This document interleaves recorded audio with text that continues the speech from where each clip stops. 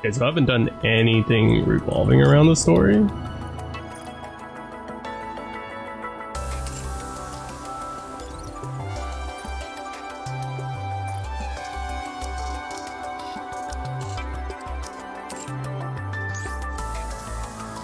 We go.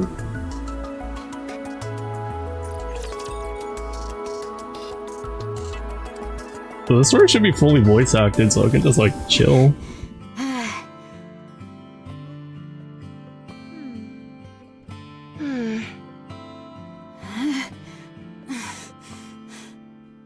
Hey, Snow White, are you okay? Oh, I'm okay. You certainly don't look it. Appearances can be deceiving.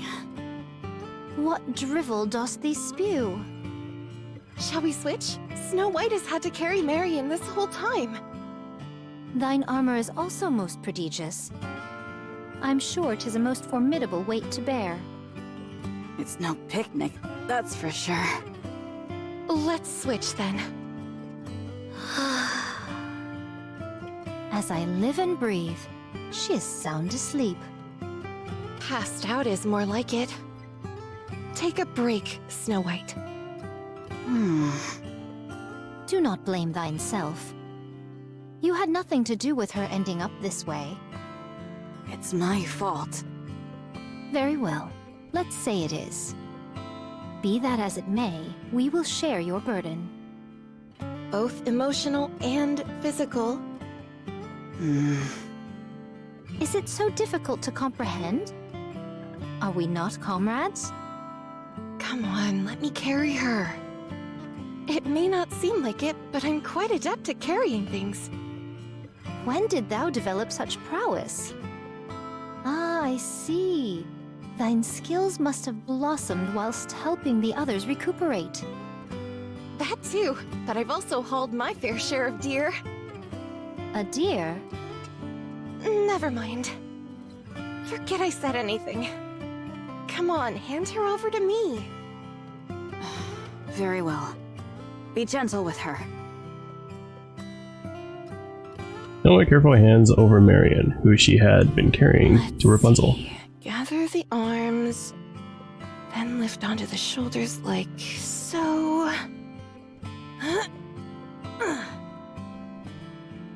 So... she just treat Marion like a deer?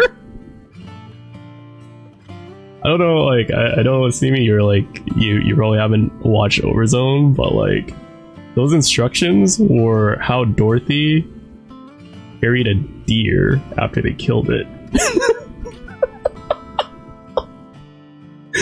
Like, what? Impressive. I told you so. Let's get a move on, shall we? Rapunzel starts walking off. Marion feet drags on the Her ground. feet are being subjected to the most unusual punishment. So long as it doesn't slow down the pace, it should be fine. This is true.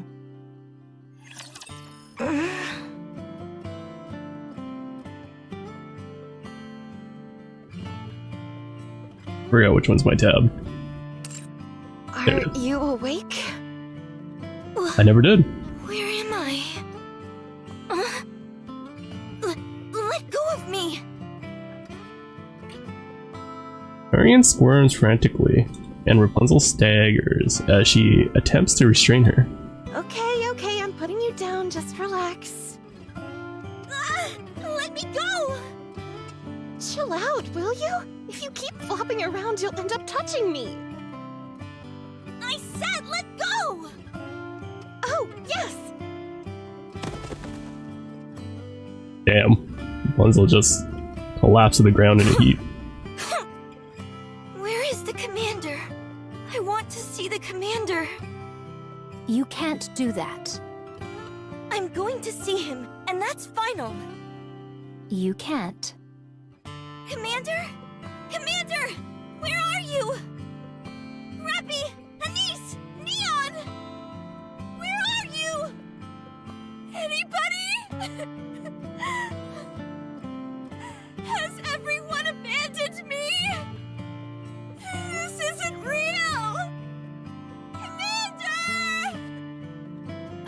told you, he's not here. We're the only ones here. That's impossible. Yeah, poor I Marion. want to go back. I want to see the commander. Is it this way? No. I knew that. I was going to head in the opposite direction. If you go back now, they'll have you dissected on an operating table within an hour. I can defend myself. I'm sure you What's can. up, Phoenix? How's it But going, you wouldn't Jufus? be the only Or one in Japhus? I danger. don't know how to pronounce your It would name. kill your precious commander. He will do whatever it takes to protect you. And as punishment for turning his back on the entire Ark, they'll kill him. The situation truly is most unjust. Yeah, A well, bitter pill to swallow. from what I forsooth. understand, for that But what of boss, the feelings of my lord who sent you to us? He has put you in our care because he himself is powerless. Try to understand. Now is not the time to fuss. What he needs right now is time. Time to become stronger. So you must be patient. so what the Pilgrim they're trying to say is the commander needs to go through a training arc. What if he doesn't come back for me? Do you really take him for the mendacious type? No, the commander would never lie to me. There you have it. Hence why we're asking you to wait a little longer. He will come back for you. And until then, we will protect you. I promise.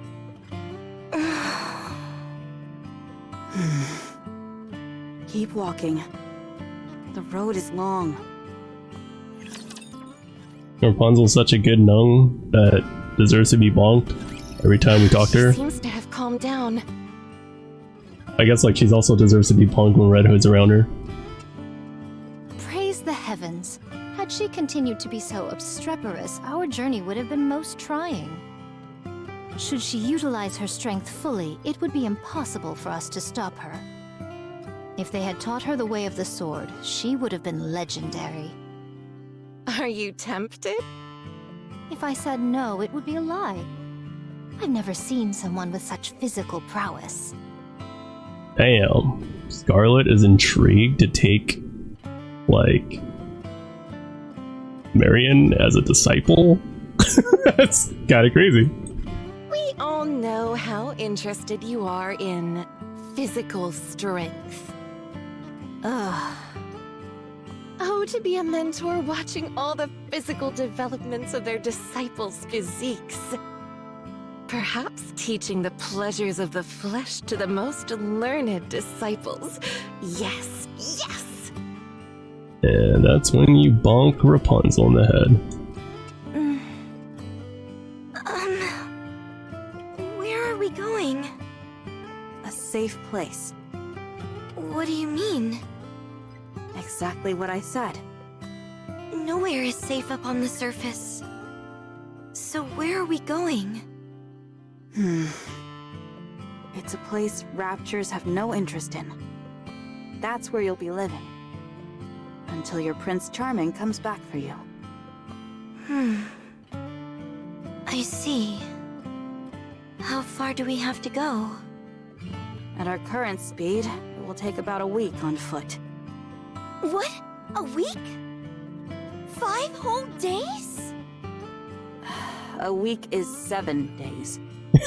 Oh, right! I knew that! I was just testing you! I assure you that I'm well aware of how many days are in a week. You don't have to test me. What's waiting for us over there? Look how Snow White took that literally. That's really good. You'll find out when you get there. Keep walking. Alright. She really is pushing her hard. You're right. Excuse me. Hey! It's Snow White. What? Is that your real name? Isn't that what you were about to ask me? No. It's just that the sun is down, and... Yes, night has fallen. I was told I should sleep at night. By who? The commander. That's because he's human. Something which we are not. Foregoing sleep will not pose a problem for us.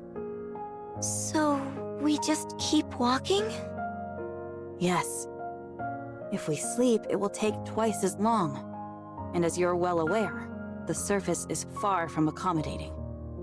We keep moving.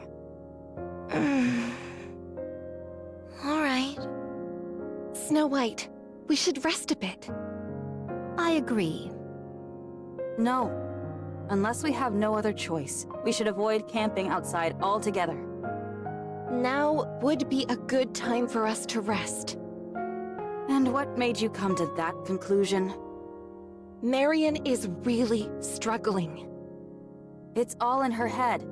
Nikkes do not experience fatigue. You know as well as I do that's not true. We have to maintain a steady pace the entire way through. If one of us increases the pace too much, it'll be too much for the others. If one side increases the pace, it'd be too much to handle. She would beg you to stop. She'd cry that she couldn't take it anymore. Oh yes, right there, that's it. Oh my god, Rapunzel. What the hell? There's a stream nearby. We should rest here. You mustn't underestimate the value of a good rest. For hardy folks like us who wander the surface, we can disregard our physical conditions. But such a thing could be dangerous for normal Nikkes. The strain could result in a mind switch. You of all people should know that.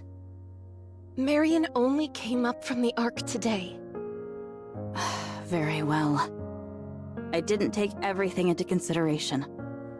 Let's take a break. Are you okay, Marion? Not really. Let's stay here and rest for a bit, okay? Okay. Hang in there. They sure make Marion pretty adorable there. None of you happen to have a blanket, do you? She's always adorable, what I mean? I never really thought she was this adorable, but she's kind of adorable in this, like, these scenes.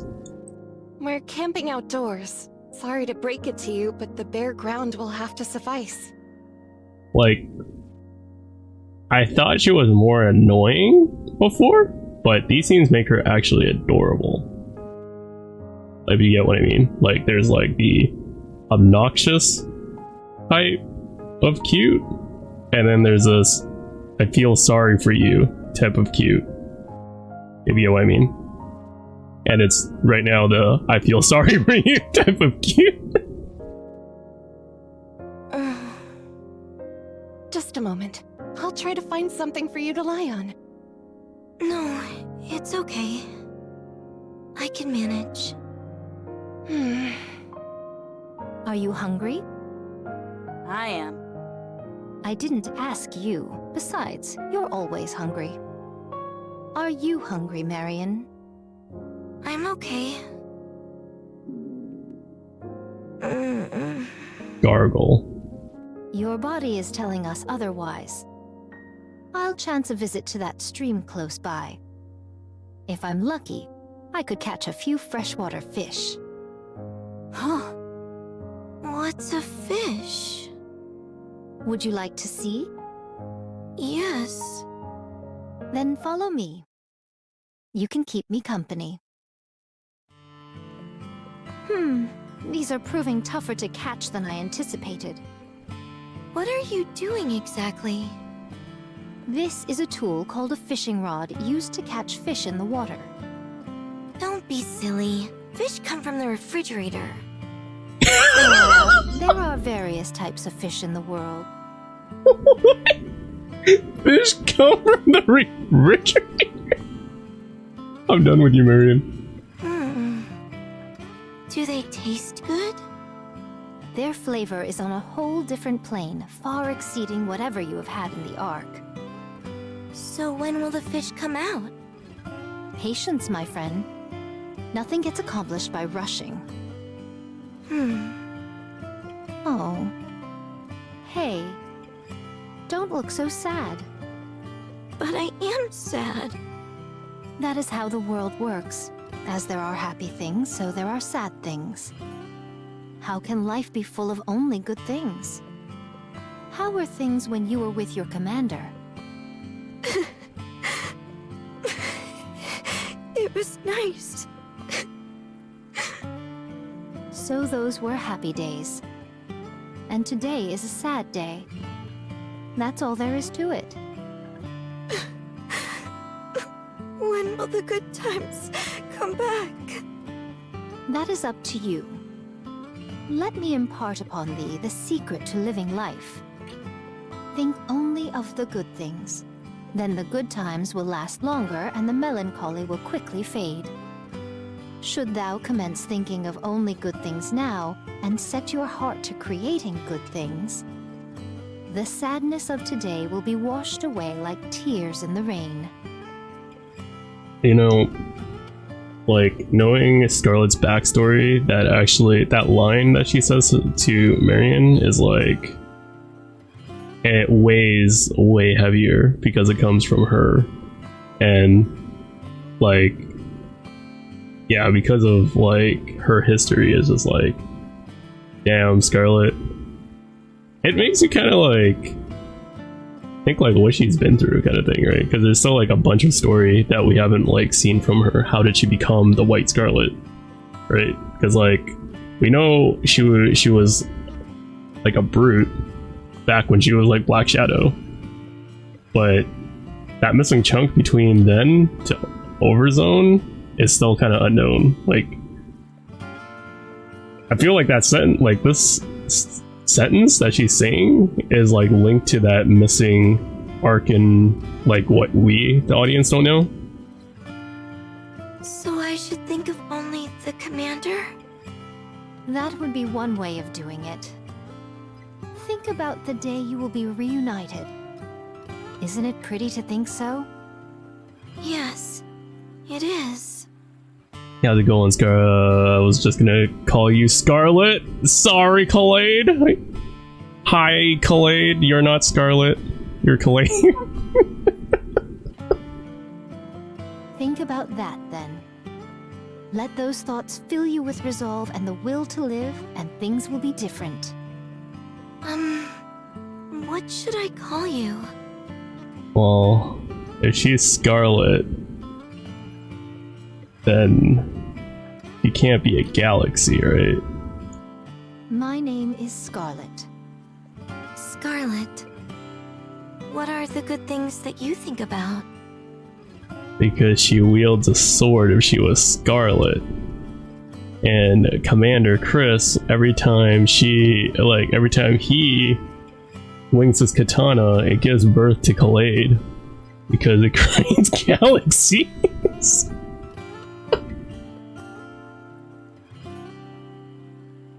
But yeah, the other thing is, I think Commander Chris said that it only has a chance to create a galaxy.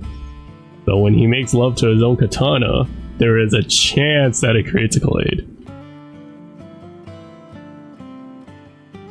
Me? I think about the beauty of nature. You know, I would assume he would disown you since he probably, like, made multiple Khalids pop out at this point. What makes that so good? How wonderful it would feel to slash the throat of the one responsible for making the world what it has become. Gazing at its majesty provides a pleasure that never diminishes. Was that dialogue supposed to be like the internal thought of Scarlet? I don't think I quite understand. You have to. If you knew everything, what fun life would be. Oh! There is a small burst of activity in the stream, and Scarlet's fishing rod bends. Attached to the end of the fishing line is a fish the length of her forearm. This is a big one! Whoa! What is that thing? It's still moving! This is what they call a fish. How does it feel to see one in person? It looks kind of funny. Well, thou art nothing if not brutally honest. Is this what we're going to eat? That's right. We can't eat it straight away, though. We'll have to cook it first. Whoa! I also...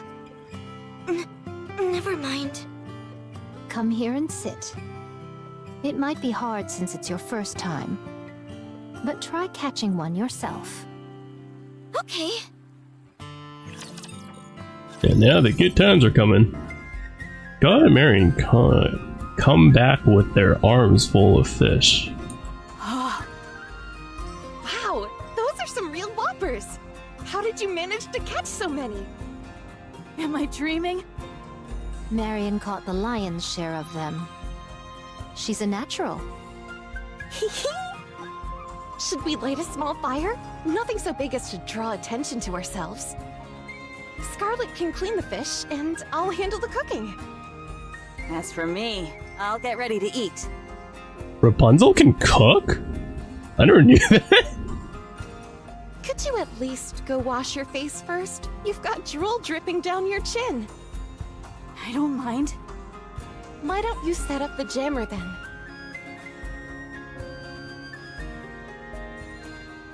Overzone minigame. What was the Overzone minigame again?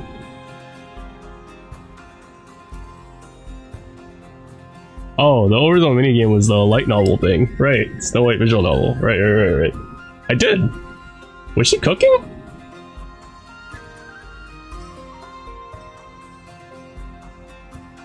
On it.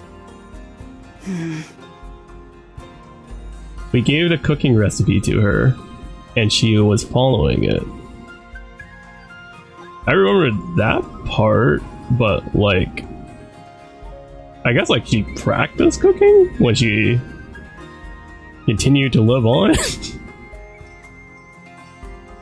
Story skipper? Yeah. Okay, so I get that like we gave her a recipe, but I didn't think that she was actually like a good cook. That's why I'm like, wait, she can cook? So I'm assuming like, again, that was like 50 years ago, right? In Overzone? I'm assuming Overzone took place 50 years ago or something like that, or 30 years ago or something. So like, I guess like that's a lot of time for her to like actually learn how to cook after that. You're not going to eat without me, are you? We won't take a bite until you're back, so don't worry. All right. I'm choosing to trust you. Yeah, I don't know about story skipping. I would say like I just, you know, didn't touch up on that part because it was a while ago. That was like 1 whole year ago when I saw that story. Marion, you can lie down over there and rest. Rapunzel gestures at some old blankets which have been spread out. Are those blankets? Where did you get those? Turns out there was a village close by. They may not measure up to what you'd find in the Ark, but they'll be better than nothing. Go ahead. Marion awkwardly plops down on the old blankets. Rapunzel quickly sets to collecting some kindling, then ignites a bunch of dry grass with a fire starter. The spark catches, and before long, the surroundings are illuminated by the dancing flames. Scarlet quickly guts and scales the fish, then hands them to Rapunzel, who skewers them on an iron rod she found lying nearby. Rapunzel then places the impaled fish near the Our fire. speed hath improved verily. I'm glad we're at least getting better at something. It's a pity there's no salt. Okay, that confirms it. She did get better. How are you holding up, Marion? Are you comfortable? I'm fine. This will take some time to cook, so you can sleep for a bit. I'll wake you up when it's done. Get some rest. We'll protect you. As soon as Rapunzel finishes speaking, Marion feels her eyelids getting heavy. The soft blankets, the crackling of the fire, the flickering flames. Marion quickly falls asleep without even realizing.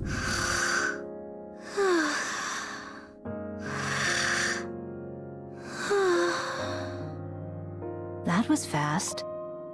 How hard it must have been for her. Fate has not been kind to her. It will only get worse going forward. A heretic coming back to humanity's side. Just saying it out loud seems outrageous. She has a difficult life ahead of her. What can we do for her? We must teach her how to press on. How to endure. Even when you're alone. We have 2 weeks. We have to teach her everything we can during that time. Dost thou believe there will be a time when she is alone? It is a certainty. And when that time comes, we cannot be sure which side she will choose to stand on. As long as Believer is present, things will not fall apart entirely, but there are always uncertainties. That is what I believe as well. How do you think Snow White will feel? Snow White has already started. She's teaching her in her own way. You don't need to worry about that. Very well. You haven't eaten yet, have you? Shh.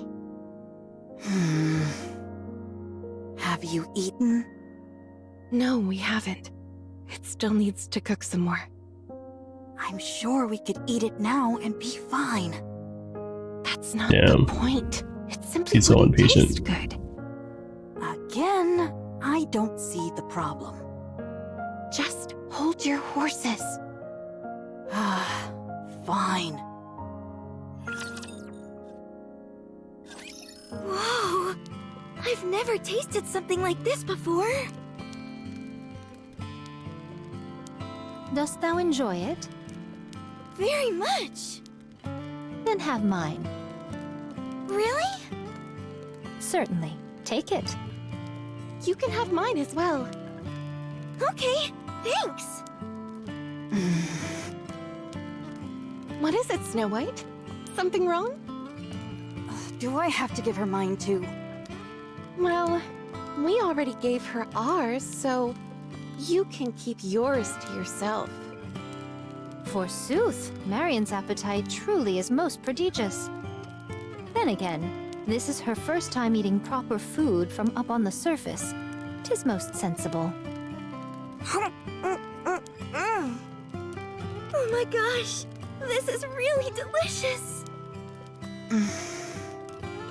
Take it. No one gives the fish she was holding to Marion. Damn, that reverse psychology. Oh. Can I eat this too? Yes. Thanks.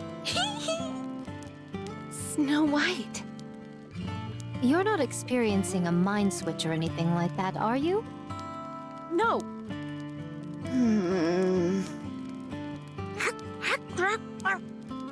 Is it good? Really good. You're not going to eat the bones, are you? Are the bones this hard stuff? I don't think I should eat that. Snow White's gonna eat the bones? Good. You could have had at least one Snow White. It's okay. A few moments. After a few moments, I mean.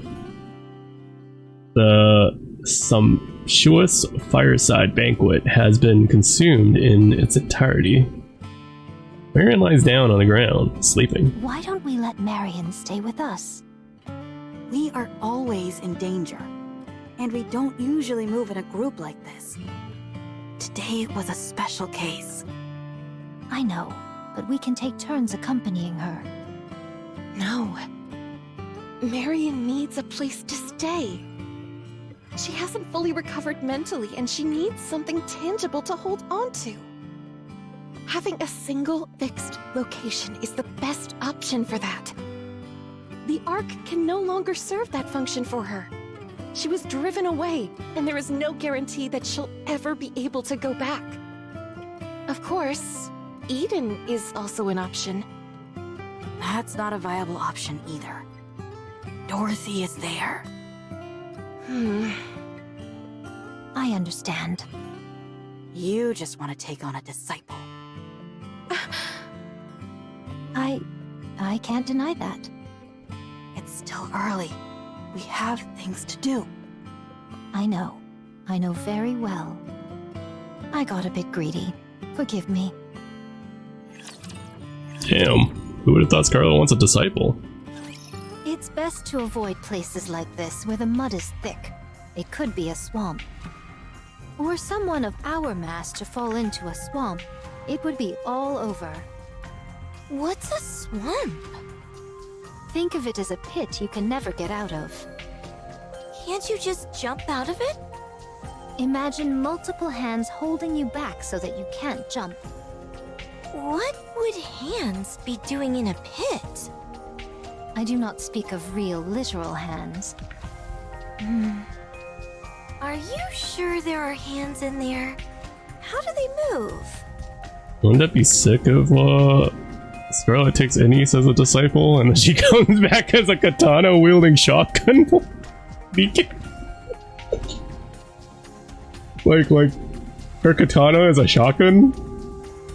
It's like Scarlet is like an assault rifle, right? And then like Black Shadow and A2 are rocket launchers, so Ennis will be the first katana wielding like shotgun user.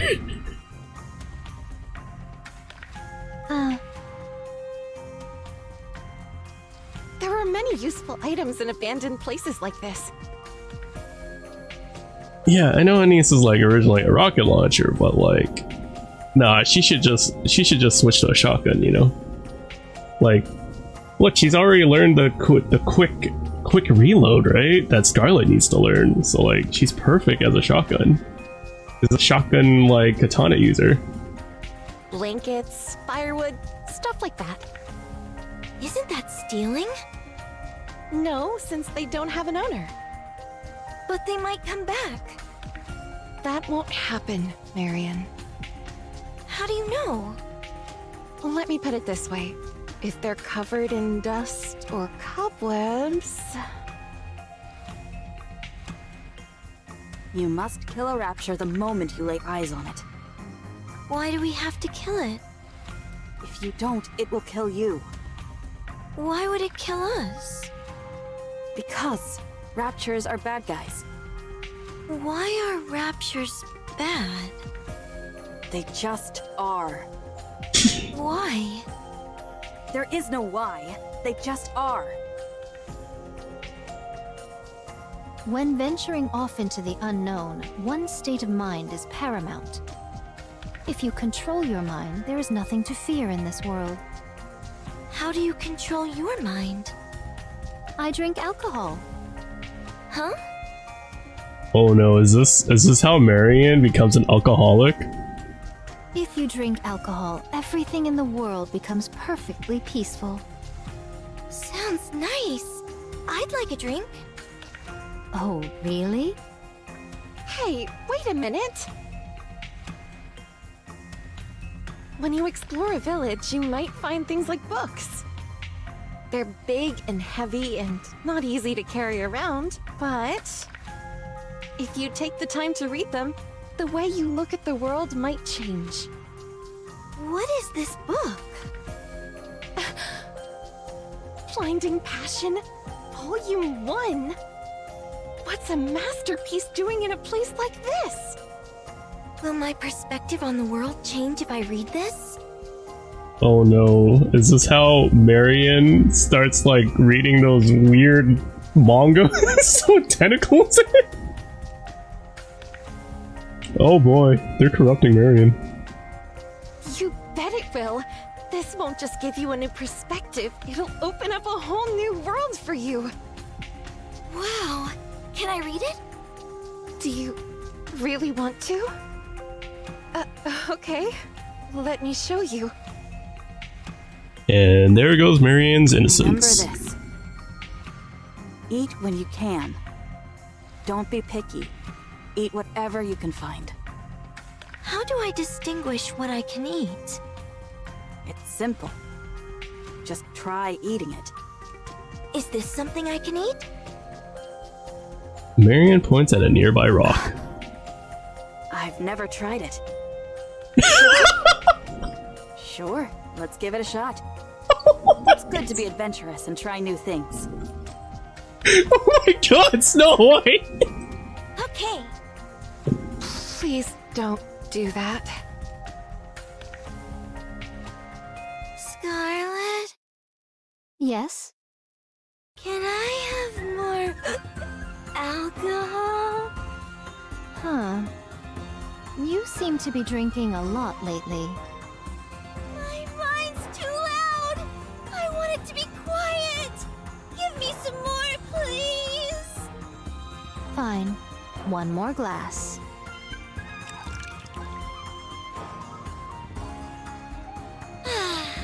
Lovely. Snow White? What is it? Snow White was the only one to teach Marion a survival skill, the survival skill of eating a rock.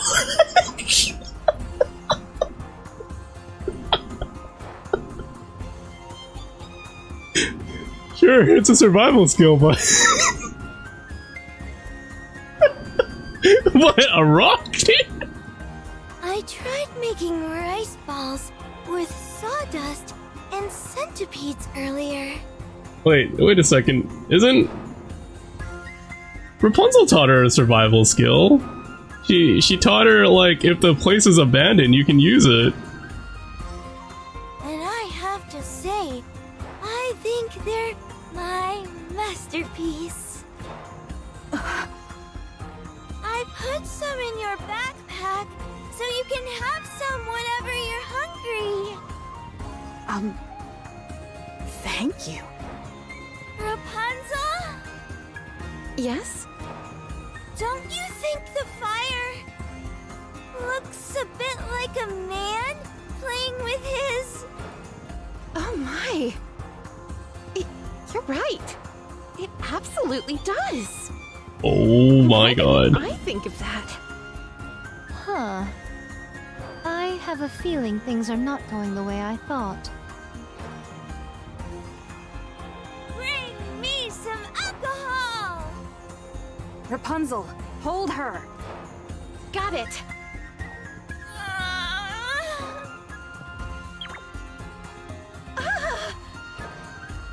How did you do that in one shot?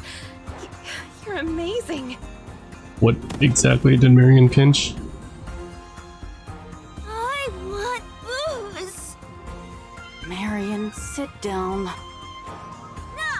I refuse!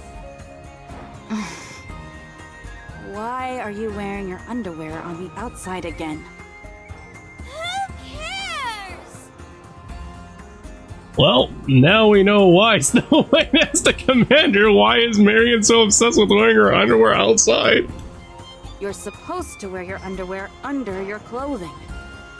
It doesn't affect my movement, so what does it matter? Come to think of it, you're right. I can't refute that. Oh, for goodness sake, try and think of something. Oh, look! A bullet! Are bullets edible?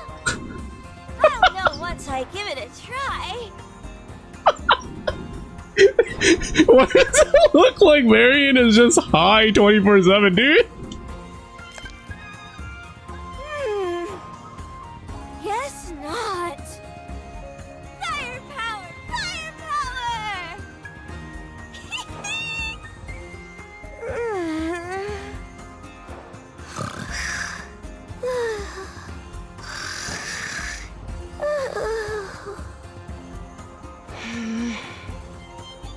I can't believe. What kind of monster have we created? The next day. My head hurts. But now she has a hangover. My stomach doesn't feel so good either. Commander, I'm sick. She hasn't sobered up just yet. Frankly, it's amazing that she's even mobile.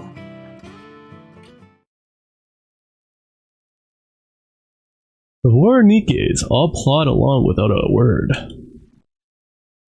After about an hour. Rapture detected. A rather formidable one at that. Which formation should we use? I'll go first. No, wait, runs off. Pray tell, why is she in such a hurry? We should go too. Let's. 7th dwarf ready. My orders are simple. Kill every last rapture you see. 7 dwarves, ready. Encounter.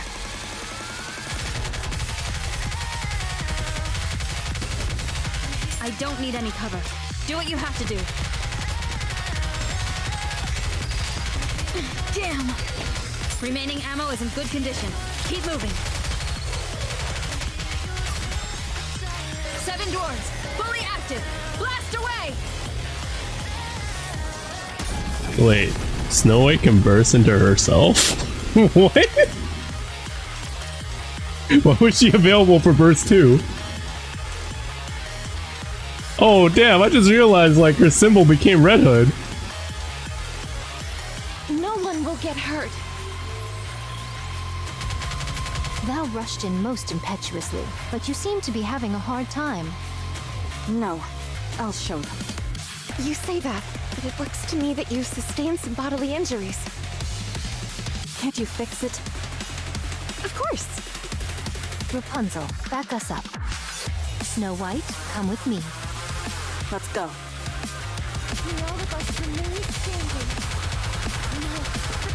This is actually kind of cool to have like dialogue during combat. They should do it more often. 7 dwarves, fully on fire. Blast away! No enemy standing! Sorry, please wait a minute.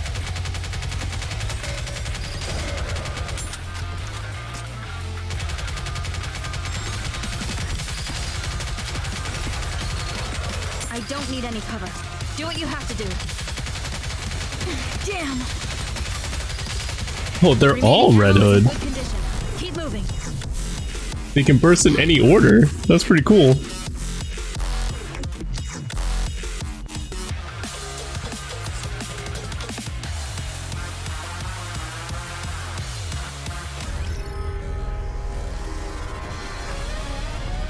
Oh, Harvester?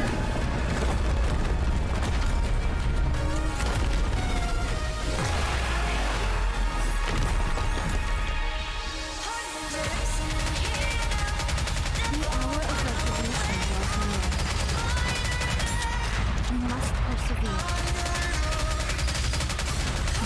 7 dwarves, fully active. Blast away!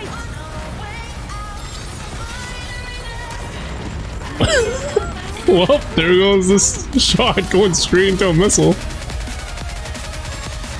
I guess I should have control of that aim. Remaining ammo is in good condition. Keep moving. We're nearly there.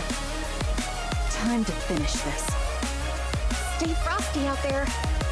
Of course.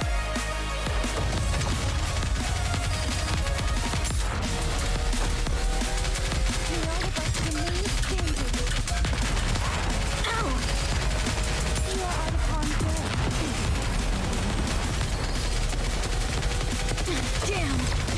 Ow! We hope. 7 dwarves, fully active. Blast away! Damn! Damn, that boss tanked it. Damn!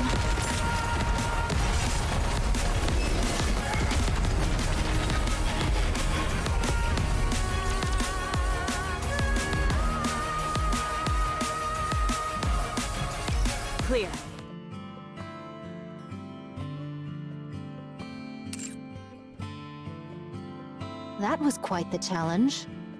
Probably if you just take cover the entire day. Encountered them, and then they came out of nowhere. But maybe not, because I don't think for that? Snow White took any damage during that fight, so she might have infinite HP, so there's probably no way to lose it unless there's a timer? I didn't pay attention if the timer was there or not.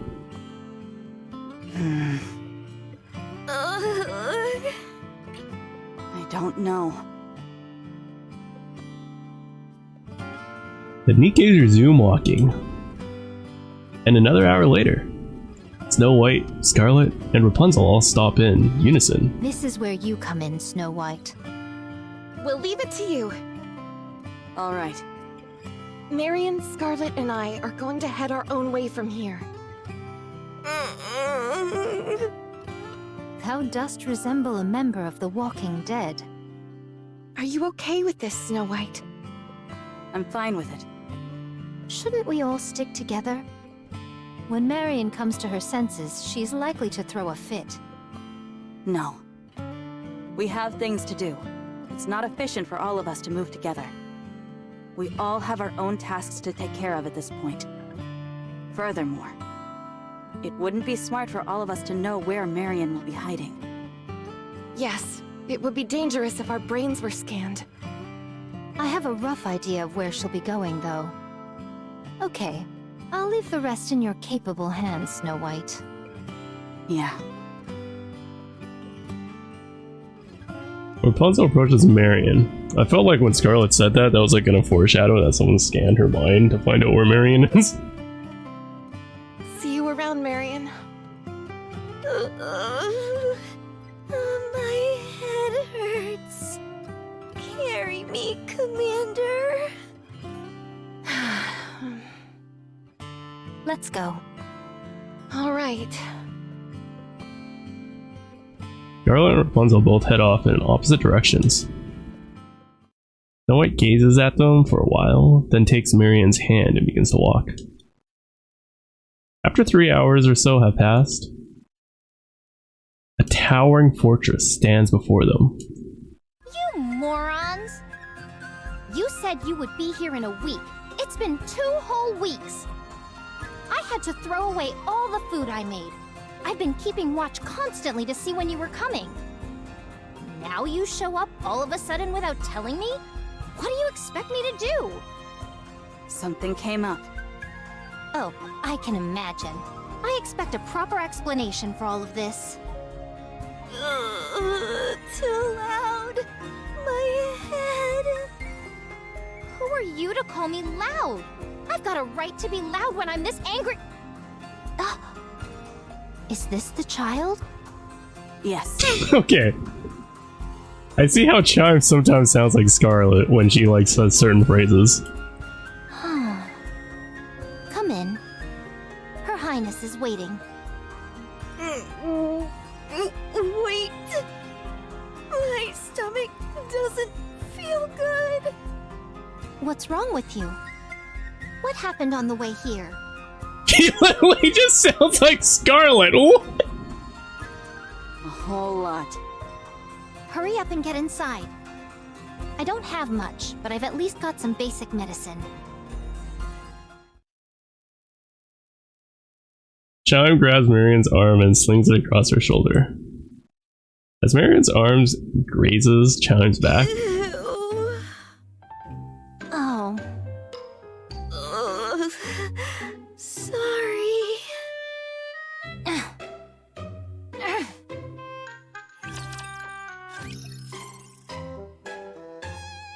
yeah. Nothing wrong with Scarlet's voice actor, because I think she's like amazing as Scarlet, but like as Chime, I think they should have got somebody else.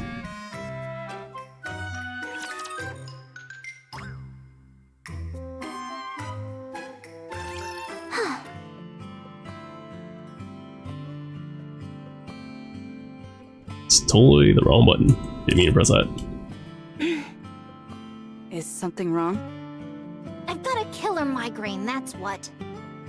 Are you sure you're not faking? I do Didn't think when experience any she physical trauma. when Chime speaks, like kind of like she's like angry or excited or something, she sounds a lot better. but when she's like chill and like casually speaking, she sounds too much like Scarlet. But yeah, I would say they should have got somebody else to do Chime though, because like I've never heard her Japanese version, but I already feel like it doesn't really fit her.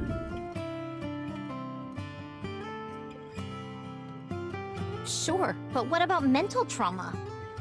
Anyway, I gave her some herbs that are good for hangovers. She's conked out now. Thank you. So, tell me how it went. There were some small issues along the way, but nothing major. Except for one thing. That was rather strange. What is it? There hasn't been a single rapture attack. Isn't that because of Rapunzel's hair?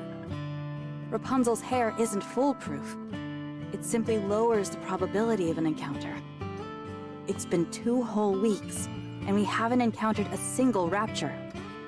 Do you think it's somehow related to that girl? Maybe. No. Definitely. Got it. I'll keep that in mind. What about Crown? On the way here. Hello, Snow White. It's been a while. I hope you've been in good health. Huh? Hey, you ingrate! Her Highness is talking to you! All right, all right. So the girl is sleeping? It must have been a difficult trip for her. I appreciate you doing this. I sense a vibration. I mean, I'm hungry, but my stomach doesn't growl that much. Inbound raptures? Yes, a large one. Pirate class. We're amongst friends, Your Highness. Pirate class? What the heck is a pirate class? Using our secret code names for the raptures might prove to be a slight headache for our new arrival. I believe we can safely refer to them as Tyrant class. Well, Chime just answered, so now I know. Oh, very well. My apologies. Caution is simply in a queen's nature. At any rate, a Tyrant-class rapture is headed our way. It must have followed us. Let me deal with it. I'll take care of it as I'm leaving. Let us help you. No, you take care of Marion. Steamy, you don't know how realistic that sentence is when Mass is involved. When Mass and Chime are both involved, that sentence of yours is like the most realistic thing ever in Nikke.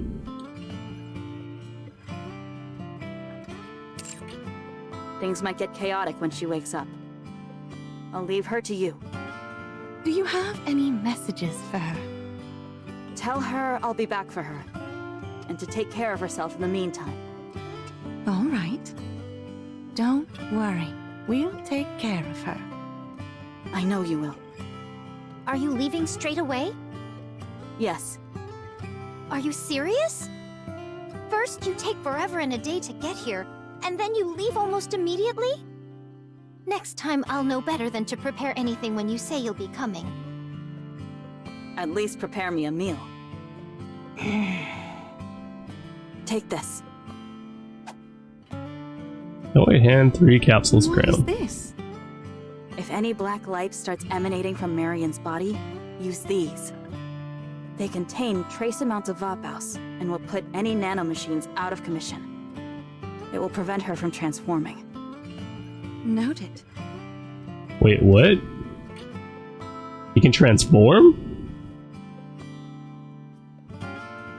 Okay. I'm off. Be careful.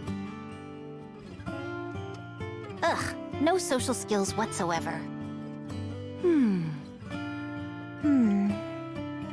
Well then, shall we roll out the red carpet for our new citizen?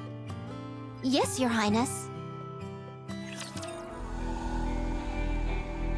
You 3 didn't days eat later. anything again? Nikkes may not have to eat in order to survive, but it can be a real boost for your mental health to do so. Say something. If you just sit there and give us the silent treatment, there's nothing we can do to help you.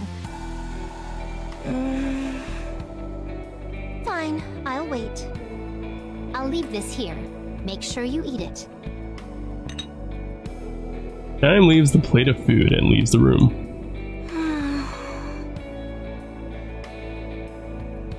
She hasn't eaten anything or said a word for 3 days. Yes, it must be hard for her to accept. I'm sure being ousted from the Ark was traumatic for her, but thankfully she's got some friends in the Goddess Squad. Be that as it may, the fact still stands that when she woke up, everyone was gone. I'm sure she thinks she's been abandoned. It's a tragic state of affairs, but time will solve it. For the moment, our hands are tied. All we can do is wait for her to... She even dares not to see the Queen when she pays her a visit. I won't stand for it. Huh? Chime, starting from today, I don't want you paying Marion any more visits. I will do it. What's your plan, Your Highness? I shall treat her with the dignity that a queen is capable of. Huh. I would advise against that. You mustn't stoop so low as to appease her. I said I would do it, and so I will. Oh, okay. Crown stands up. Marion's room.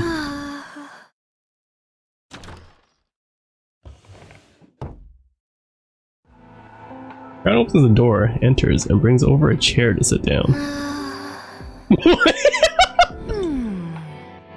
Okay, when it said chair, I wasn't thinking of a throne? What?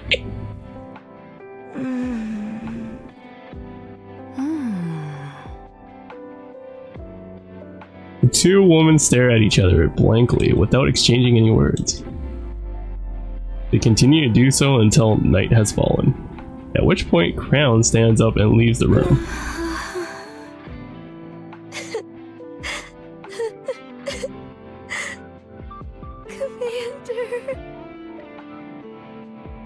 For the rest of the night, Crown listens to Marion's crying behind the door. Morning comes.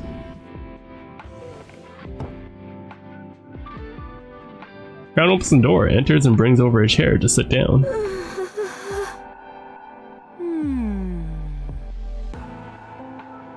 Night falls once again. Crown stands up and leaves the room. This is Marion crying from behind the door. And so this process repeats. On the next day, and the day after that, Crown sits opposite Marion, her usual wordlessness. Morning comes. Crown opens the door and enters and brings over a chair to sit down. Why aren't you saying anything? My kind does not speak unless it is necessary. What are you doing here? I'm observing one of my subjects. What are you talking about? The moment you entered my kingdom, you became one of its citizens. I irritate you, don't I? Not at all. Why not? I know other people feel that way. The commander and the others, they all hate me. I'm useless. All I do is drag people down. In your current state, it is true that you're of no help to anyone. But I will protect you nonetheless. You don't know me. You were only doing that because you were ordered to. It is a queen's duty to protect her subjects. And so that is precisely what I will do. Fine. Since I'm not helpful in any way, I'll leave. Where will you go? Where?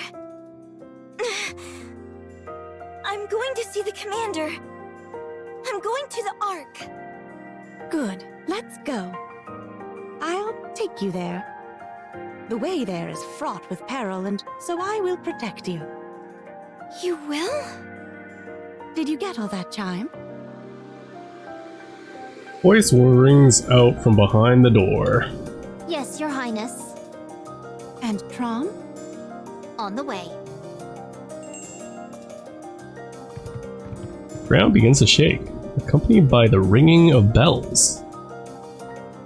What is that? Out in the courtyard, a gleaming steel horse is standing. Let's go. Oh boy, they get to ride the horse.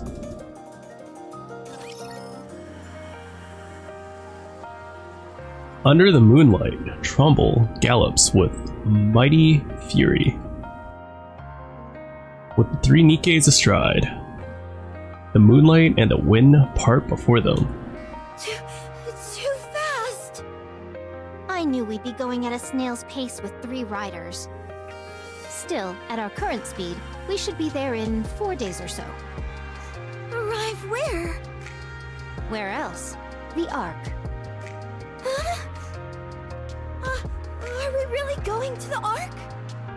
Isn't that where you said you wanted to go? A queen is duty-bound to protect her subjects, and so we're accompanying you. But it's dangerous. What is? Everything! Not only will this put both of you in danger, but it'll also put the commander in harm's way. That is true. But I will protect you all the same.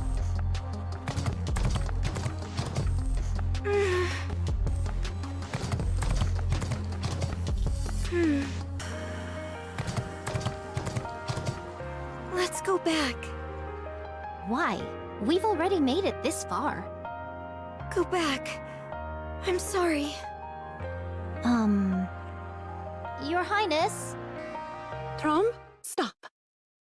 Let's go back to the kingdom.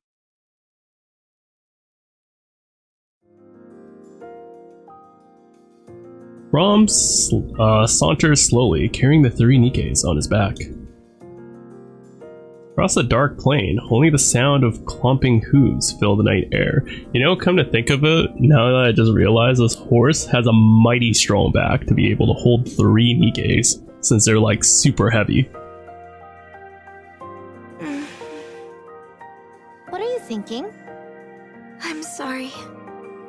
I guess there was no other way. Everyone knew except for me. To be honest, I knew too. It's just that it was all so sad. It felt like I was abandoned and all alone. You're not alone. You have me. Don't forget about me. Don't you worry, Chime. I could never forget you. You came here not of your own volition, brought by others, and yet you have formed such a strong bond with the Queen. As part of this kingdom, you are one of its subjects. And with that divine right comes certain responsibilities. Like what? You may do whatever you wish, and the Queen will provide unequivocal protection. No matter what? Yes, but you must consider carefully whether what you are doing is what you truly desire. So great is the Queen's nobility, and so majestic her power, that she can make any of your wishes reality. Asking for the Queen's protection is not something that should be taken lightly. So you must think very hard before you act. Should you have a wish that you want to fulfill no matter the cost, then you may speak with the Queen. She will lend you her aid and your wish will come true. Do you understand what I'm telling you? Yes, I think I understand. Miss... Call me Chime. Chime. What is your wish? It already came true. What was it? I wished for a queen. Then what is the wish of the Queen? To protect her subjects, that is all. My personal desires are of no importance. A queen exists because of and for her subjects. What a hard way to live.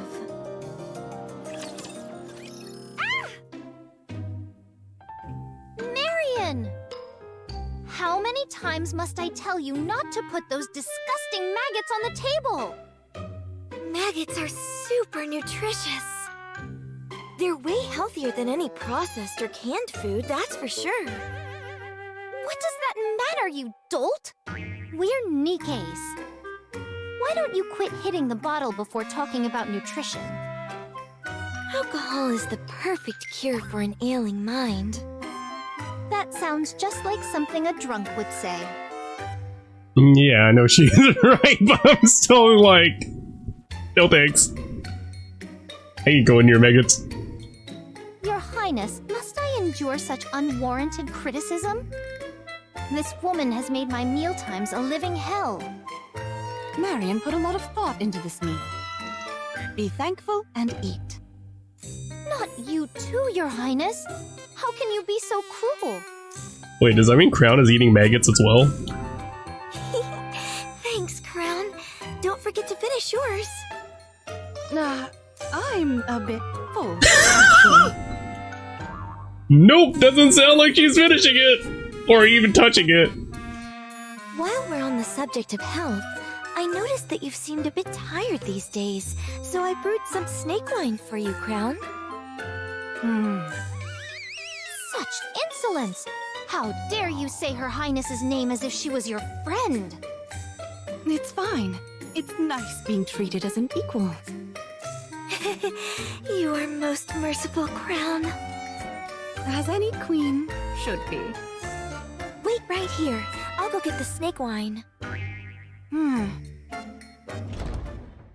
Marion opens the door and heads out.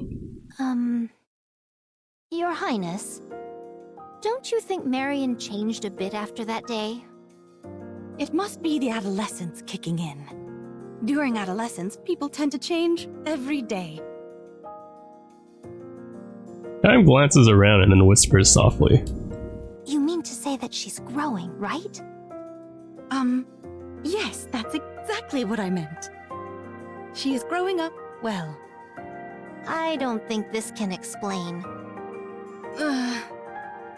Are you okay, Your Highness? I haven't been feeling well for the past few days. What? This won't do. You must rest at once. I'll prepare a separate meal for you. If you would. Thank you. Crown gets up from her seat and heads into her room. A moment later. Huh? Where's Crown? She isn't feeling well, so she's resting. Yeah, she hasn't been looking all that great for a few days now. Has something like this happened before? She has a difficult time whenever there's a high concentration of alpha particles. Is she sensitive to alpha particles? Yes, but I can't tell you any more than that. Oh. What a letdown. I'll tell you later. Okay. By the way, have you received any word from Snow White? Nothing yet. Are you still upset that she left without saying goodbye? Not at all. They're busy people, and they have lots of important things to do. Despite all that, they still brought me all the way out here, so I'm very grateful to them. It's just... I miss them. Now that I realize what they did for me. I'm curious what they think of you now as well. Would you like to join me for a glass of snake wine? I found a classic movie. It's called My Frisky Stepsister Part 3. We can watch that while having a few drinks. What? What?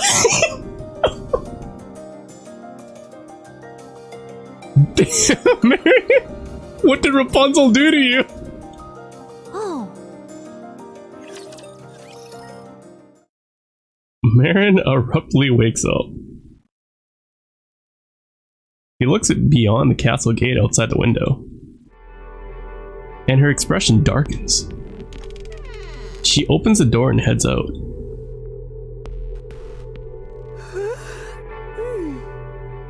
Marion? What are you doing at this hour? Do you need to use the bathroom? Wait just a sec. I'll go with you.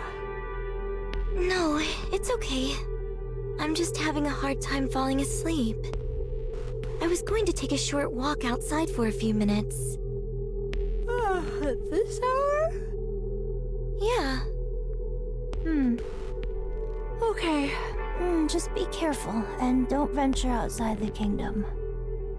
I won't. Good night. By the way, Yes? how's Crown? Still unwell. This time it's lasting longer than I thought. I see. I hope she gets better soon. Don't worry. Her highness is strong. I know. I'll be back. Alright. Take care. Marion opens the door and heads out. Marion walks outside the castle wall. After walking for a while, she stops. Beyond the horizon, figures can be seen. 3 Tyrant-class raptures. Is the kingdom what they're after?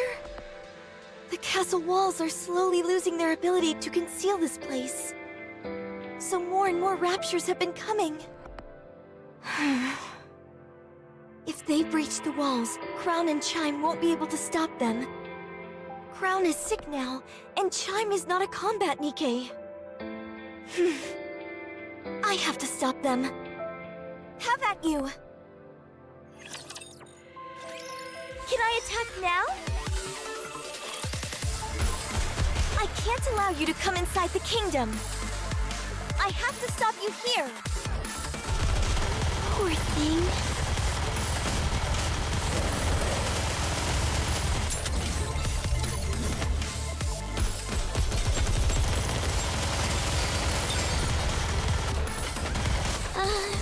Rappy told me so. You're mine!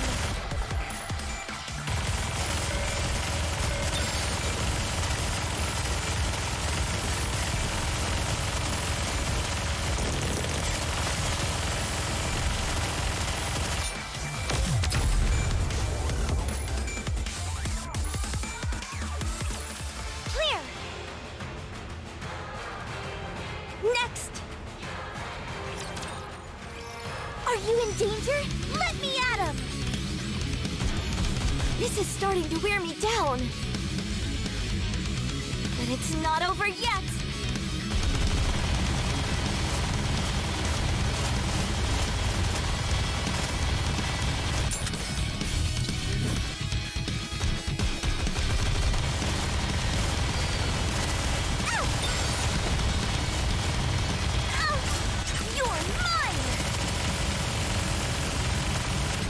And imagine all these like pilgrims having like Red Hood's like burst design.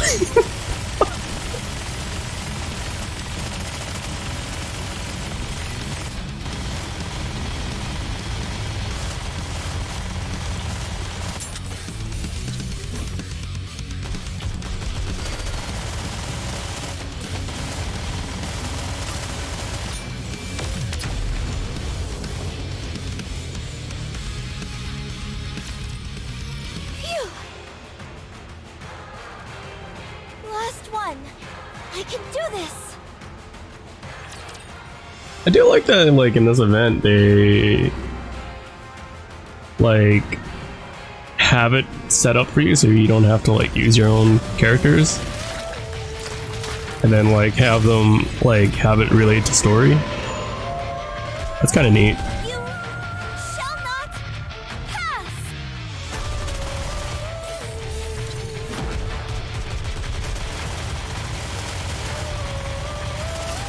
You're mine.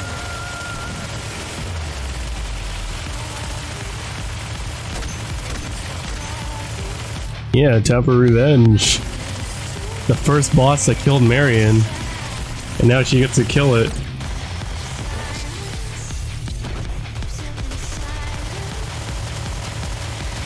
Apparently she did.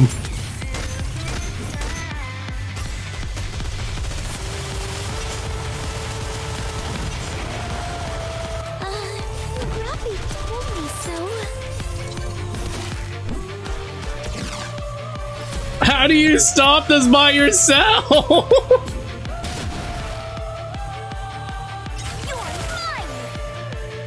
Damn, did Marion just be like, I rip these tentacles apart and destroy you still? That's what the game's implying, right? Because the tentacles didn't really do any damage to her.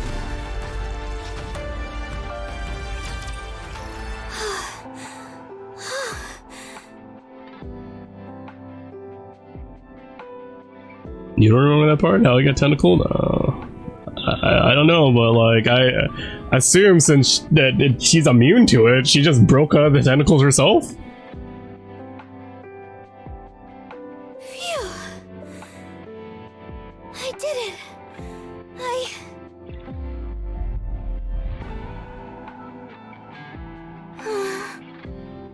There's more?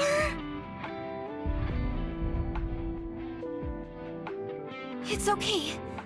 I can do it. Marion staggers. Maybe I overdid it a little. It doesn't matter. Let's go.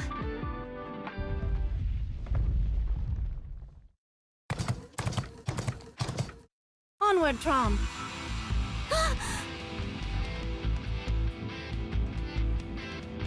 Trom and Crown soar past Marion in a flash and jumps up. Crown fires off one shot and scores a direct hit on the Raptor's core. Chime the subcore. On it. Chime unloads a barrage of bullets which shatters the Raptor's subcore. The hulking Raptor collapsed to the ground, defeated.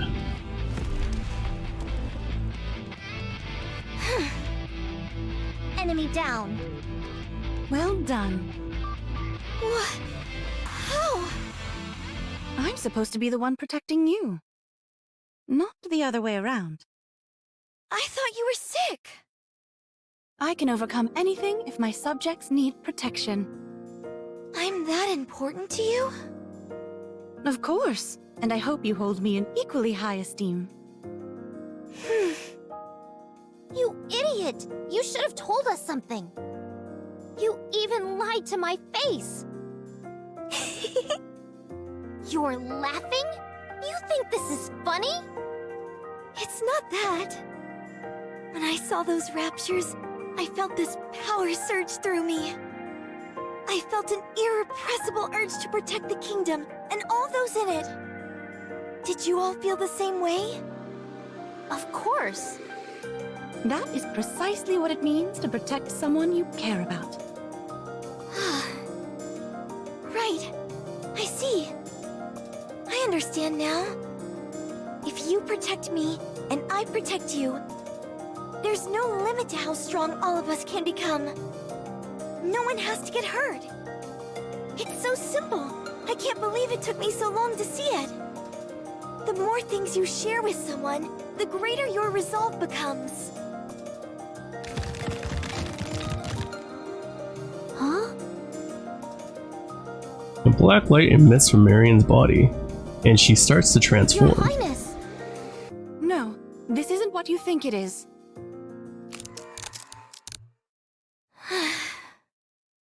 Marion, your body. Commander, Rappy, Anise, Neon, Snow White, Scarlet, Rapunzel, Crown and Chime.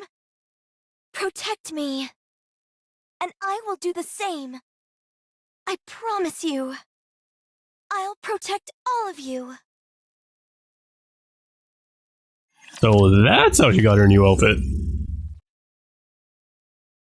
So wait, when did she fly back to see the commander? During the New Year's with Helm and Sugar. Was that during this time period? And like she flew over there with her new form?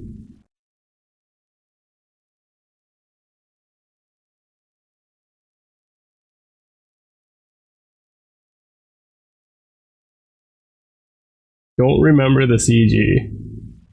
Well, I know the CG showed like this form, but you know, retcon could happen. But like, this happened 2 weeks after the commander dropped her off, right? to... Okay, maybe longer than 2 weeks. Because they took like... Okay, so probably within a month time after the commander dropped her off, she transformed. So like when she flew back to Seahome, I would assume that would have been like in this transformation, right?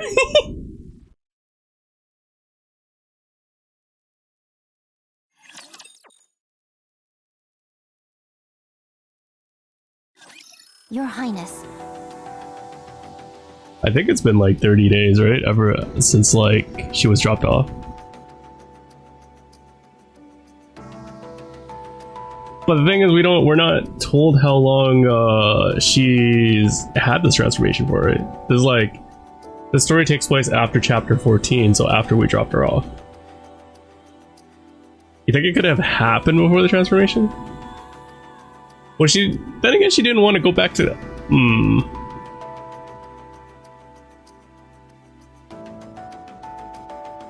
Yeah, but I was kind of thinking like, because she didn't go back to the Ark when she had the chance with Crown, I don't think she had the resolve to go see the commander.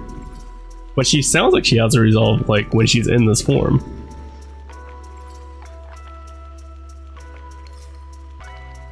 And how's it going, Mr. 6442? I did 300 pulls and no crown, and I still don't have a crown. Well, 298 pulls, and I still don't have a crown.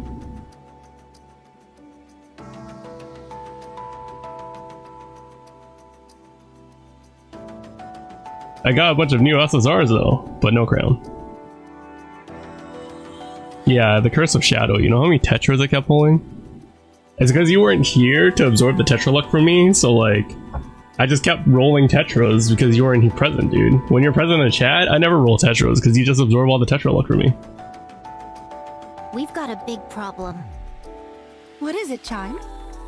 While I was surveying the surroundings with a telescope, I saw a massive explosion. Big enough to be seen from a distance. It came from the direction of the Ark. I think something's happened there. Make preparations to leave. Are you planning on going there yourself? Yes, I have to. Understood. I'll accompany you. Marion. I'll wait here. I want to go with you, but that might only make things more dangerous. Thank you for understanding. Are you gonna be okay here on your own? Of course. All right. Do you have anything you want to say to him? Well, I'm assuming this part of the story is taking place during chapter 27? No, 26, right? Is that when we met Chime? 25 and 26, somewhere around there. You mean the commander? Yes. Why would...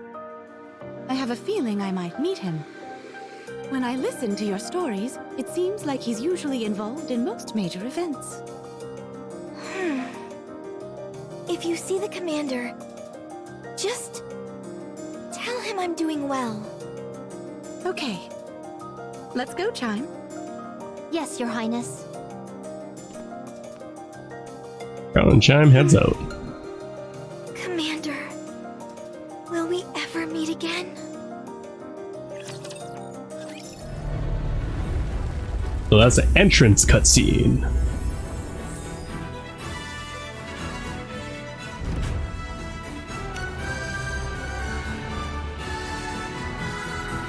To the kingdom!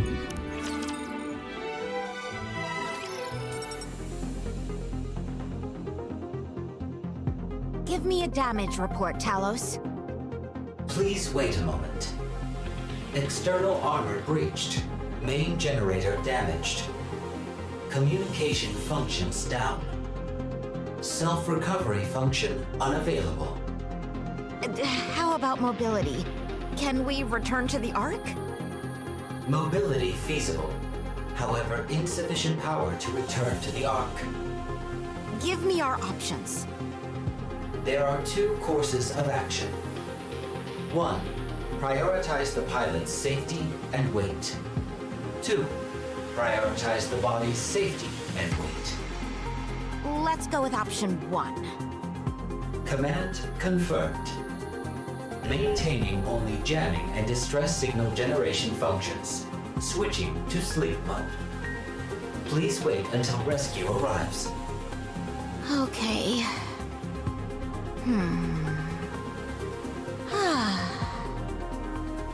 Another test failure. What is this, the 21st time?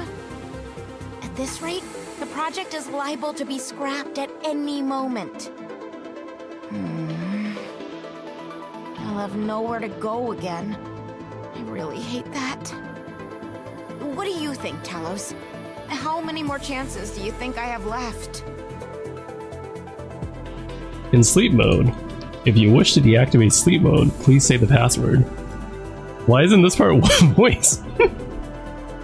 Never mind. I guess it's because it's not Talos speaking, it's like some other computer. I better get some sleep. Your Highness, look at this! What is this? It doesn't look human. Oh, you think it's a message on the display? Okay, I guess. It's a robot, and a massive one at that. What's it used for? It doesn't seem to be mobile. It's most likely meant for decoration. Decadent? I don't think it's that fancy.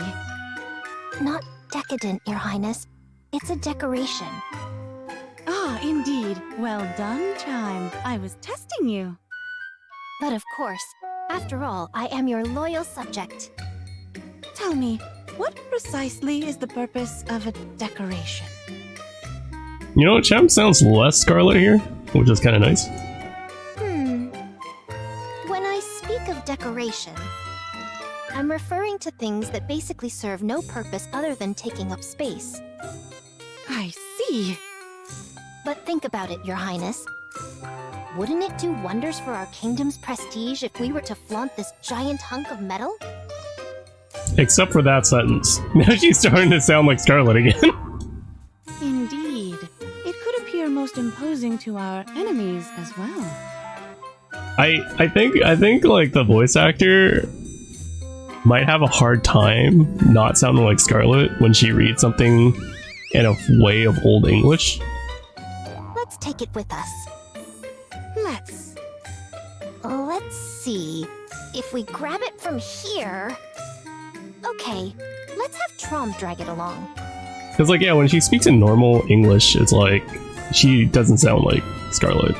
And it's actually kind of nice that she doesn't sound like Scarlet, but like, when she starts reading phrases like Old English, I'm just like, I can't unhear Scarlet. We shall press on without delay.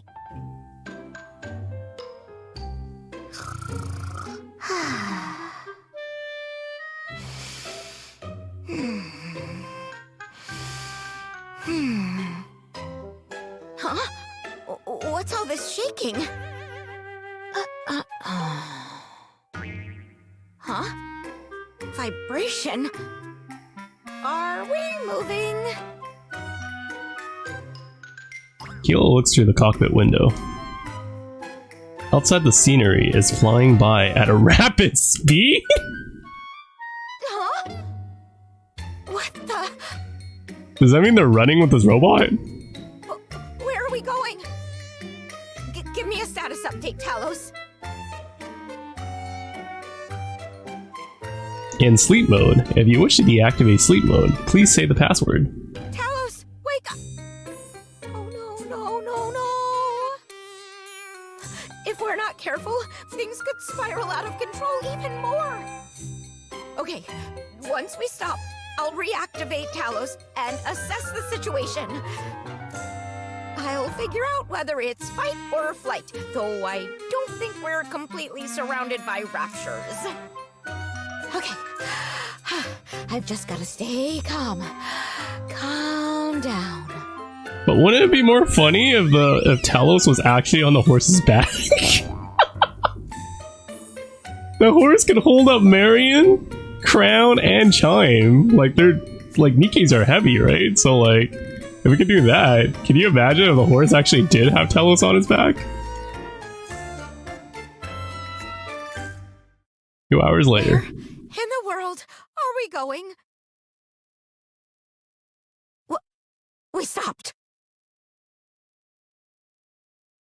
Kilo looks through the cockpit window. I don't see any raptures. Phew. All right. Let's go. Talos, wake up. Yeah, but it'd still be comical, right? Like, just having like from far away looking at like a horse running Talos on its back, even if it's larger than it. Reboot complete. Hello, Kilo. Activate all monitors and scan our surroundings. Determine whether to engage in combat or escape, and then execute.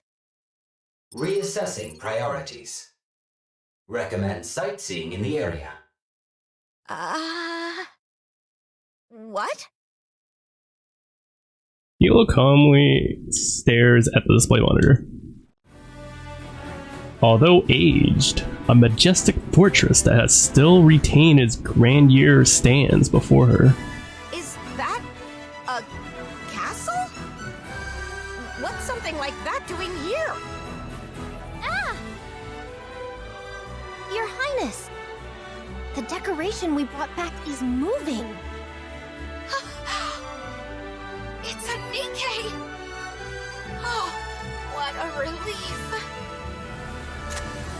With a sharp click, Chime cocks her weapon and aims it at Kilo. Are you some kind of rapture? Wait, Chime has a weapon? Wait! Don't shoot! Your Highness! The rapture is talking. What are you hollering about, Chime? Look, Your Highness. The decoration, nay, the robot, I mean the rapture, is talking. Can you talk? Yeah, sure I can. Actually, I'm a Nikke myself. Don't lie to us. You don't look like any Nikke I've ever seen. I believe there has been a misunderstanding. I recommend you make yourself known to them. Oh, good idea. Wait just a sec. Talos, open cockpit.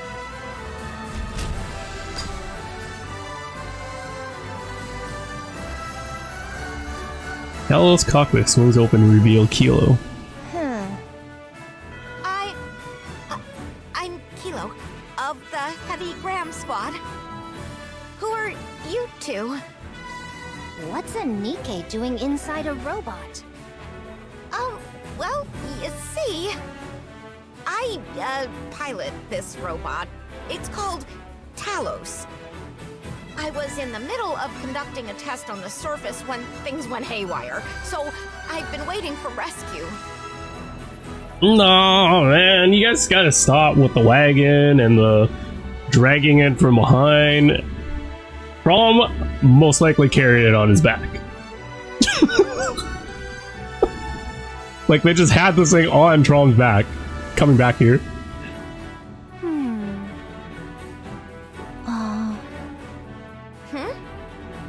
Very well. We're the ones who rescued you.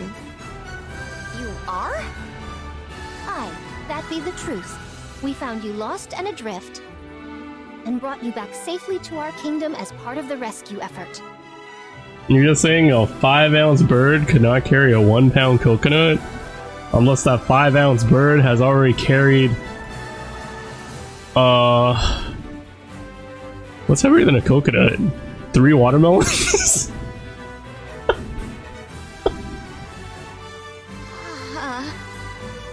Since you have received our grace and stepped into our domain...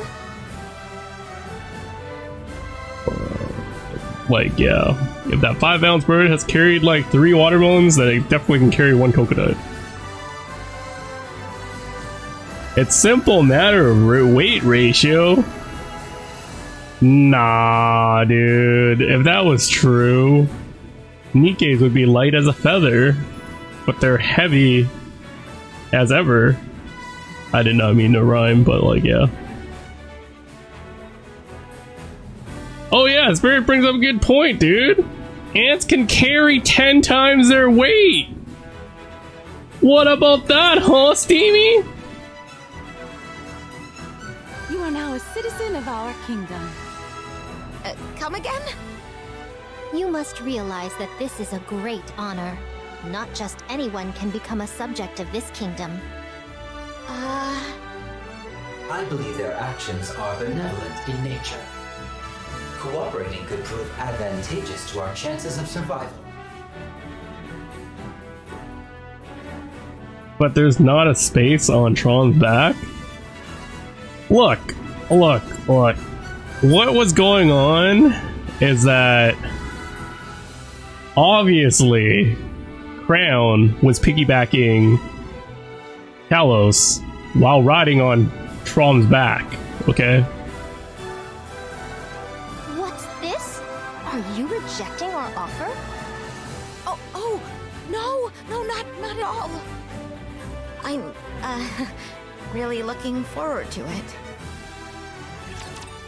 Listen well. Now that you are a citizen, you must work for the kingdom and its king. What do you mean by work? It's simple. You're to venture beyond our kingdom's walls and bring back whatever seems useful. What? I'm supposed to go out and collect junk? It's not junk. We are giving long-forgotten objects a renewed sense of purpose. To be a king is to infuse everything around you with purpose. That is my main goal. How come you're saying king and not queen? Because the king holds the highest position in the kingdom. Uh-huh. Gotcha. Of course, we do far more than merely scavenge items. If we encounter someone wandering the surface, we recruit them as our subjects. Recruit, you say? That's right. Our finding you was a very fortunate development, since we lost a valuable citizen recently. You are referring to the one in red? There is no need for sadness. Perhaps we will meet her again. Okay. I get that this is your kingdom. Crown's the king, and Chime's the royal aid. Okay, so this takes place like right after chapter 26. But where are all these so-called citizens? We have you, don't we? Yeah, I guess. But when you throw around words like kingdom, I just expected more people. Chime, how many subjects are there in our kingdom at the moment? 82, including Kilo. That many? But I don't see anyone. They're up on the surface conducting expeditions for the kingdom. I have enacted no law that mandates citizens to remain inside the kingdom. 82? So are there 82 pilgrims? We haven't, like, okay, so we've seen like a handful of them, but like, are you telling me there's 82 pilgrims? Yeah, but all the citizens so far that we met are pilgrims! So there's 82 pilgrims! Except for Kilo. Kilo's probably the 82nd one that's not a pilgrim.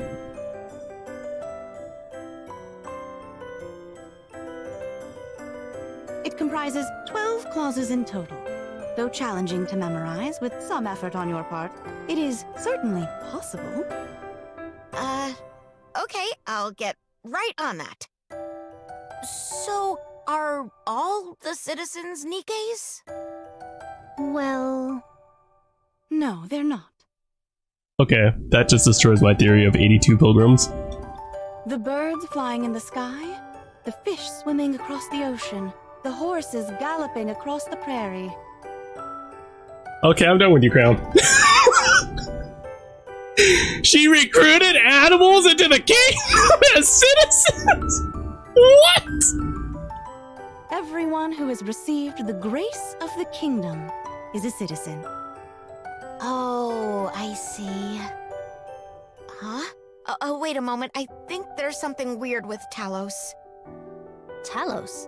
Oh, yes, the robot you rode here on. Now that you mention it, I have a few questions pertaining to that robot. Just a moment. Give me 5 minutes to check the cockpit. Hilo quickly climbs into Talos' cockpit. The cockpit door closes with a hydraulic hiss. Talos, wake up! Reboot complete. Hello, Hilo.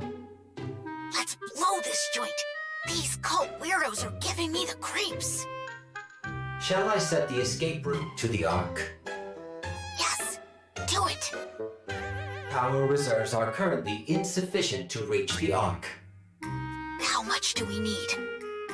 Such a journey would require a full charge. If we utilize the battery provided by the self-proclaimed king and the royal aide, a full charge will require 17 hours. Forget all that. This place is cuckoo bananas. We've got to get out of here pronto. I do not recommend such a course of action. The surface is a dangerous place. So you're suggesting I should stay with these weirdo Nikkes? Surely that can't be safe either. This location appears to have significant signal jamming capabilities. Raptors will be unable to detect us. Given the current number of people present, this is a safe location. After analyzing the conversations that have transpired, I do not believe these individuals pose any threat. I recommend that you ingratiate yourself with them. Fine, forget it. Enter sleep mode. Command confirmed. Switching to sleep mode.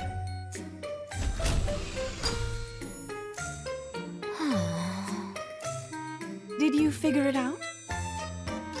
Yeah. Can you tell me more about this robot? Oh, Talos is... What is that sound?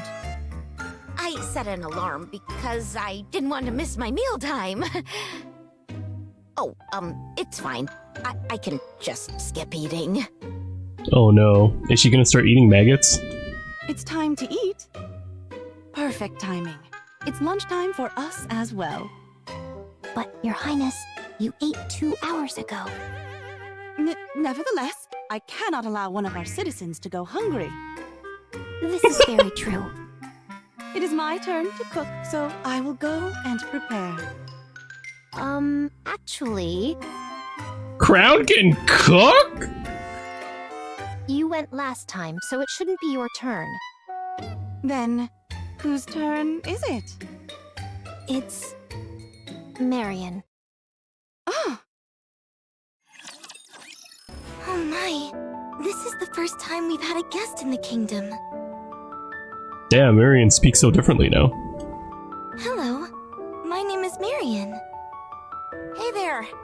I'm Hilo. You know, that'd be kinda crazy if Marion's name also changes to like Sleeping Beauty or something. Wow. Sorry, but it's just that you've got this mystical aura about you. Oh, you know what would be cool? I don't know if Maleficent is a real character in like the like actual fairy tales or if that's an original character to Disney, but like that would be pretty cool if she's like some sort of like witch classification from fairy tales.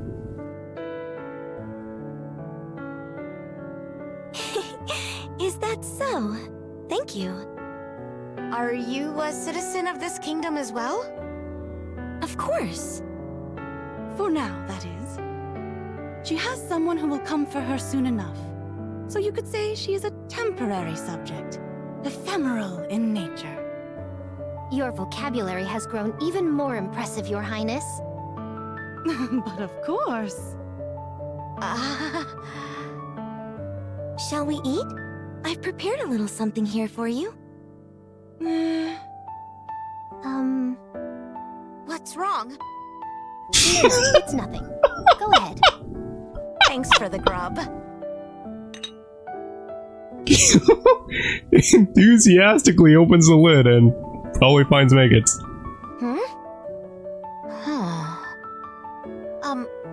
I know we've just met, so I apologize if I cause any offense, but do you happen to have any spare parts lying around? Talos could use them. Do you happen to have any spare eye parts lying around? Talos could use them. Huh? What are you talking about? Maybe it's just me, but the food looks like a bunch of spiders.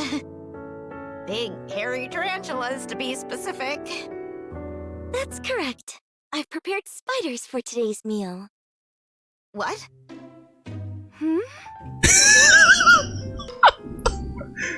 No, not maggots, but tarantulas. I see what's troubling you all. You're not quite sure how to eat them. Here, let me show you. You simply hold the body, then pop it into your mouth all at once. Come on, you're pulling my leg, aren't you? Just because I'm not as familiar as you all with the surface doesn't mean I'm clueless.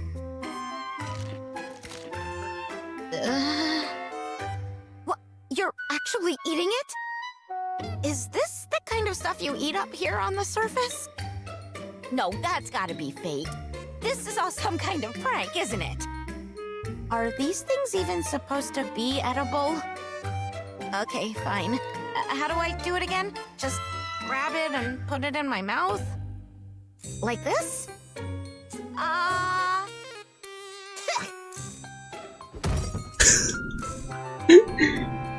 So, Nikke's have taste buds, right? Marion actually thinks spiders taste good?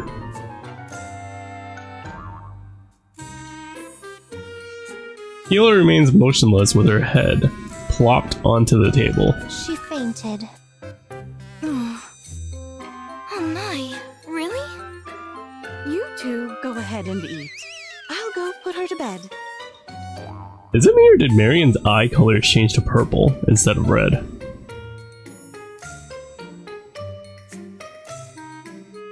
You've tried spiders before? I know spiders are edible, by the way. Like, yeah. I would just never go near it as food.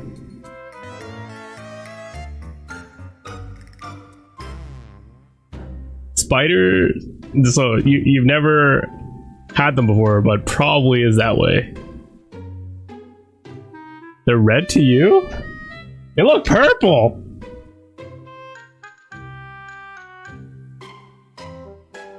Oh, no, you mustn't inconvenience yourself so. Allow me. As the king, it is my solemn duty to care for my citizens. Now. Okay, they look red now. Stop it. She simply needs a little rest. So let's carry on with our meal.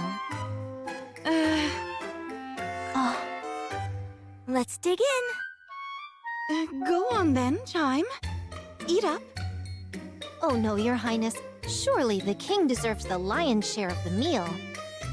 No, you've been working so hard, so it's only fitting that you partake. It warms my heart to see you both care so deeply for each other. I'm still questioning why Mary doesn't have taste buds. How does he, how does she find spiders tasty? Here, let me feed the both of you. Open wide. Say Oh, you think she just drunk 24/7 because of Scarlet teaching her that?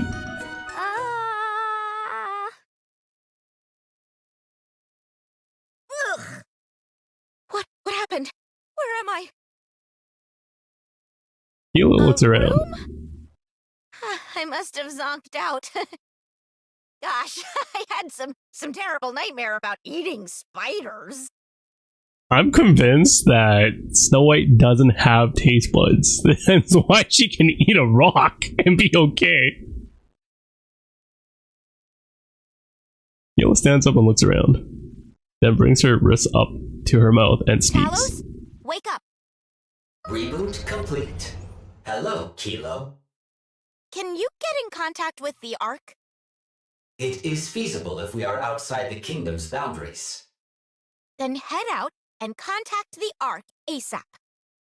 Inform the Ark that there are 3 pilgrims here. Do you not wish to relay the information about the heretic? What? I have detected the presence of the heretic Modernia. Oh, wait. You mean that Modernia? The one who's wanted in the Ark? The one who became a heretic and then turned back into a Nikke? Thanks for the welcome back. That is correct. It appears she is going by the sobriquet Marion here. Talos, contact the Ark at once. If I return to the Ark with such prized information, the higher-ups are sure to... Understood. Moving out now. You're up. Oh, sorry. I didn't mean to surprise you. Oh no, it's okay. Who were you talking to just now? Nobody. I talk to myself sometimes, that's all. I have that habit myself. I talk to myself whenever I get a chance. I talk about wanting to see those dear to me and protect the ones I'm grateful for. I see. That's why I've made a vow to myself. If ever someone dares to harm those dear to me, I will do everything in my power to make them pay. No matter what it takes. I take it you understand what I'm getting at. Talos, relay that order. Roger. All orders rescinded. What a coincidence. Thank you. Anyway, you should get some more rest. Wait, it wasn't a coincidence? Modernia actually knew she was gonna do that? No, that's okay. Okay. Yeah, Modernia's gotten a lot more mature now. She also has a keen sense of people trying to backstab her. If you need anything, please let me know. Marion leaves the room. Phew. That was close. The next day, during mealtime. Did you sleep well last night? Oh, yeah. I guess. I'm glad to hear that. How are you liking the food? It's delicious. It's my first time eating food from up on the surface. Maybe it's because of the different ingredients? It's not just that. But rather it's because I was the one who cooked it. Your culinary skills are improving by the day, Chime. You flatter me, Your Highness. So, Marion, what's on the schedule for today? Scarlet cooked it. I would imagine Scarlet's actually a pretty good cook, right? Since, like, she's a farmer. Nothing special on my end. It's been a bit blustery the past few days, so I was thinking about raking up some leaves. I need to show Kilo the ropes. So I was thinking of taking her outside the kingdom. Excuse me? Didn't I explain it to you yesterday? We have to leave the kingdom and gather useful things. Outside the kingdom? Kilo quickly turns her gaze to Marion, only to see Marion staring directly at her. Is there any chance I can stay here? Talos hasn't fully recovered yet. Oh no, I won't hear any of it. In this kingdom, you must earn your keep. He sounds extra Scarlet-y there. Crown, will you be joining them on the excursion outside the kingdom today? It is a king's duty to observe their citizens as they carry out their duties. Is it the same voice actor? It is. Cham and Scarlet are the same voice actor. It's just that, like, her Scarletness comes out when she speaks Old English, and I'm like, or not Old English, but like the sounding of Old English, right? And I'm just like,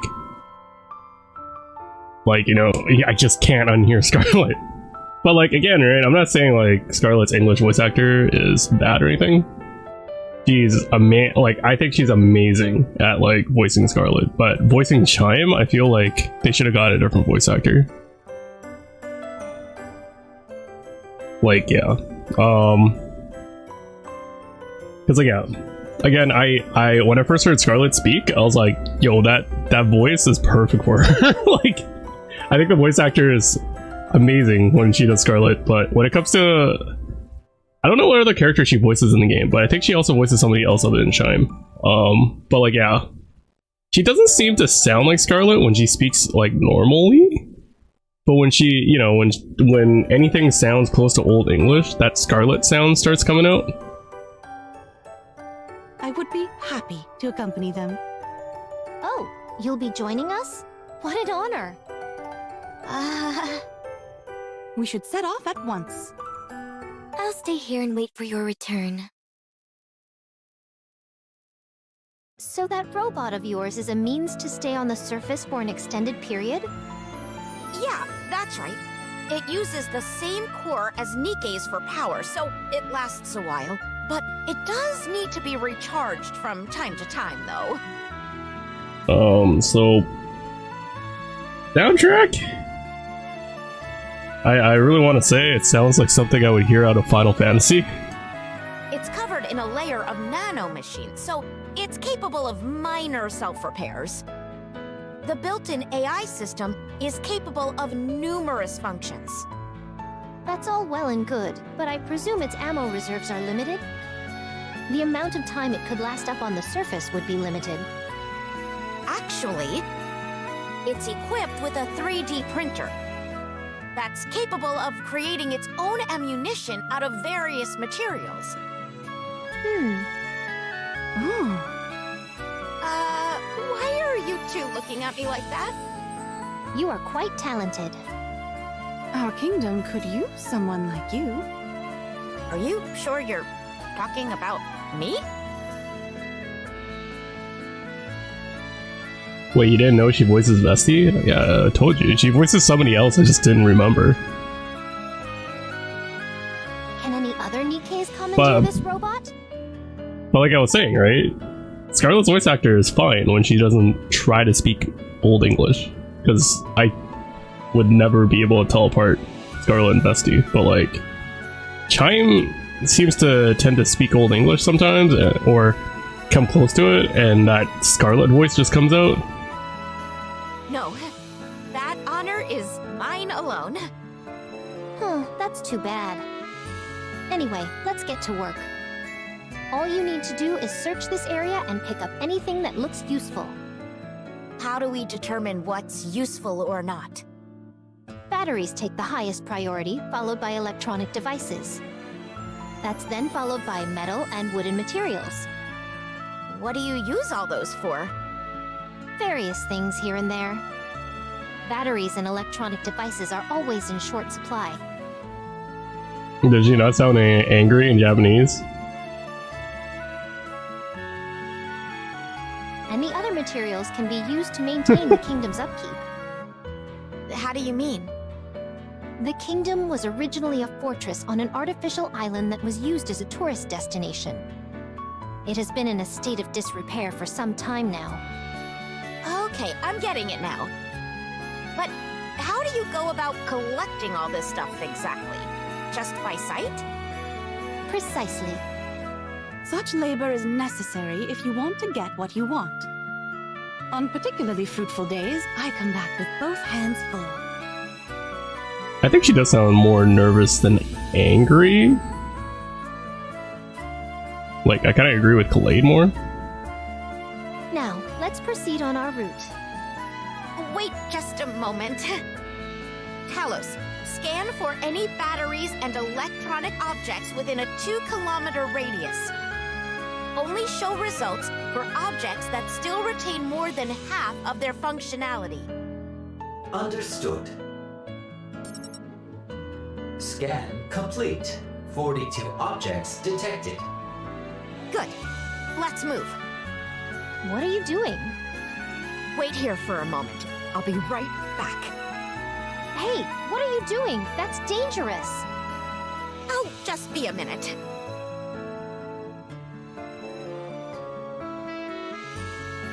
Talos returns with its arms and back laden with batteries and electronic devices. Oh! No way! Talos scanned the area, and this is what we turned up. It's just a basic function, but still. Impressive. This is enough to last us for an entire week. It sure is. Seems we'll have some free time on our hands in the near future. We appreciate you doing this for us, Kilo. Sure, don't mention it. Do you see where these bricks have fallen off? After filling this with the mortar, it just needs to be smoothed out. The castle walls are quite old, so we've got to fix them right away. Otherwise, it could be dangerous. Not only would it be unsafe, but it would also tarnish the kingdom's reputation. In that case, Talos, scan the gaps between the bricks. We'll use the 3D printer to make pieces that fit the openings. Use this mortar as the material. Understood. Material created. These should fit into the gaps nicely. They fit perfectly, like a glove. This is absolutely incredible. You're truly a citizen of the highest order. I'm absolutely stunned. You're simply incredible, Kilo. Scavenging for materials and transporting them, repairing the castle walls. There's nothing you can't do. Talos is remarkable as well. Especially its smooth chest. I heard that the castle walls have been greatly reinforced thanks to you two. That's not all. The long-awaited defense system is finally nearing completion. What defense system? We're going to be installing defensive weapons atop the castle walls. I don't mean to be a stick in the mud, but aren't those weapons terribly outdated? All we have are cannons, catapults, and the like.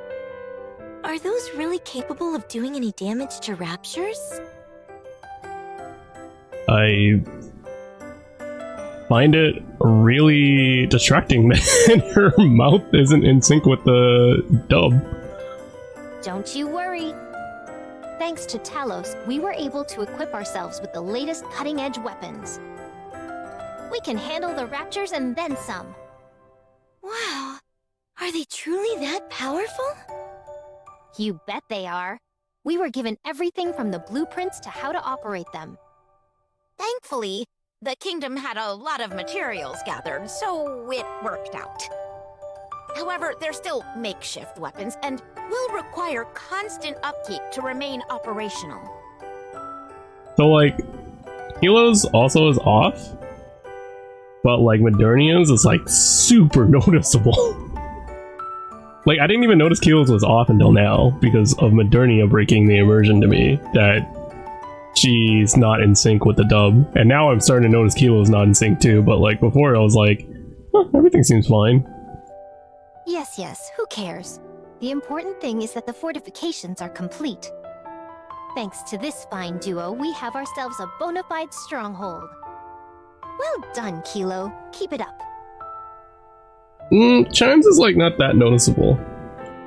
Oh, sure thing. I think, like, also Crown isn't as noticeable either. But, like I said, Kilo, I didn't even notice it until how off Modernia looked. Like, she looked really, really off. Speaking of, could you take a look at this? It's a versatile device that can grab just about anything with ease. How do you operate it?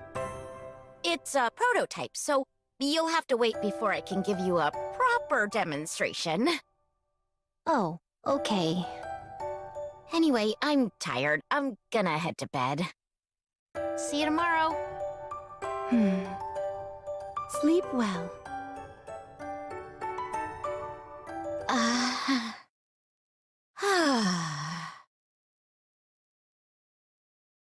Outside the door, Chime's excited voice can be heard.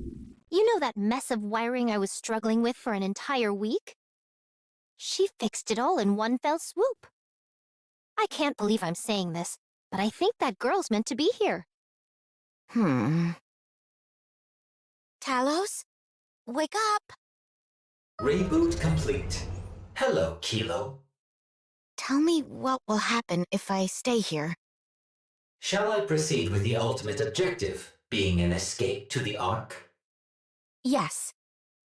This place is safe, but the environment is unforgiving and cannot be considered a civilized place like the Ark. Commodities are scarce, and the infrastructure is below the standards you usually expect. However, due to the jamming systems integrated into the castle wall, this place remains relatively safe despite being on the surface. You will prove to be a useful asset in this place. It will exert a significant influence on you and grow increasingly reliant on you. Go on. You will oversee key tasks for the kingdom, such as scavenging, repairs, and manufacturing. As a result, you will become a key figure without whom the kingdom cannot function. Does that mean I can establish myself here? That is correct. I see. Sleep mode. Command confirmed. Switching to sleep mode. A key figure. That would be you. Not me. The next day. Kilo, this thing you brought us, what's it used for? It's a foot massager. Ah, I see. I've heard of such devices before. You have? Stay right where you are, Your Highness. Let me give you a massage. How kind of you, Chime. It feels wonderful. Anytime. We really appreciate all you're doing for us, Kilo. It's nothing. I'm barely even doing anything. Huh? The next day. This seems a bit complicated. One of the legs is completely shattered. Is it? Oh, my apologies. I'll prepare a new throne for you at once. Oh, I'm sure Talos can probably fix it. Hold on just a second. Really? There's truly nothing you can't do. Chan puts her arm around Kilo's shoulder. You've no idea how fortunate we are to have you. But there's one thing you need to keep in mind. What's that? I'm the royal aide, and that is one role I cannot relinquish to you. Oh, sure. Days roll on, one after the other. Kilo, can you help me carry this? Come and join us for a cup of tea, Kilo. We're not sure what tea this is, but it should be tasty. Would you look at that? The sunset at this hour is truly spectacular. Do you think there's any way to cook insects without anyone catching on? I'm so glad you're here. Thank you for always helping. 1 week later, mealtime. What's wrong? You haven't eaten properly for the past 2 days. Are you unwell? No, I'm fine. Marion. How about a drink? It's been a while. What's the occasion? In honor of Kilo, and to celebrate how well she's settling in. Okay, I'll bring some of the better wines. I've never tried alcohol before. There's nothing to it. Just treat it like you're drinking water. Treat it like you're drinking water? Damn, she must be like drinking a lot. Kilo? She's only had one drink a while ago, but she seems totally out of it. My alcohol tolerance isn't anything to write home about, but she's in her cups. Would you like to head to bed, Your Highness? Absolutely not. As the king, it would hardly be appropriate for me to retire before my subjects. Come on now, Kilo. Get up. I didn't expect you to be so susceptible to alcohol. That sounded so much like Scarlet. Okay, I admit it. What do you mean, learn it from Scarlet? She learned it from Chime. I mean, Scarlet. Yeah, you're right, Scarlet.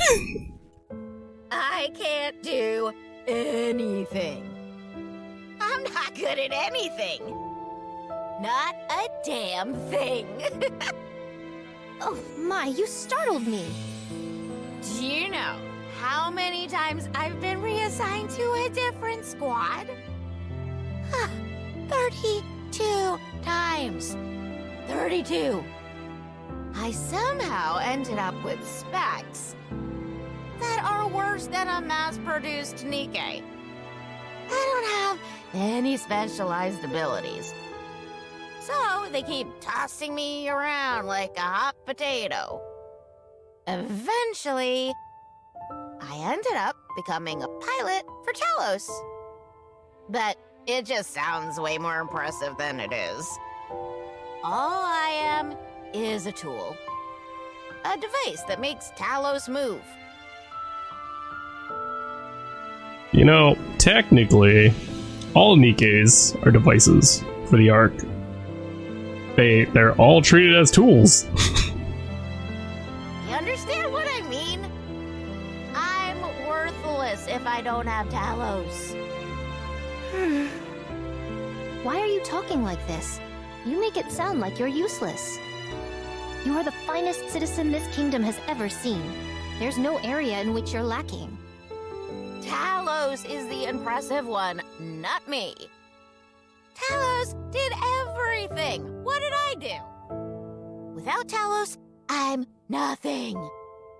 There's no place I can call home.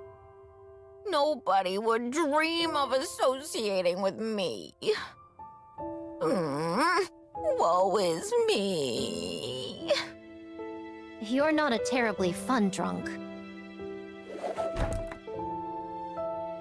Brown abruptly stands up and swings her spear, launching a chair into the air. And I'm kinda wanna see an angry drunk in Nikke. Your Highness! I wonder, like, what happens when Nihilus Tree gets drunk.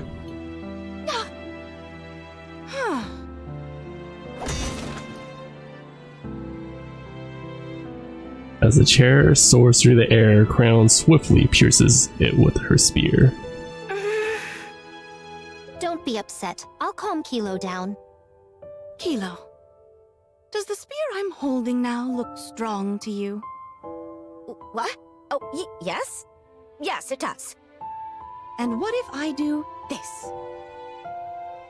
Crown places the spear against a wall and steps Does back. it seem strong now, bereft of its owner? Yes, it does. It shouldn't.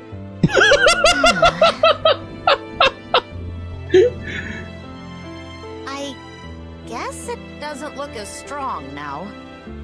Precisely. That's how it is. I don't understand. Oh. No matter how great the tool, it only becomes effective when wielded properly. Talos is only impressive because of your control over it. You're not just a spare part. You're crucial to what makes Talos remarkable.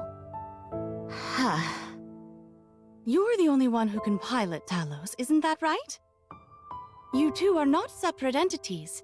You are the same, linked as one. Someone should make a meme where every time, like, she changes her eyes, like, they should just plaster Scarlet's actual face over her. That would be really funny. And then when she actually doesn't sound like Scarlet, just remove the face. That would be hilarious to see. Kilo is Talos, and Talos is Kilo. Much like how this spear and I are one. But you're not holding the spear right now. Must you insist on quibbling over every banal detail? The lady is trying to teach you something. Kilo's head plops down on the table as she falls asleep. I'll take her to her room. If you would.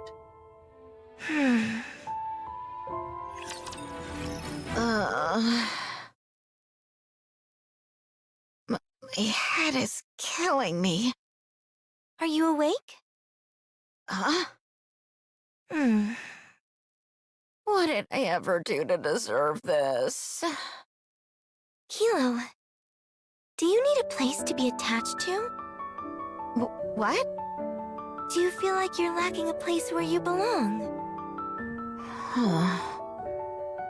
Yes, I do feel that. Do you sometimes struggle to find your place in the world? Yes. I do too. Hang in there. Thank you.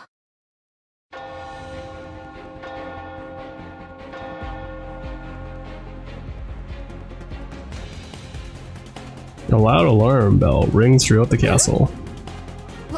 What is that? We have to move!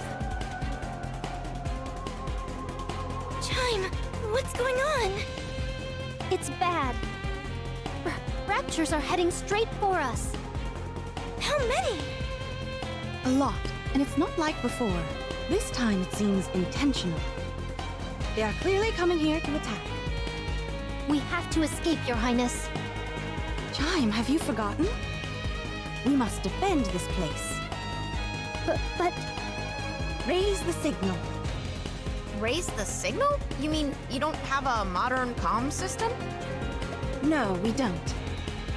Right, because of the electronic jamming. But are you saying there are people out there who will come to our aid? That's what we're hoping for. Huh. Everyone, prepare for battle. Activate the kingdom's defense system. We will also do our part to safeguard this place. Roger. But I'm not fit for... You are nimble both in your movements and your judgment, Chime. I trust you'll grace us with both in the ensuing fight. I understand. Kilo, can you come with us? I'll try. There's no need to be afraid. Just stick close to me. Well done, everyone. So that's the tower defense game. A job well done indeed. We all hung in there. Perhaps the jamming power of the wall has weakened? This is the first time we've experienced such a large-scale Rapture offensive. I don't think that's the issue. Something else must be at play here. An elevated place far from the kingdom.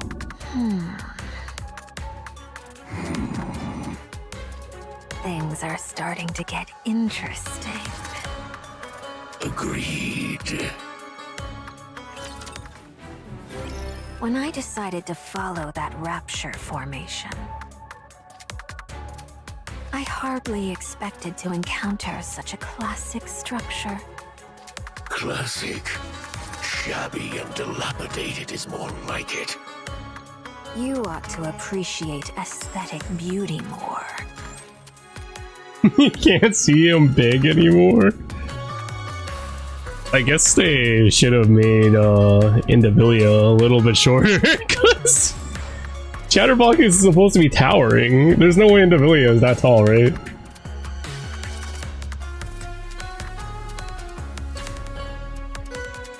But Chatterbox is larger than Rappy. Rappy's like... Rappy had to stand on his back, unless, right? Like, when he got reborn, his body got smaller. And he's not, like, super hulky anymore.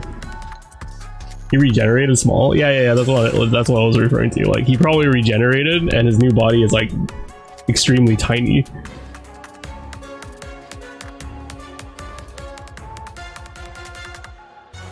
Chatterbox is still large? Technically, yeah, he still is large. Because when we still fight him as a boss, and he towers over all the other Nikkes.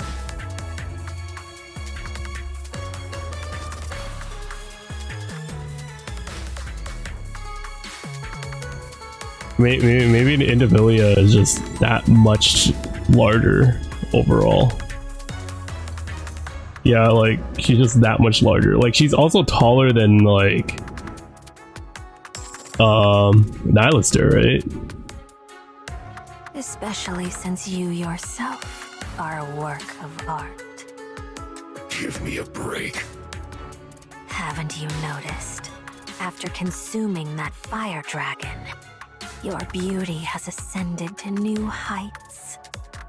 Your strength has increased exponentially, and your external features have also changed. I'm looking forward to seeing your metamorphosis as you consume more of your kin. I wonder, how much more striking will you become? Must you insist on referring to it as consuming my kin? Wow, cannibalism at its finest. Oh, pardon me. Perhaps you'd find consumption more preferable. At any rate, it seems some human imposters have settled in that fortress. Yes, although there are only a few of them, they seem quite organized. I have a feeling Tryflozn gonna end up eating Indivilia. I couldn't confirm who they are due to the distance, but I'm guessing they are what the humans call pilgrims. It looks like I'll be able to quench my blade's thirst for blood soon enough. Is it me or is Indivilia like blushing right here? Do you guys see like those blush strokes right here? Like she looks like she's blushing, right?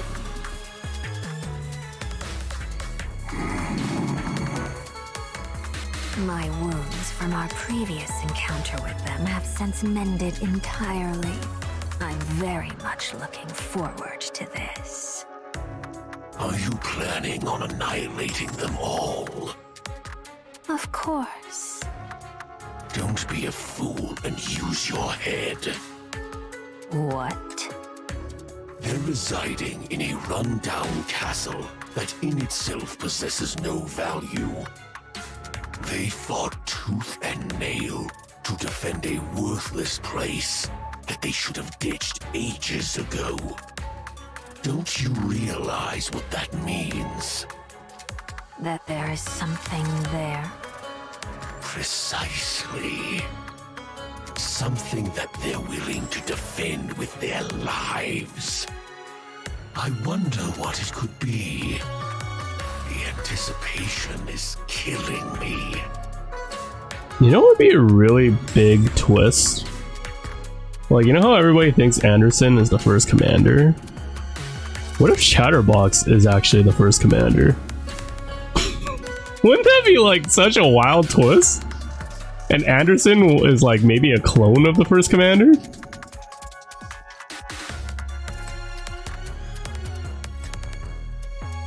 We can interrogate them after capturing them.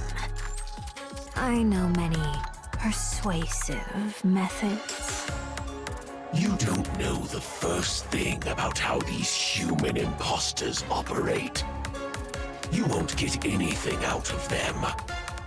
They're probably deluding themselves into thinking they're serving a higher purpose. Torture will get you nowhere. You seem to know an awful lot about Nikkes. Then again, I'm not surprised. Very well. We'll do it your way. I'm not sure what good an object so important to such unimportant creatures would do for us. But I'll go along with your wishes, since you will soon blossom into a creature of rapturous beauty. As Indivilia extends her finger, the air around her swirls. Optical camouflage. You do know your stuff. Yes, it's a small rapture equipped with optical camouflage. We can't make anything bigger at the moment, but it's the most surefire method for recon work. It's not completely transparent, so we shouldn't rely on it too much. The first order of business is to take control of those nearby raptures. Let them hit the castle once more, then exploit the ensuing chaos to slip a few of these through.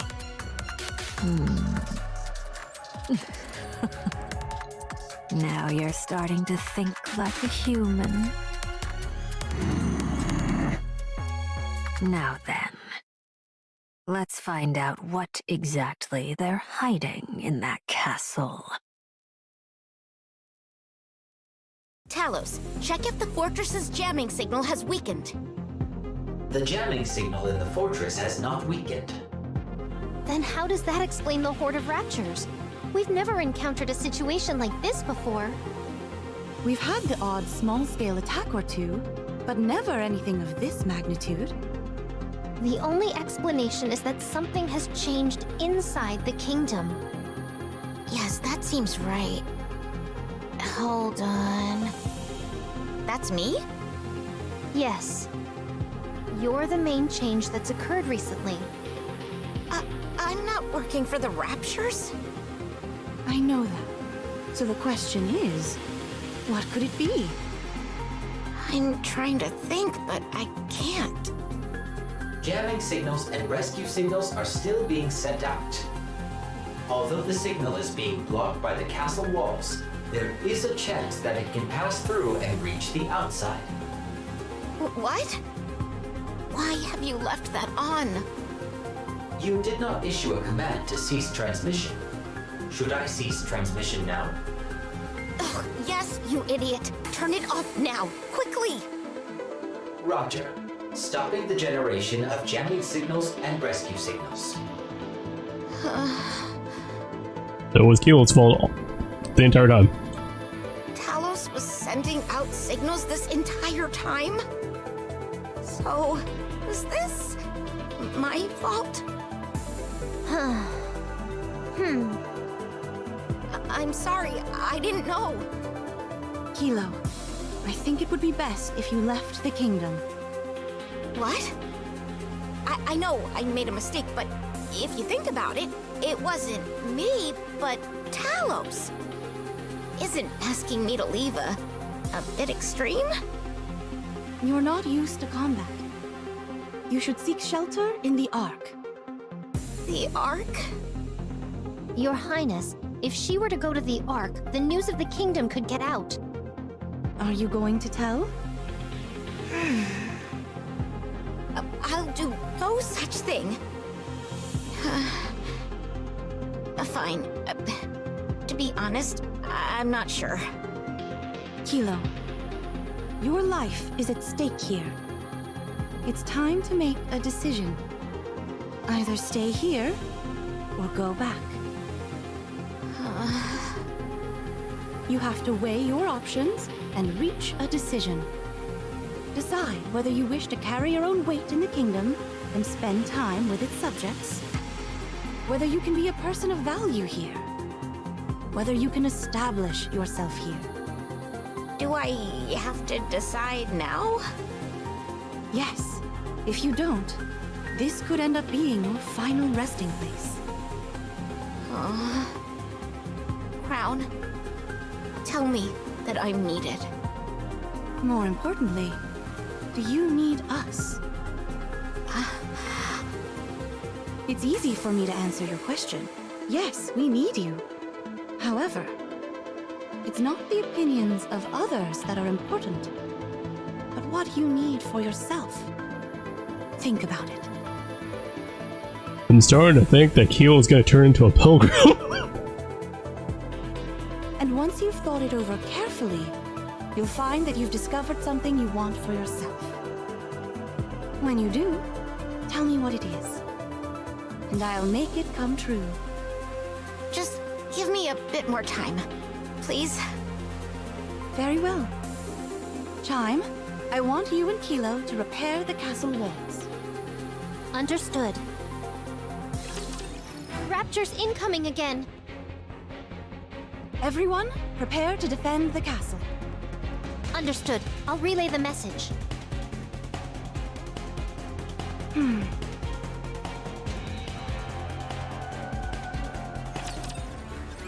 Well done, everyone. However, we've incurred substantial damage to the castle wall. Talos just showed me the intel he recorded. The Raptures are focusing their attacks on breaching the castle walls. The castle walls. Also, in comparing their movements this time around to previous confrontations, it appears as if they're following commands of some sort. You are telling me there's someone commanding these raptures? Most likely, yes. How could a human being command raptures? Perhaps I didn't make myself clear. I'm merely saying that the Raptures are moving as if they are being instructed by a commanding authority. Ah, so that's what you meant. I knew that. If a Rapture horde of this size is following some sort of command structure, it could only be deferential to a Tyrant-class Rapture. Or a heretic. What should we do? At this point, there isn't much we can do. All we can do is continue defending this place. 3 days The later. latest attack nearly destroyed the Western Gate. 5 onslaughts in 3 days. Something isn't right. We're running out of supplies. The only way we can replenish them is by heading outside the kingdom. But the Raptures are outside waiting for us. They've got us surrounded. Kilo, any update on the investigation you requested Talos to carry out? Just a moment. Talos, what's the latest on the task I assigned to you? I have confirmed that there is a heretic-level entity or higher who is issuing orders to the Raptures. What do you mean alive? Who's alive? If you're talking about me, I've always been alive. You just never come by. You're like, ooh, this guy's not playing Nikke. I don't want to come here anymore. What a guy, dude. The tactics which the Raptors have been employing are highly unusual. Unprecedented, in fact. Do you have any specific information pertaining to this heretic? No, I cannot confirm anything about that. That's the situation. What do you think we should do? Yeah, get exposed, Rexer. I see you in Tryflozn's chat when I'm streaming. I see it. Anyways, back to the story. Formulate a strategy. Chime is the tactician. She should be able to come up with something. Your Highness, You already have a plan. That was fast. You never cease to our storage facility was hit by an explosive. surprise me. The barricades caught fire. I did my best to put it out. Yeah, see, get exposed, Rexer. But I haven't had time to check if the door is secure. Let's go and check. What door are they talking about? Group stands before a monolithic door. Crown approaches the door and stands there for a while. Fortunately for us, the door seems largely intact. Thank goodness. Chime, you and Kilo reinforce the barricades in front of the door. Roger. We'll make it stronger than ever. What's an electronic door doing inside a castle? Kilo, do you know why we are guarding this place? I presume it has something to do with what's beyond this door.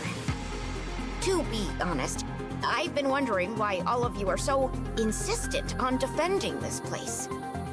It would be far easier to simply abandon it once the Raptures begin to attack in earnest. The castle is nothing but an obsolete tourist attraction. I figured there must be some reason for why you wish to defend it. You were correct, and the answer lies beyond this door. Would you like to see it? Your Highness, are you sure about this? Seeing this will help Kilo make her decision. At the very least, it will give her more options.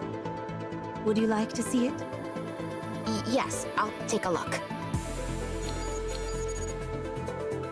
Crown operates a control device for the door.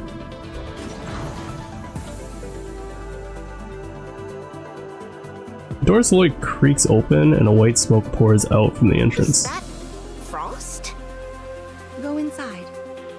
I'm warning you though, it's quite chilly inside. Is this a freezer? It's gigantic. What are all these boxes piled up here? Brown reaches into the open box and pulls something out. Don't tell me it's Vapos. It is approximately the size of a fist with a smooth surface. Is this a ball? Okay, it's not Vapos, but it's like some sort of crystal fruit? No, it's This is a seed. a seed? Yes, What kind of seed? Chime will explain the details. It's a superfood, Come again? a type of sustenance that will save humanity. What are you talking about? It's a type of grain that can be harvested merely 3 months after you plant it. It can be replanted in the same space multiple times without damaging the soil. You think those seeds were superfood?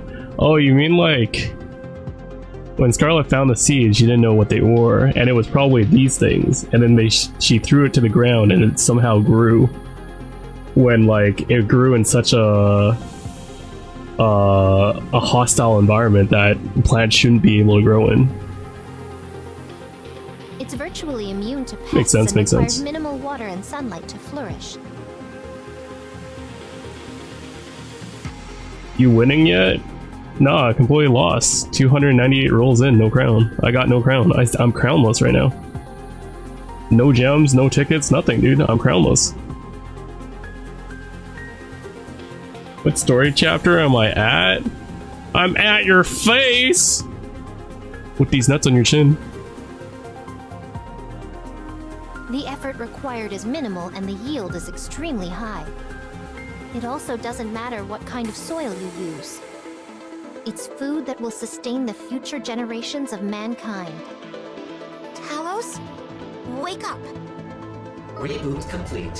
Hello, Kilo. Tell me about the superfood. Hopes were high that it would act as the ideal form of sustenance for future generations. It was expected to solve all food shortages and change the entire dietary culture of humanity itself. However, there were numerous protests from the agricultural workers. While there are records of its development being completed, there is no subsequent record of what occurred afterward. And this is that superfood? The appearance of the seed matches the visual records which remain on file. Okay, stand by. Roger. Standing by. This. We have to take this to the Ark at once. Everyone will be over the moon about this. The Ark cannot be trusted. More specifically, the Ark already has Splendiman. They have no need for this. Not only that, but large tracts of land are required in order to cultivate this. Then why are you guarding the... Wait, don't tell me. That's right. That's insane. How so? Look around you.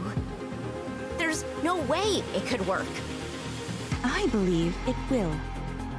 You have no idea how long it could take. It doesn't matter how long it takes. All the superfood in the storage container will be vital for humanity's survival when they inevitably reclaim the surface. We must therefore protect it no matter what. I'm starting to think Brown, even though she's dumb, might actually be like one of the people that engineered this. Why couldn't we simply continue eating Splendiman? That would work in the short term. But if you want to thrive up on the surface, you must eat something which originates from there. Not an artificial product like Splendimin. That's what this place is for. You really believe that?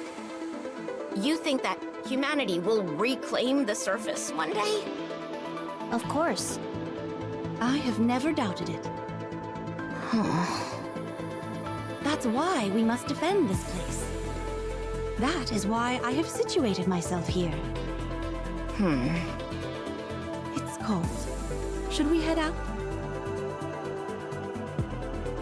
Your Highness, I'll go and monitor the movements of the Raptures.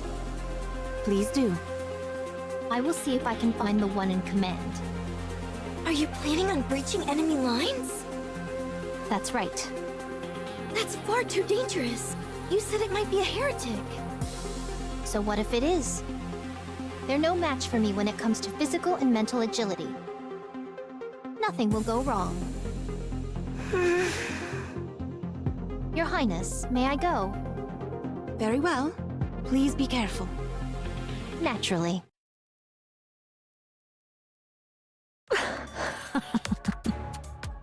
That's what they're here to protect. This just keeps getting better and better. And on top of that, the spunky one says she intends to infiltrate our lines. The fun we're going to have. Instead of buying me a Bugatti, can Leifon just buy me Crown? I never thought they'd deliver themselves to us on a silver platter. Like, Crown is cheaper than Bugatti, right? He should totally buy me Crown. Chatterbox?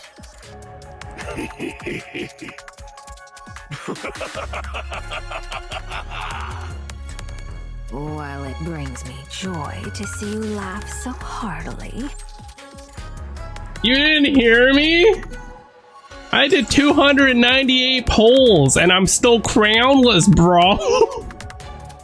Perhaps you could share the reason for your laughter. It was here. It was here. Yes. There's no way the Ark won't come for her. Marion. No. In awe, Chatterbox utters the other name. What are you doing here? I want to protect this place. What do you mean? I was to protect this place, this land, this castle. But why? Because humanity's last hope for survival remains here. Where is your commander? And the other squad members? Why are you here all alone? They're all dead. Why don't you go back then? Because I have to protect this place. This is no place for a Nikke to be alone. Let's go back. I'll take you. No. I must protect this place. I can't leave.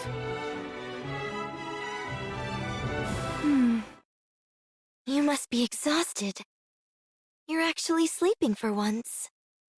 Did I fall asleep? Yes, and sound asleep at that. I didn't dare wake you. Thank you. Has Chime returned yet? No, not yet. What about Kilo? She's been repairing the castle walls and tending to the defense system.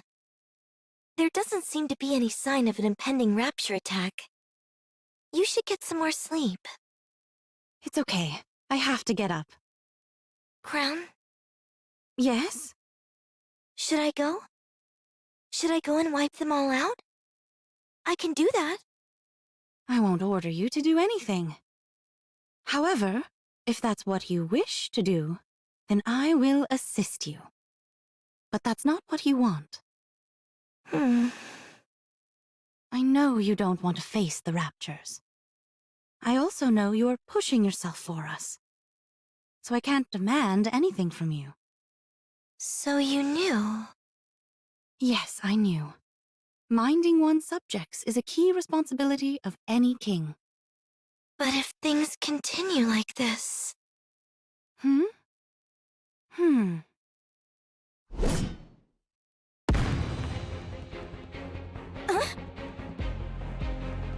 Brown hurls her spear at the wall, which explodes upon impact.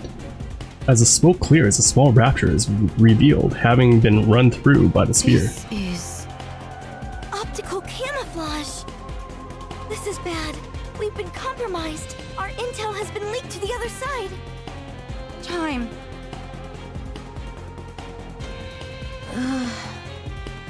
Oh, my head. Huh?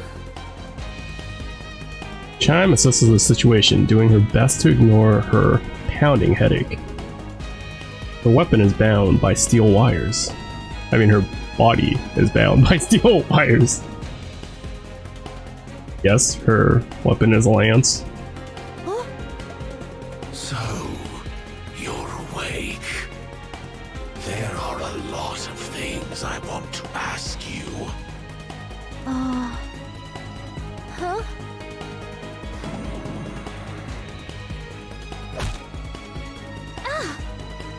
That's to show you you're not dreaming.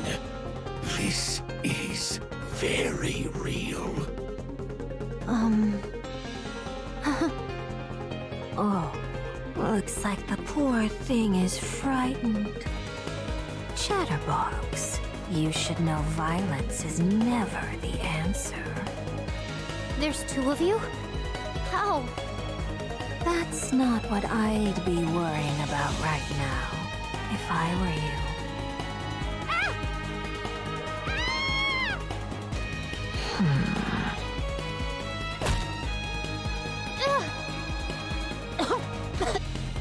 Didn't you just say violence wasn't the answer? My apologies. I got carried away.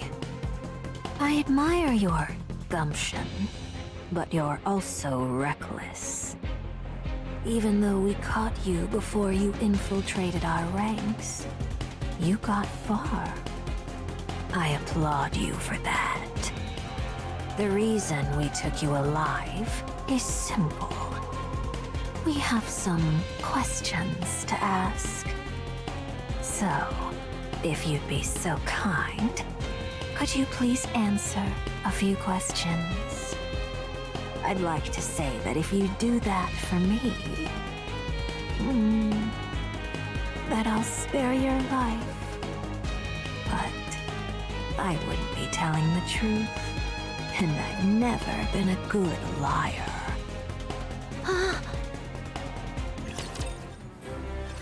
Is there anyone else in the castle besides you?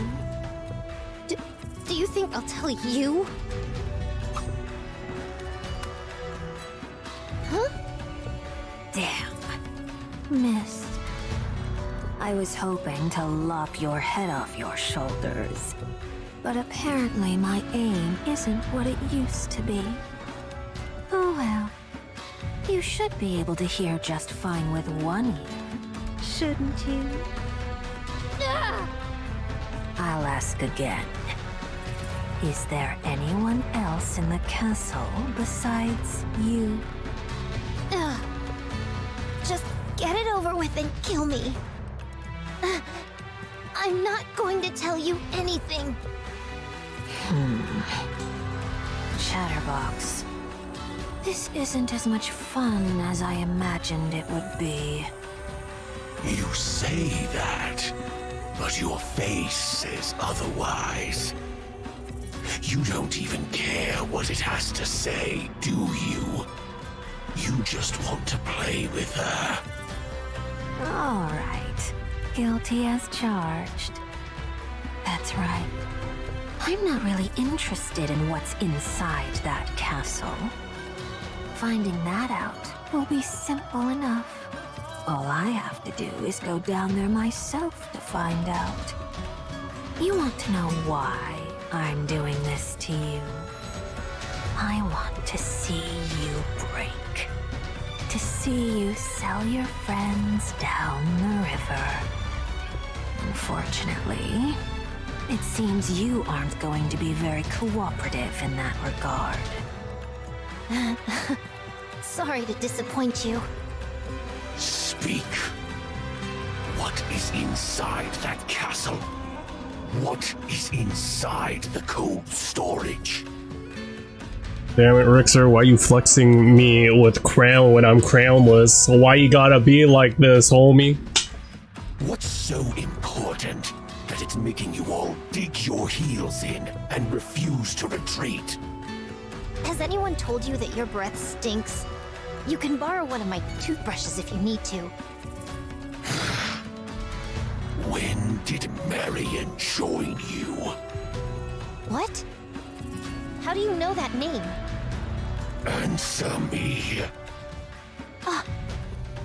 This is getting tedious.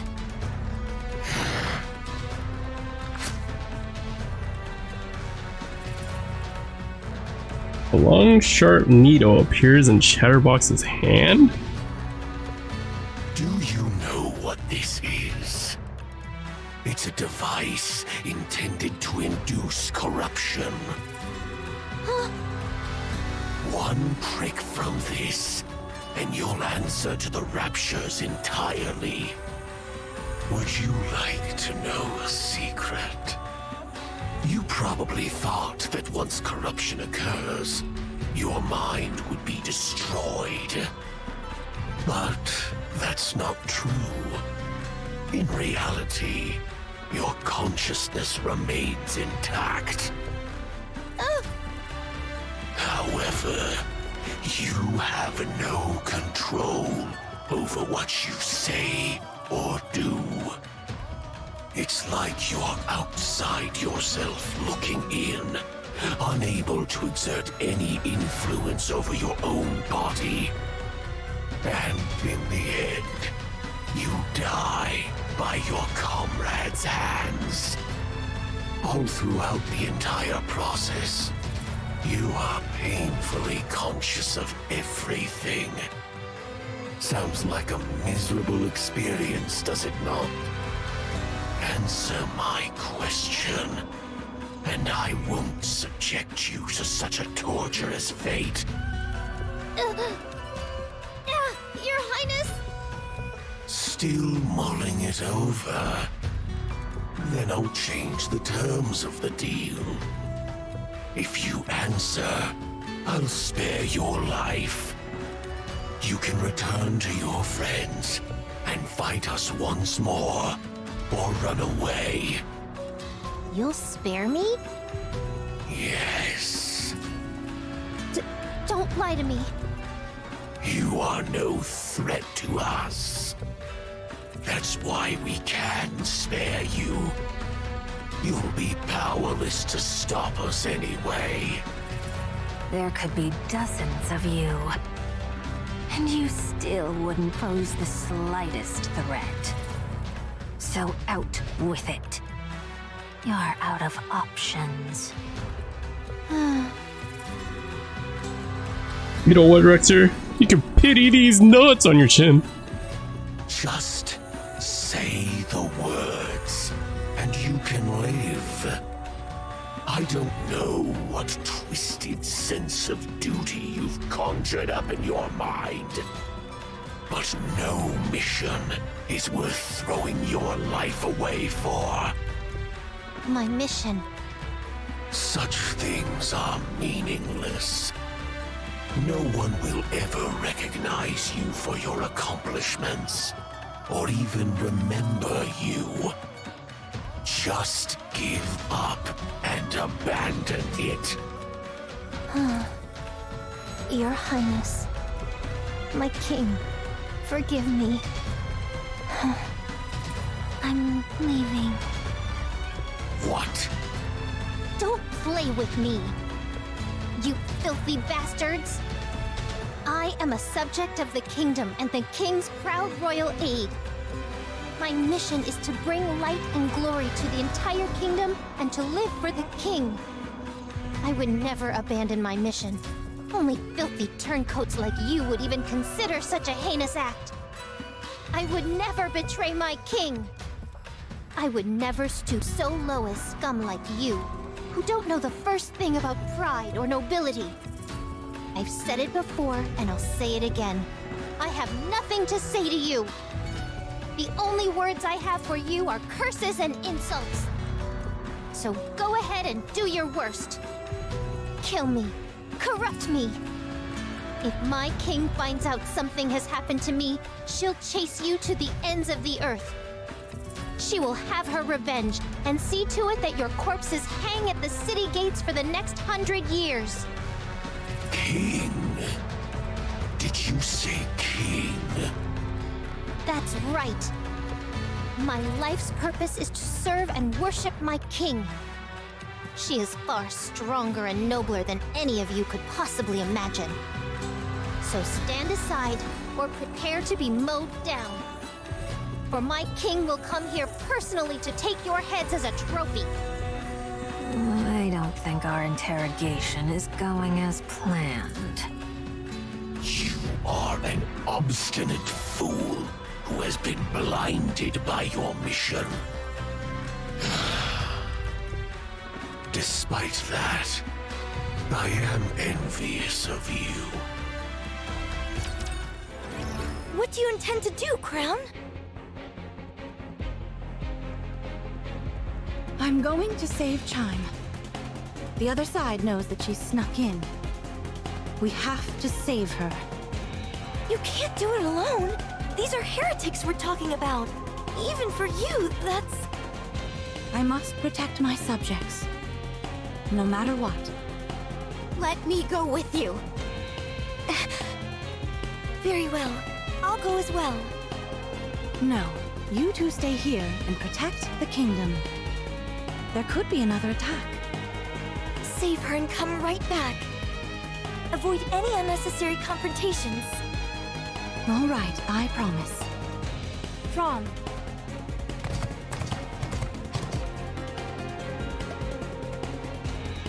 Rom, the mighty steed composed of steel, gallops towards Crown and stops in front of her. What? Taba? It still exists? All right, I'll be off. Get down! She renamed Taba? What? So I guess before Taba, it was like, before Talos, it was Taba. A steel box flies over the castle wall and lands in front of Crown. In a tumultuous swirl of dust, the steel box lands with a crash, bounces a few times, and eventually comes to a stop. What is this thing? A box? Talos, can you scan this? Affirmative. Scanning the contents and determining the risk factor. Crown tentatively approaches the steel box. Crown, step back. It's dangerous. Scan completed. What is it? No dangerous materials present. However, I suggest not opening it. Crown lifts the steel box.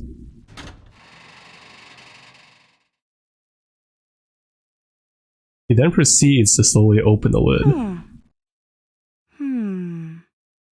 Chime.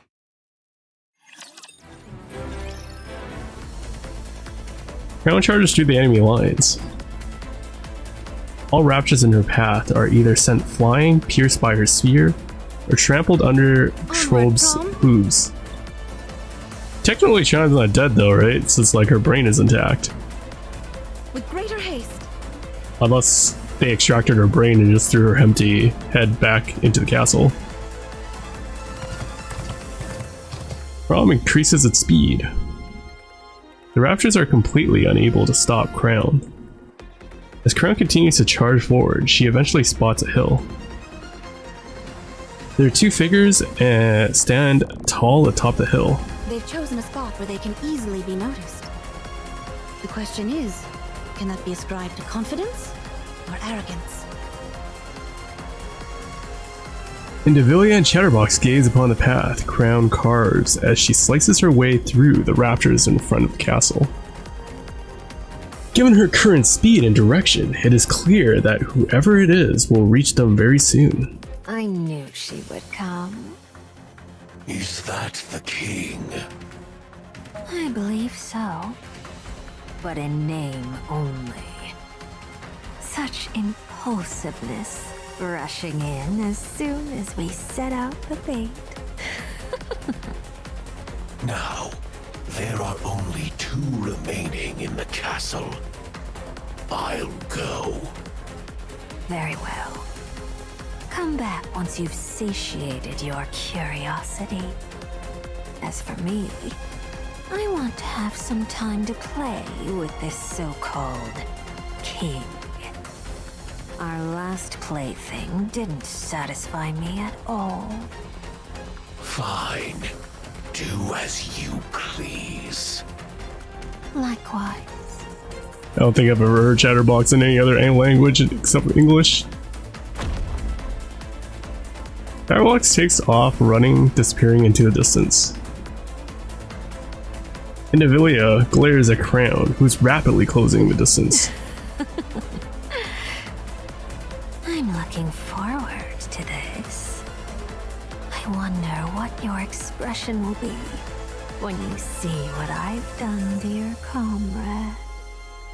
What will be the first words out of your mouth? What emotions will you reveal to me?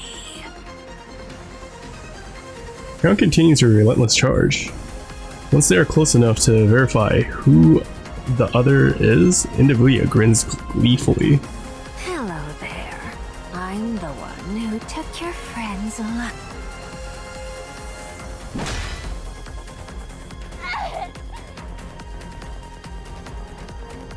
Charging forward at full speed, Crown slams her spear into Indivilia.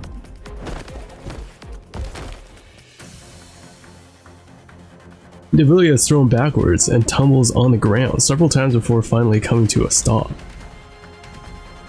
Crown frantically scans the area and finds Chime lying limply on the ground.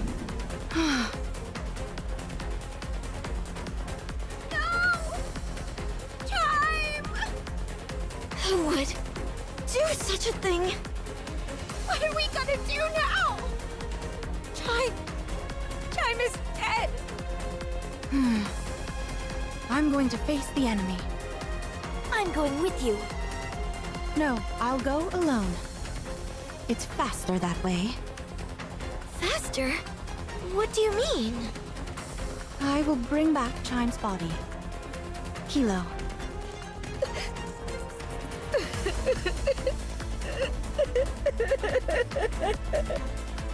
Kilo.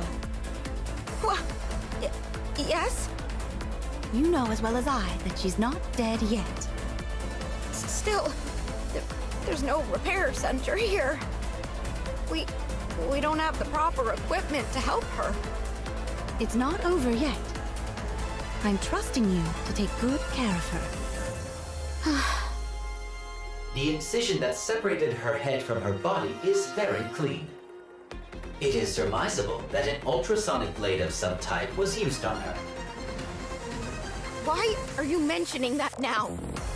Because if proper sutures are given, she can potentially still be revived. So long as reconnecting the nerve sensors and power sources, she should be fine. And I can do it. Talos. My backpack can also act as a brain shelter. You can put Chime there. It is only meant for emergency use, however, so it can only provide storage for a limited time. For how long? In light of Chime's current condition, a maximum of 1 hour from now. That's enough. I'll be right back. Crown mounts Trom and sets off. The Crown is so calm. Meanwhile, I'm so flustered. Why can't I ever control my emotions? Damn it! Calm? Is that what she looks like to you? That hurt. Such speed. I thought you'd be better at dodging. Are you here for revenge? Sadly, you don't stand a chance. I won't lose. Because I won't fight. Crown picks up Chime and places her atop Trom. What do you hope to achieve by taking her back? The only good it'll do you is being able to hold a proper funeral. It took 10 minutes to get here, and 5 minutes have passed since I arrived. Up to an hour. I still have time. Huh?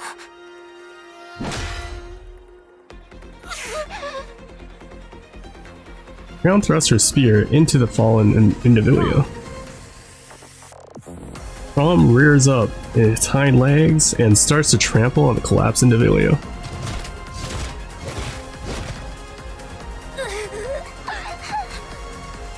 That should do the job.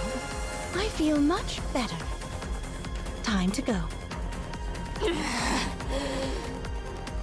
Mark my words. I will destroy everything you hold dear. You know, coming from chapter 24, was it? When she was first introduced? They sure made her seem like a menace. And then also like Crown is like destroying her by herself. Like what? You can't take anything from me. For I have nothing. Unless like Crown is just secretly like as strong as like Rappy with like Red Hood mode. Crown gallops off astride Trom. Marion! The Raptures are coming. It's up to us to stop them, Kilo. What's up, Silex? How's it going, dude? We can do it. Let's go. Together. Yes. Yes. Thanks for the help. Snow White's here! We saw your distress signal. The situation appears most dire. Most of the other goddess squads are here, except for Dorothy. I guess this is like the new goddess squad. Where are Crown and Chime? Things really are bad. Yes. Who are these people? That robot is talking. Oh, I'm a Nikke, but I'm just inside the robot. Huh. Could I commandeer it as well? No. Picking up a massive dust cloud, Crown comes rushing in atop Trom. After dismounting, she carefully places the motionless Chime on the ground. Came. Thank you. Chime! Who did this? Can she be revived? You know, I'm really like the one I want to see like fight each other is actually Scarlet and Individual, since they both use a blade. She still has a chance. Talos knows a way. Is there anything I can do to help? Talos? We need one more person to help with the sutures. Here, let me use the nanomachine spray. This will greatly enhance the chances of her being revived successfully. Thank goodness. Let's hurry. What about the other parts? It's in Talos's backpack. Okay, let's get a move on. Hilo and Rapunzel enters the castle with Chime. I'll come too. No. All we'll do is get in the way. We have to leave it in their hands. Got it. Give me a sit rep. Art thou blind? The Raptures are targeting this place. So this is where like NPC should be memeing, right? Chime's not dead. She's right there beside Snow White. Is Chatterbox the only one leading them? No, there is one more heretic. Forsooth, this is indeed a most adverse tribulation. What's the objective? To prevent them from taking a single step in this kingdom. We must protect this place at all costs. Last Kingdom to be continued. Is that you in English? Rip. Relax, Kilo. Sorry, I'm just so nervous. Don't worry. We've got Talos and Rapunzel on our side. Everything is going to work out. Is everything going to be okay? Of course. Hilo averts her gaze from Marion's trembling lips. Don't worry about Chime. She wouldn't give this place the dignity of her death. I know, but Verily, no auspicious tidings will come out of needless worry. what can I do to get rid of this feeling? Swallow it up. Huh? Did someone say swallow? Do you guys have food? In order to proclaim oneself as courageous, one's comportment must be so. Are all of you pilgrims? Indeed, it would seem that is our most common appellation. Thank you for helping. I really thought it was the end. No need to thank us. We are merely doing our part, assisting our fellow comrades in arms up on the surface. How long has it been since the treatment started? About an hour. I see. Do not fret. It takes more than decapitation to take down a Nikke. At least not straight away. Are you two attempting to cheer us up? That's right. I have felt a most peculiar discomfort for a while now. You have become quite mature, Marion. I was aware of your accelerated development, but thou have come so far in so little time. She's still in her adolescence. Nay, 'tis still too fast. Regardless, she's a growing girl and needs her sustenance. Here, take these rice cake balls. Thank you so much. I know how much you love these. No White has rice cake balls on her all the time? I feel like this conversation has taken a strange left turn. Crown, Yes? what's your next move? Protect this place. We can hold them off, but that's not the main issue. The problem is that our forces are limited, and theirs are infinite. At some point, we'll reach our limit. We must do something to get them all in one fell swoop. Even with our acumen, a war of attrition will only signal our doom. Our best bet is to strike out at the leader. Dost thou propose that we go outside the safety of the castle walls and leave the kingdom behind undefended? I must admit, I have an affinity for such skirmishes. 'Tis most thrilling to find oneself as the underdog in a firefight. If this place were a deserted wasteland, perhaps I would have proceeded with such a stratagem. The survival of the seed is paramount. We cannot abandon this place. Is it ready? No, we need to collect for another year. Then using it would seem out of the question. So what are our options? We wait for Chime. Chime is the brains behind the operation. She's sure to have a plan that will turn the situation around. Very well. I will stand guard. If you could prepare my meals separately, it would be appreciated. Don't worry, we'll make it so. Snow White marches off quickly. I shall go outside for some fresh air. Perhaps I shall find some errant targets to slash. As for you, citizens of the kingdom, take this time to recuperate. Scarlet hurries off. Kilo, Yes? they were able to come inside the castle by using a secret passage. It should be just wide enough for Talos to squeeze through. Just saying. That path, is it always open? Yes, it is. I can't get Chime's image out of my mind of what happened to her. To be honest, I'm terrified. And yet, I couldn't possibly leave all of you behind. Kilo. I don't know how much help I'll be, but I'll do all that I possibly can. Excellent. That's the answer I wanted to hear. It's all done. How did it go? We successfully sutured her neural sensor and power source.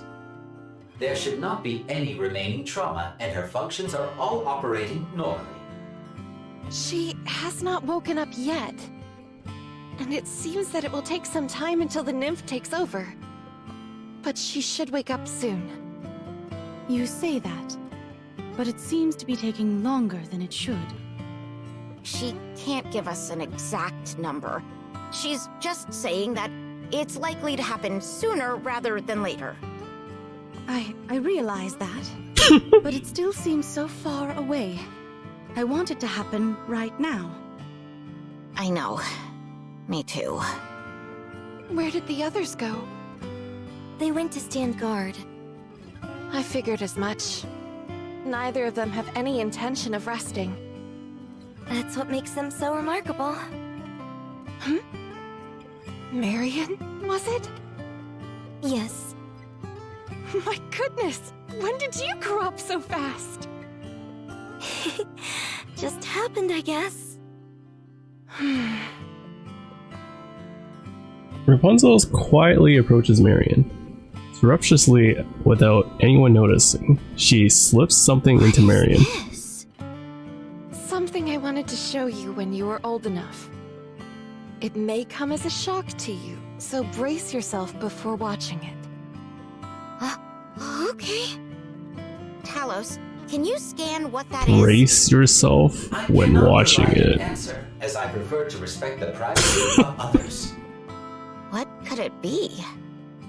Everyone, take a rest for a moment. I will stand guard as well. This reminds me of a magazine I once read where someone was standing guard. And then another person came at full attention. Oh, how glorious! Are any of these pilgrims normal? I would assume not. I feel like all the pilgrims have some crazy traumatizing past experience that made them all messed up. Near the kingdom's castle wall. This upcoming skirmish seems to be most onerous. The odds certainly aren't in our favor. How about slicing a path through them and taking out the heretic in one go? 'Tis a feasible course of action, but the problem lies within what occurs after. Our foe will utilize the swarm of raptures in the vicinity to revive itself. Not only that, but we gave what little Vaphaus we had left to the commander. We have no way of annihilating the heretic entirely. How about notifying him? He has his hands full with the Ark. Things are not going well over there. I tried contacting him a couple times, but was unable to reach him. Perhaps due to the bad connection. How about Eden? Hard to say. I am unsure whether Snow White would acquiesce to such a plan. I wouldn't. You see? Oh wait, really has like something against Dorothy, huh? First off, let's get this place secure and assess the situation. Well, I did, I do understand that the, they did reside at Eden at one time, and they didn't get along with the people there, but, damn, Snow White's, really resenting them. Very well. It would be nice if the other side didn't take the initiative. Let's go. Are we to attack the High Castle? Yes. Okay, I guess so. Trusting and resenting are pretty different from each other. I thought you wanted to play a little longer. I did. Until I got trampled by that one meat sack. It must have made quite the impression on you. You want to know something? I've never truly felt like wanting to kill someone. Until now. From here on out, I'm going to be fully true to my instincts. It's hard to find someone as true to their instincts as you. So then, are you coming with me or not? Is there a reason why you want to go together?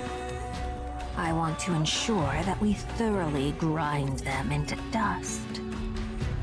I want to show them exactly how helpless they are, and watch them tremble with fear as they die. It won't be easy. The 3 pilgrims that just joined them will make formidable adversaries.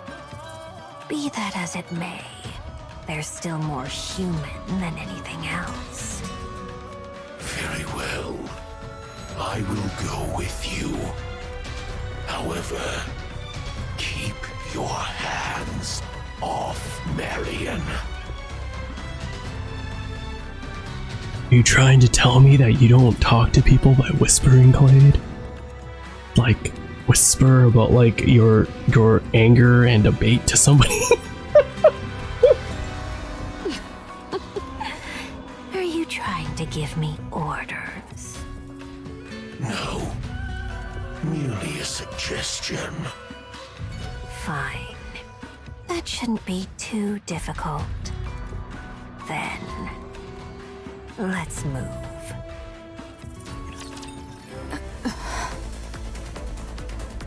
Scarlet, Rapunzel, Are they coming?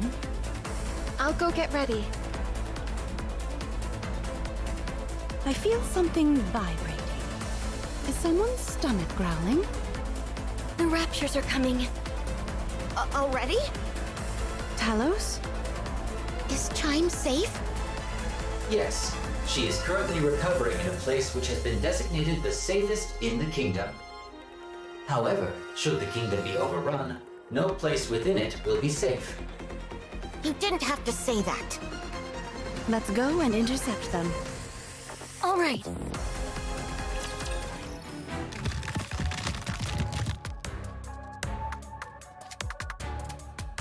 Devilia's body twists grotesquely as it begins to expand. This wall has stood in my way long enough. Time for it to fall. Black light bursts forth. Same time, a giant mechanical pincer bursts out, hurling forth its colossal weight to blast a gaping hole in the wall. She used the shockwave produced from her own transformation to blast a hole through the wall. How remarkable. Individualia returns to her original form. Chatterbox, get up. We've breached the walls. Very good. No! They've entered the kingdom! Didn't I tell you? I can come in whenever I want to. Raptures are pouring in through the opening in the wall. Snow White, Rapunzel, head over there and hold them off. Fix the wall while you're at it. I'll take on that heretic. Can you handle it alone? As long as I can make it a one-on-one fight, I'll be fine. I have never suffered defeat in a one-on-one duel. Wait, I remember thee. You wish to face me alone? You overestimate yourself. She has never lost in a 1v1 fight. Didn't she lose to, like, Rose and Lillyweiss? No more than thou overestimated thyself by entering this kingdom alone. I have confidence in my abilities. As do I. I'll make quick work of you. I have unfinished business with the king of this pathetic kingdom. Commander? Marion, Kilo. She lost to the commander in a 1v1? That would be a sight to behold, dude. Roger. Do you need the success rate? No, if the success rate was high, you would have already told me. That is correct. The probability is decidedly low. Marion. Shall we talk? How did you know my name? Enough. Don't poison her mind with your venomous words. Leave this place at once. Did she lose to Dorothy? I don't remember. I know they like sparred in. Was it Overzone? No, not Overzone. Red Ash, right? Or something like that. I remember they sparred one time. Like, yeah, I don't remember who came out the victor. You must be the king. That's right. I am Crown, the ruler of this kingdom. So, if you fall, so does the entire kingdom. No, another king will succeed me. Yeah, I don't feel like they ever said they lost to Doro. You're really into this whole kingdom fantasy, aren't you? Fine. Perhaps we should continue this conversation somewhere more private. Somewhere where we won't be distracted by outside forces. Let's. That way, you won't disturb my kingdom any longer with your endless prattling. No one speaks to me that way.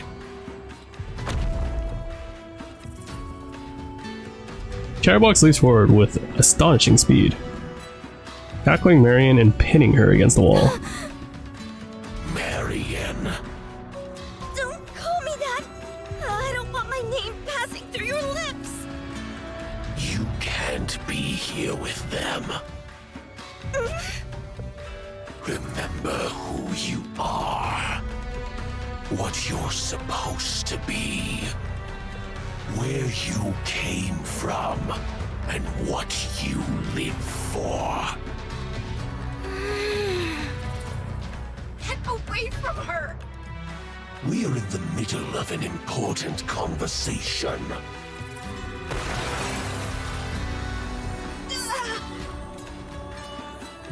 Chatterbox nonchalantly flails one of its arms around and parries Talos. Damage sustained to left side. With just one strike? My power levels are insufficient, therefore the nano coating has not been activated.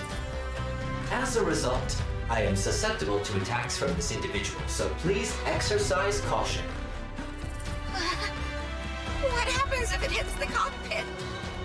I will shut down, and you will die. Don't tell me you're out for the count. One hit and you're throwing in the towel. What a coward you are.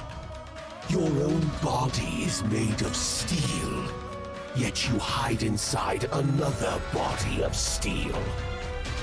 You son of a... What? Do you disapprove of me speaking the truth? Don't you speak to her that way! Marion pulls Chatterbox's hand away. Oh, that's the wrong button. Such power. Yes. It Marion has pulls begun. Chatterbox's hand away and extracts herself from his grip. You talk too much. Chatterbox blocks the spear hurled by Crown. Very well. These things take time. No need to hurry. Tell me, do you know what Marion is? I certainly do. Then why do you keep her around you? Because she is one of us. She is a subject of this kingdom. And a king never discriminates against their own people. How admirable. Thank you. Firebox leaps up to the wall. Our business here is done. All that is left to do is wait. Firebox disappears. Huh? Marion. My head. It hurts. Talos, check on Marion. Unable to scan. Cause unknown. Oh, for crying out loud, is there anything you can do? I specialize in providing combat and survival-based support. That was a rhetorical question. Kilo, take Marion to a safe place. Where is that? Just do whatever you can to protect her. Then she'll be safe. But you saw. I can't do anything. I believe in you. Crown runs off. Command her. What am I supposed to do? I'm useless.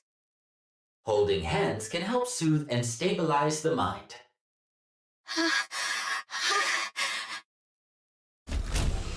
Cal's cockpit opens and Kilo crawls out, deciding to hold Marion's hand. Hang in there, Marion. You told me that I have to hang in there.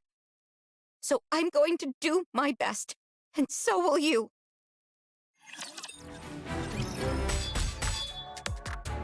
Yay, I get to see the thing I wanted to see! The sound of clashing steel echoes through the air. Scarlet and Indivilia trade rapid blows. Akin to a whip rather than a sword. Attaching blades to one's tail? 'Tis a perversion, if nothing else. And what of you? Swinging a sword around like a primitive ape. If it is as primitive as you say, then pray tell, why art thou unable to so much as scratch me? Shall I kick it up a notch? Once I get into the swing of things, I can surpass the speed of sound. Indivilia tail disappears in a blur. Swing of her whip like tail too fast to be seen by the naked eye. Despite the blinding speed, however, Scarlet continues to parry each and every strike. Is that all you have? I grow weary of this. What did you say? Thou relies solely on brute strength, with no consideration given to tactics, analysis, or thought. To call such a thing swordsmanship would be a dishonor to true wielders of the sword. Scarlet's sword slices through Indivilia's tail. Wow, Heartless's waifu is like trash. Lost to Crown and now losing to like Scarlet? Can she beat anybody? Other than like, I guess, kinda Dorothy? Dorothy technically didn't lose to her either, so like, she technically lost to every pilgrim so far. The blade at the end of Indivilia's tail drops lifelessly to the ground. You can wield your blade with all the speed in the universe. But if it is wielded without intelligence, it is all for naught.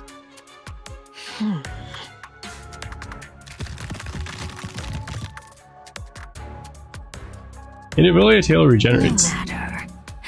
I can make another one. Tell me, where is the joy in living this way? Carrying the burden of immortality, satisfied with the power you possess and wielding it indiscriminately without any forethought. Where is the enjoyment to be found in that? I derive plenty of joy in slicing the throats of people like you, who do nothing but preach. Is that all there is? Are there no more sides to you than this? This is it. And you're finished.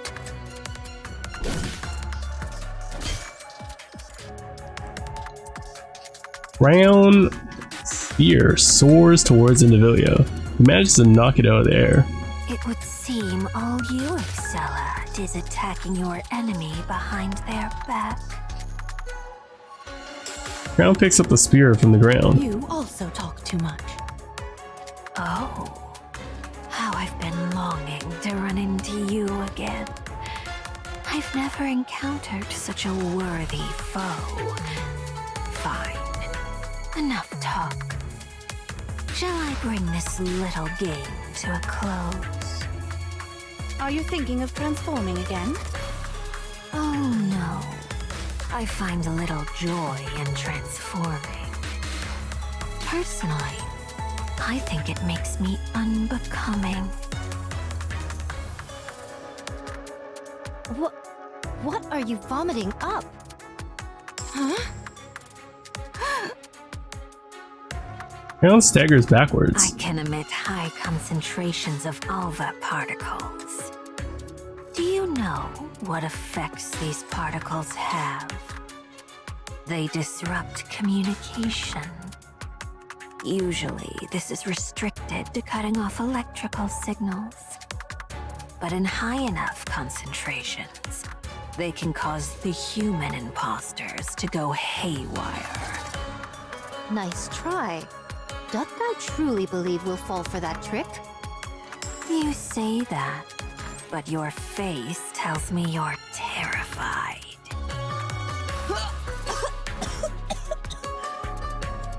Hmm?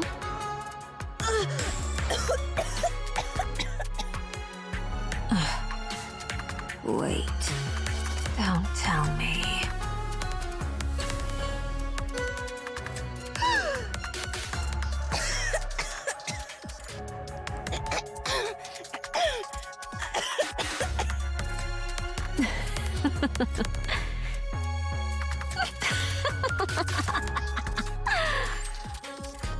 Are alva particles poisonous to you?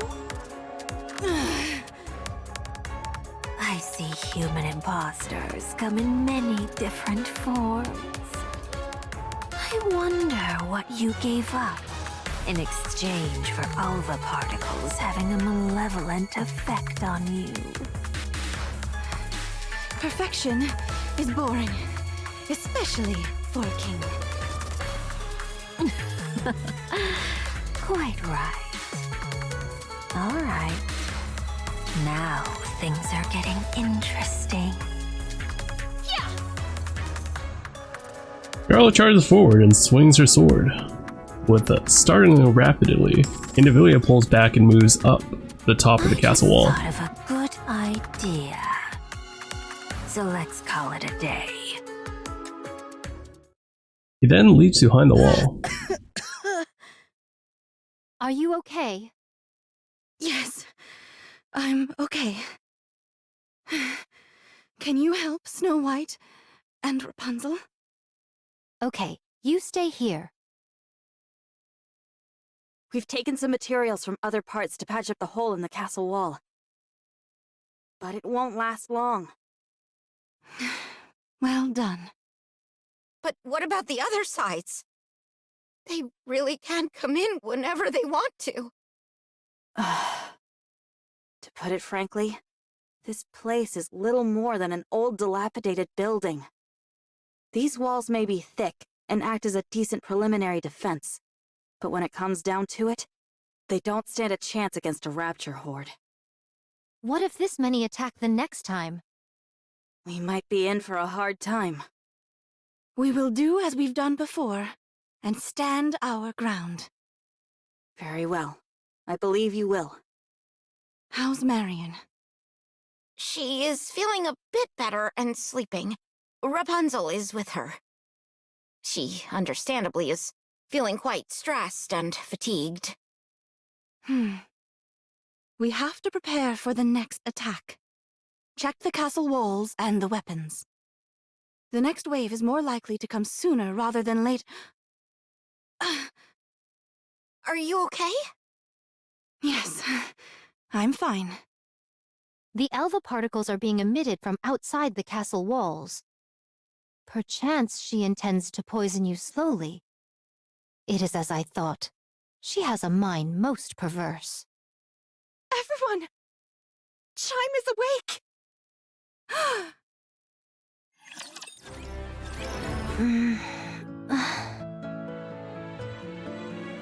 We managed to suture the wound, but we weren't quite able to repair her ears. We replicated them as closely as we could. It's okay. Thank you. And you, Talos. You're welcome. Chime! I'm so relieved that you're alive! I heard you and Talos went through hell for me. Thank you. If it weren't for you, I wouldn't be alive. I knew bringing you into the fold would be a good decision. What do I think of Talos being so versatile in the story? I think it's fine. It definitely gives character to Kilo, since Kilo has doubts of herself. Kilo is nothing without Talos, but the thing is about it is like, I like how they led to the example of Crown and her spear. The spear does seem mighty without it, like, as long as it has this wielder kind of thing. So that metaphor was pretty cool. Even though it's like pretty common, like, logic. It would make sense. And I thought it was pretty goofy that like Kilo was like, no, your spear still looks like pretty powerful by itself hanging on that wall. Chime. Your Highness.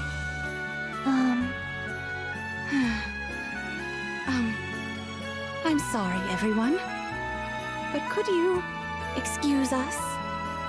Of course. Everyone leaves to give Crown and Chime a moment alone. Tell me what you wanted to tell me. Your Highness. Those bastards. They said that if I divulged information about the kingdom to them, they'd let me live. You saw a stream where they were mad that Talos was so OP with all the things he can do, especially him knowing how to help Chime. I think it's fine because, like, it's a story device or plot device where it's supposed to be about the relationship between more so Kilo and Talos, right? Like how she comes into acceptance I was nothing. that Talos needs her. So like, no matter how OP Talos is, you can't do anything without Kilo because she's the wielder, right? And Crown was like, also supporting on that with that metaphor with her spear. And I think like, it's fine to have like such a plot device to be, I don't know, like I guess people would say the word Mary Sue or something like that, because it's actually like the story is not about, at least part one, right? The story wasn't really about Chime and Crown's relationship or Crown's relationship between Indivilia. It was more so to do with like Kilo and Talos' relationship. Part 2 seems to be more like, yeah, it's like more of Crown and Indivilia like having beef with each other, right? But if Talos was so overpowered, again, I'm not finished the story yet, so like the ending might be exactly what I'm gonna say, but like who knows. If Talos is as OP as like other streamers are portraying it to be, I don't think Crown is needed. Chime is not needed. Like, I would like to see Talos just beat the crap out of like Chatterbox and Indivilia. Like, we don't need the scene of like any of the pilgrims interfering at all. If like when people are claiming Talos is being so OP, he's just being versatile, as in like supportive, right? He's not OP as in like an attacker kind of thing. And honestly, when I first saw like Chime decapitated, first thing that went through my head is like, he's still alive. Like, this isn't the first time we saw someone get their head decapitated in Nikke, right? Rappy got it, like, happened to her before in the earlier chapters. Anise and like Neon got bisected by Indivilia in chapter 24. Like, this isn't anything new, so it's like, I don't know why they would complain like Talos is so OP that Chime came back, because you know, if they were following the story, they should. This shouldn't be a shock to them that Nikkes can come back after being bisected. You know, like it happened several times in the story that like Nikkes came back after being bisected. Like the first thing that came to my thought when I saw like Chime's head was like, either the heretics kept her brain and just gave an empty head back to Crown to piss her off, or that yeah, her whole head is intact and she just needs to retrieve the body. Like that's the first thing that went through my head, and like yeah, the story plot exactly does that, right? Like she goes out to retrieve her body and bring it back. I feel like the whole time limit thing was never mentioned before, so like the whole 1 hour thing just kind of felt like that was tacked on, because again, like I don't remember any saying that when Rappy got decapitated. Like, oh, we have an hour to get back to the Ark to revive Rappy. Like, I don't remember that. Or the fact that I don't remember the part where, you know, Ludmilla, for example, looking for all these headless Nikkes, right, and trying to recombine them. I thought like Nikkes don't have a time limit because of that scene where Ludmilla went out to search, like she scavenges other fallen Nikkes, right, and looking for their brain and putting them back together kind of thing, right? Like hearing that makes me think there's no time limit, and then all suddenly in this story it's like there's a time limit to attach Chime back, you know? Like it just kind of felt tacked on. If anything, I felt like that part was kind of tacked on, not the part that Talos could bring her back, because I was thinking in my head, oh hey, they're probably gonna just like, you know, at the end of the story bring like Chime to the Ark and repair her or some crap like that, right? But hey, it makes it convenient that Talos did it for them, so they don't have to bring it to the Ark. That's about it, right? Because like again, I feel like the whole time limit thing never really existed, and now it does just for suspense. Even though I didn't really feel suspended, because I was like kind of questioning like, why did they ultimately add a time limit? Because like I don't remember it ever having one. You know? Some events dive more into it. Possibly. Like again, like that's just from what I remember from the main campaign. I guess it depends on how the brain shelter was made. That too, because I do understand pilgrims were made in the past, so their storage capacity is probably different from modern Nikkes like Rappy, so that also would probably make sense. It was just to add a sense of urgency. That's what I'm thinking, right? Like they just tacked it on to add a sense of urgency. So like because of that reason, I don't see Talos as convenient, right? It's not like he's convenient because like they would attach it anyways, whether Talos is there or not. It's just he just skipped a step where you don't have to bring her back to the Ark to put her together, because he can do it right there on the field kind of thing. You don't think it's a bad thing, but also Talos isn't even the main focus of the story. I feel like it was in part 1, like I was talking about Silex, to Silex. I think the earlier part was talking, like the main point, because it's divided in 2 parts, right? The first part was the main point of the relationship between Talos and Kilo. How she's coming into acceptance that Talos is part of her, like part of her arsenal.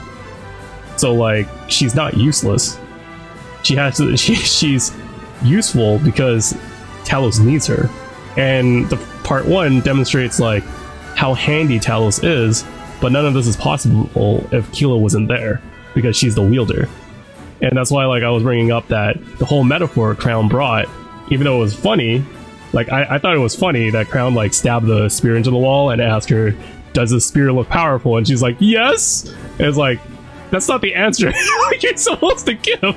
You know, you're supposed to say it doesn't look powerful without its wielder. I love that metaphor that Crown was doing. It was hilarious. But yeah, I feel like part 1 was definitely the dynamic of Talos and Kilo, like that part. Part 2, I think it's not about them anymore.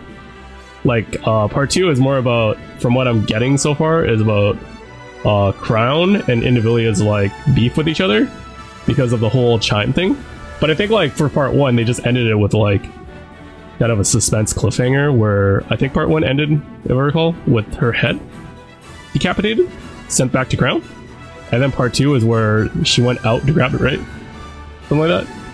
Unless I got it a little bit confused because I'm watching this all at once, but yeah, part 1 is, that's what I think part 1 was focused on, and part 2 is a different focus. So it's like 2 different story beats happening, if you get what I mean. Telos had the brain shelter, and he already doesn't have enough power to preserve it longer. Yeah, but the like, that's why I brought up Ludmilla's like thing, right? Because in the story, Ludmilla was looking for all these brains, or Nikke's, headless Nikkes, right? And putting them back together, and they didn't seem to have a time limit, as well as like referring to. But somehow like Chime needs to have a time limit is like kind of weird to me, but like whatever kind of thing. But like, I guess like, again, the lore could say that Chime, because she's a pilgrim, like what I was mentioning earlier, her like model might not be able to sustain like the brain better than like models of the modern age of like Rappy, right? So possible like that kind of thing. Also, we don't have arc support in this situation, so fixing her is less likely. The arc support could possibly, like, again, they could spin it in any way. That's why I don't think it matters. Like, I think if people are so hung up on that part of Telos putting Chime back together, I don't think it matters. Like, it honestly does not matter. And if people are so focused on that part of the story and don't acknowledge anything else of what the story is trying to portray or the moral of the story, I don't think they're following the story in the first place, and they're probably just like, I don't know, being dumb on chat. Or, on the other hand, they're purposely saying it just to trigger the chat, depending on how big the streamer is, right? If you're talking about like a streamer that has like 80 viewers or 40 viewers or something like that, they're probably saying it on purpose to trigger you guys. But if you're talking about like smaller viewers, smaller viewer streamers that are so hung up on that part and calling it like bad, I think they're just not paying attention to the story.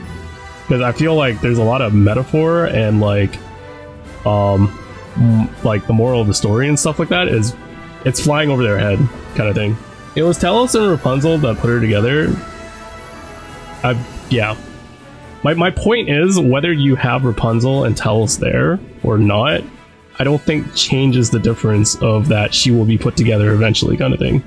I could care less who's present or who's involved to bring Chime back. I'm just trying to say that it should be obvious that Chime can come back, because like, this isn't the first time in the story that we saw Nikke get bisected. Right? Like this isn't the first time we saw Nikke get bisected, is my point. And like, I get that Arcs is not involved right now, but like, there could be so many ways to bring Chime back, right? Like, I don't care how they bring her back, because there's just so many ways they could have brought her back. Bisected is the wrong word, by the way. Yeah, sorry.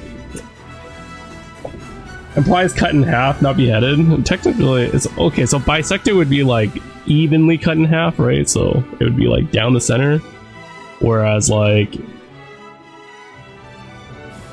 yeah, okay, yeah. Thanks. I'm just so used to the words being thrown at me that like I'm just parroting them back at you guys. But you get my point though, right? Like, my point that I'm trying to make is that it does not matter how Chime comes back, because she will come back. She's not actually dead. Yeah, is decapitated only involved with the head, or can you actually use decapitated with like other stuff too? Decapitated only is linked with the head, right?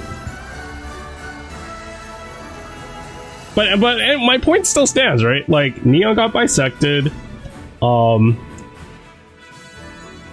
Like, actually, that's crazy. Neon got bisected, right?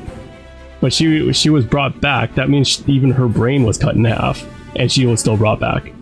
And then you got Anise, who was cut in half from the waist, right? And she was still alive watching the battle with Rappy, because her upper half was still intact. And then you got Rappy decapitated during the earlier chapters. So again, like, this isn't the first time we saw a Nikke like this happen to a Nikke. So I feel like people being so hung up on Chime's revival is being really silly. Because, like, we've seen it happen so many times in the story, and somehow, like, they're super hung up now about Chime's revival is wild, you know? It's cool. I'm fine with, like, responding to your statement about it, because I think it is pretty silly, but, like, again, it's depending on the context of the streamer, because, like, I don't know if the streamer is saying it to trigger you guys on purpose, or if the streamer is legit just being arrogant and silly, not really paying attention to the story and think they're smarter than what they are, kind of thing. There's so many things to go at it that I don't think you should, like, really care about a streamer's opinion if they're not being serious. But to me, I feel like if you're talking about to me and you're telling me that a streamer that is actually being serious about this said that, I think, yeah, they weren't following the story, because they totally missed the point of what the story is trying to say. You felt like in the story, though, since they don't have resources like the Ark, it felt like Chime could actually die. I personally didn't get that when I saw her head the first time. Like, I knew when they threw the box, I was like thinking, okay, Chime's in the box for sure, right?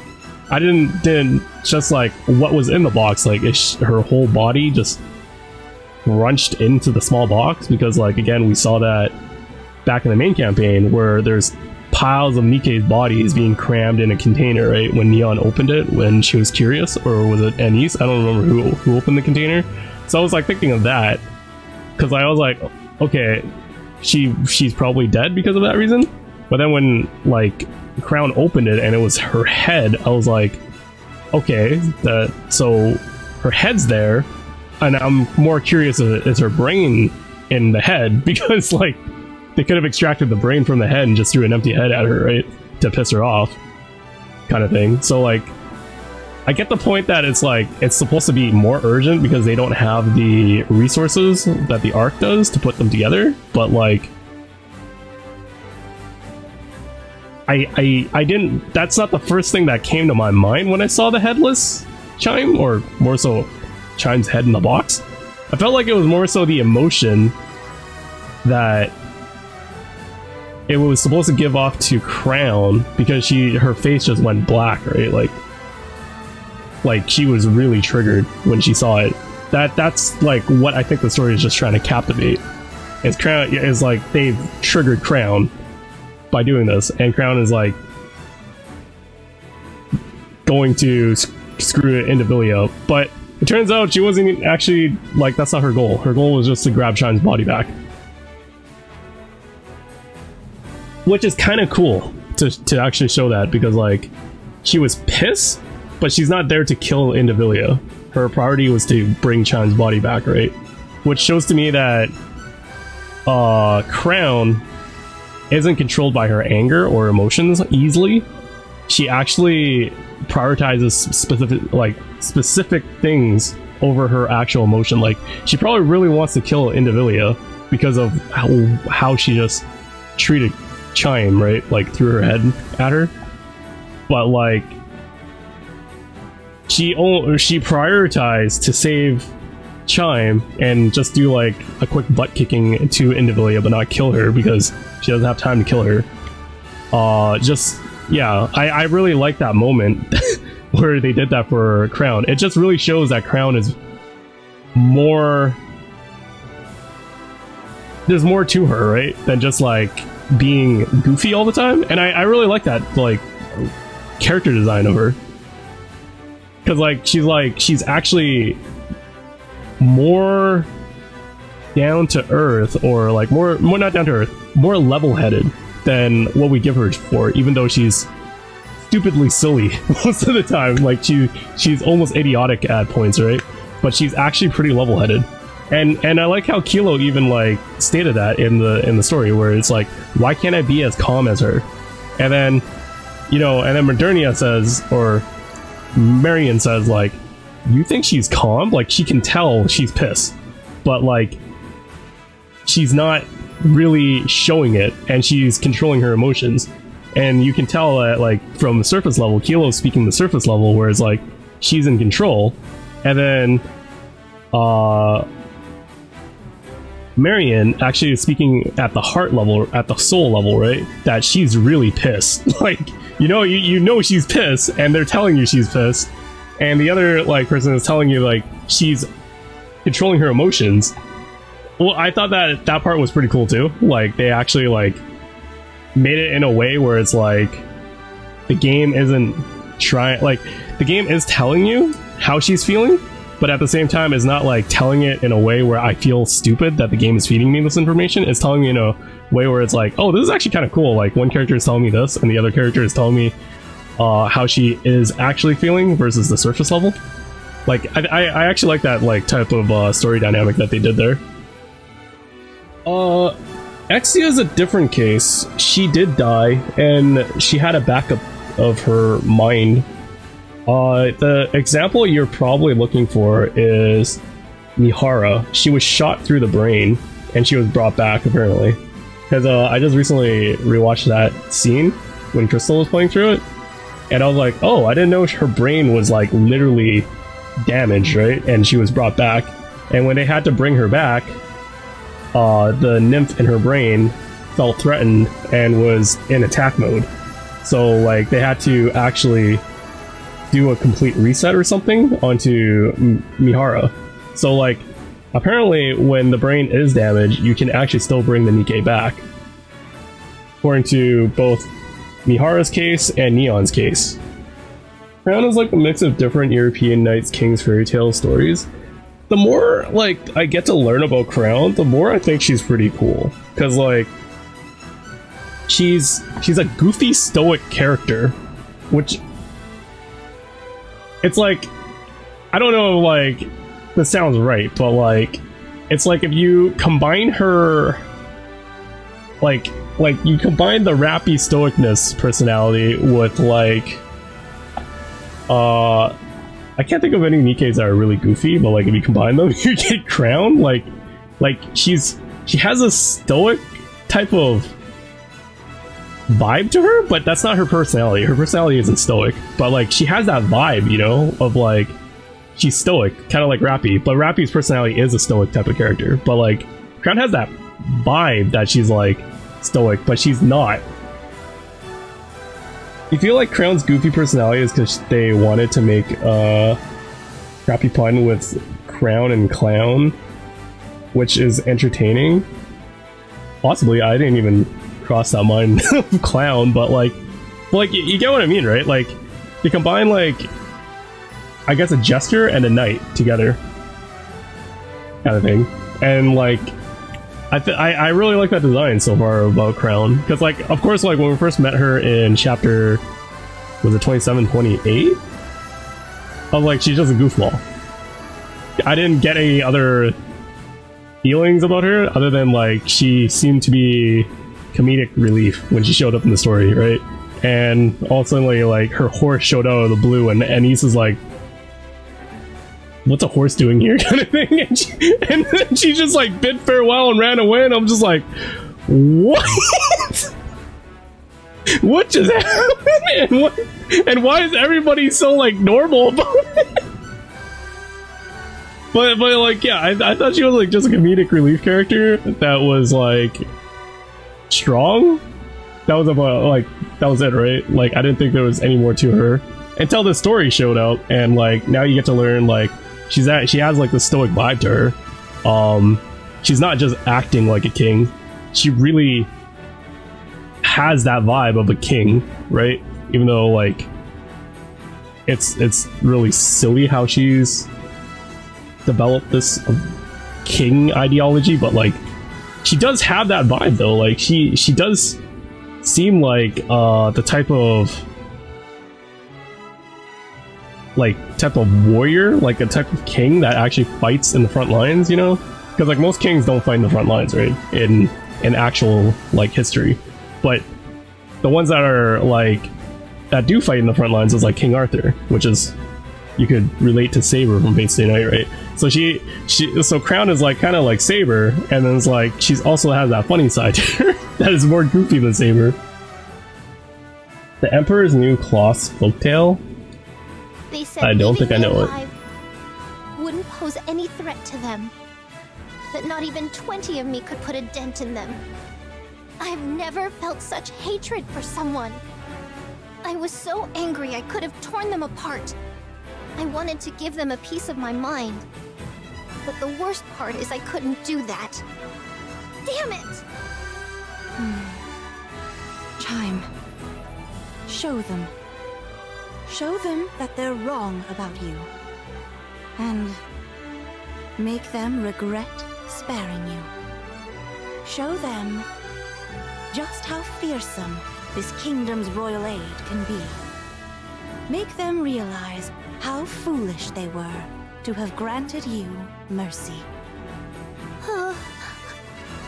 Yes, I will. I will have my revenge. I'll make them rue the day they looked down on me. I know you will. And at the moment of your vengeance, I will be there beside you. No one insults our kingdom and gets away with it. You're amazing, Talos. I can't believe you were able to reattach a severed head. Is there anything you can't do? I like that line because she earlier said, is there anything you can do, right? Just to like do a historical question kind of thing, and now she's like, is there anything you can't do? And then you have me. I folded almost immediately. So the story still seems, even in part 2, to be like the relationship between Kilo and like Talos, because in the end, I feel like Talos isn't really supposed to be a character, right? It's supposed to be like more of like something a part of her, or part of Kilo, more so. Like it's her. It's kind of like, I guess like a better metaphor would be like, it's as if you give a weapon a personality, right? So like if Crown's lance can talk back to us audience, it would be something like how Talos is interacting with Kilo. But again, Crown doesn't have that issue of that between her and her weapon, but like Kilo does with Talos, because to her, Talos is more like a person to her, even though Crown was trying to say he's not. He's like just exactly like any other weapon that requires a wielder.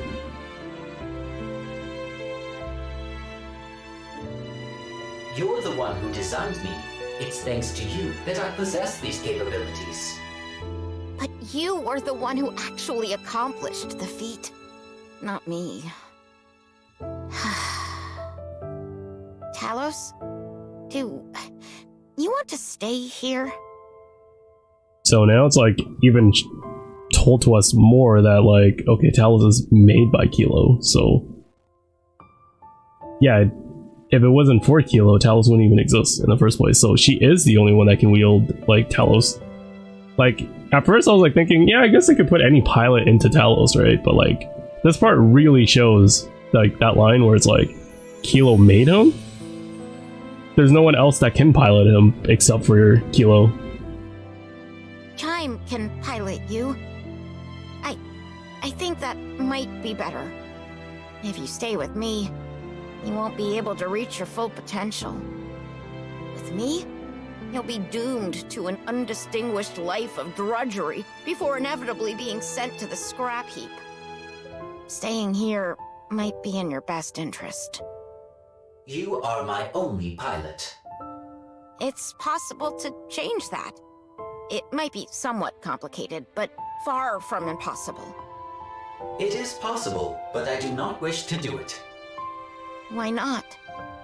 Yeah, this is what I meant by like if like Crown's spear could talk, it'd be like this, right?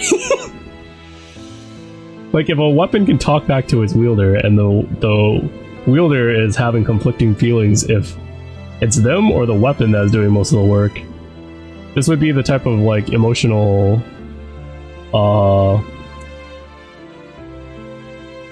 interaction between a person and a weapon, right?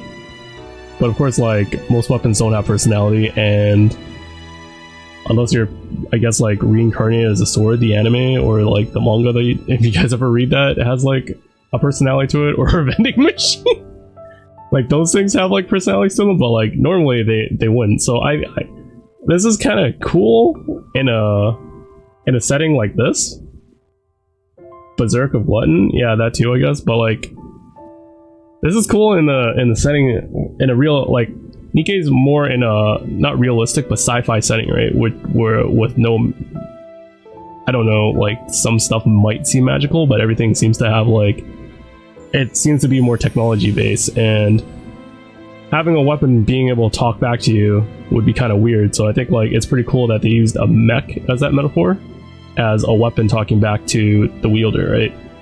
Because like if they, I guess they could make a futuristic weapon like Rappy's rifle talking back to her, but I think it would just be really dumb as a presentation or to the viewers, right? Like, why do we have a talking weapon kind of thing? Whereas like Talos being in the shape of a human makes us accept it more when Kilo and Talos is talking to each other, because it's like, I get that Talos is a weapon, but because it's like in a human form, we treat him more like a character.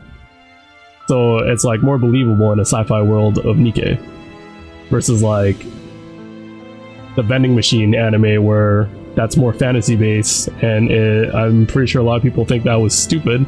I did enjoy watching the vending machine anime, but like, pretty sure a lot of people think that was stupid, right? When they first see reincarnated as a vending machine, and they're like, a vending machine as a character. but like here, it's like they're not trying to be goofy. They're trying to be a little bit more serious in that tone. So like, again, having Talos as a humanoid thing talking back to you is more relatable. Because I do not wish for it. And if I order you to?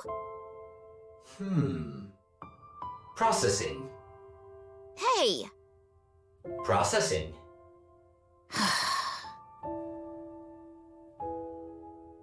I doubt I need to point this out, but we'll never win this fight through attrition. We need a way to defeat the enemy commander or wipe out the Raptors en masse. However, with our current forces, that might pose a challenge. Therefore, we will remain in this location. We will? Yes. As some of you may know, this place used to be a tourist attraction in the past. It was constructed on an artificial island. Over the past 100 years, however, all the detritus has piled up and formed a sort of ersatz landmass. This newly formed ground which connects us to the mainland is, however, quite unstable. When I infiltrated the enemy ranks to observe their movements, I could feel it. The ground sunk beneath my feet and had a lot of give to it. If that many raptors were to congregate in one space, the ground would be unable to sustain their weight. So our plan is as follows. We will cause all the ground in front of the walls to collapse, save for that directly in front of the main gate. This way, the only pathway inside the kingdom will be through the main gate, allowing us to concentrate all our efforts on one singular location. We will then face the enemy head-on. You mean we're going to engage with those things directly? That's right. But they have airborne units, and not to mention how the heretic and the special individual can leap over walls entirely. Even if we do reduce the entrance to just the main gate, our defenses are hardly airtight. They underestimate us. At the moment, their main desire is to toy with us.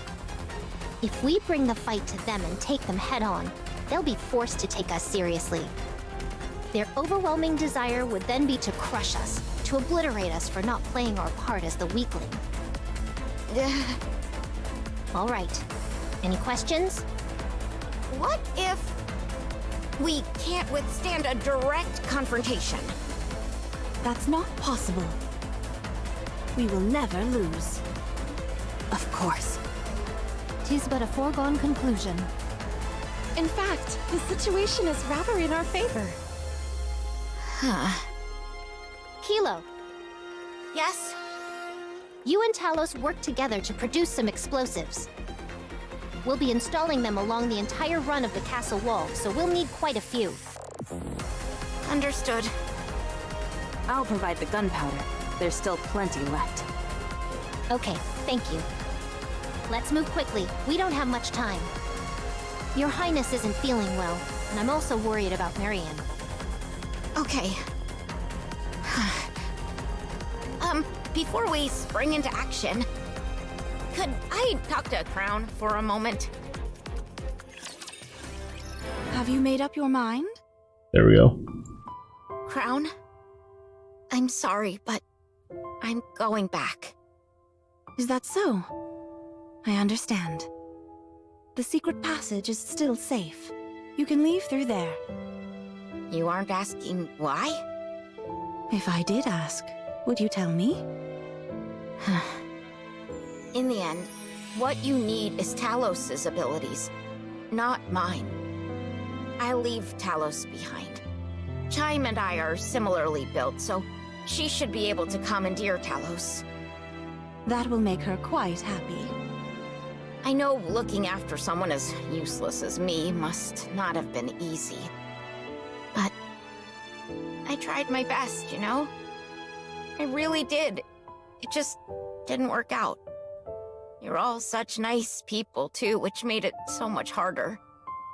I was nothing but a burden, and yet you all still did everything you could to care for me. I don't think I can endure it. I want to contribute.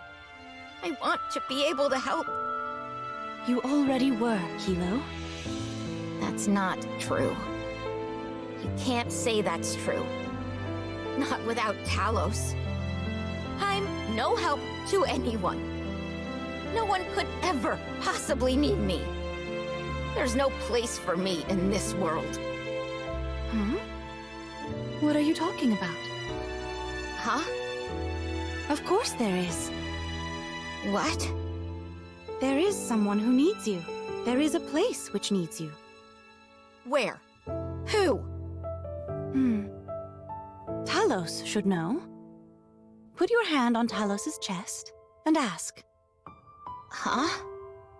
I'll give you some privacy. After struggling to get up while coughing, Crown staggers out of the room.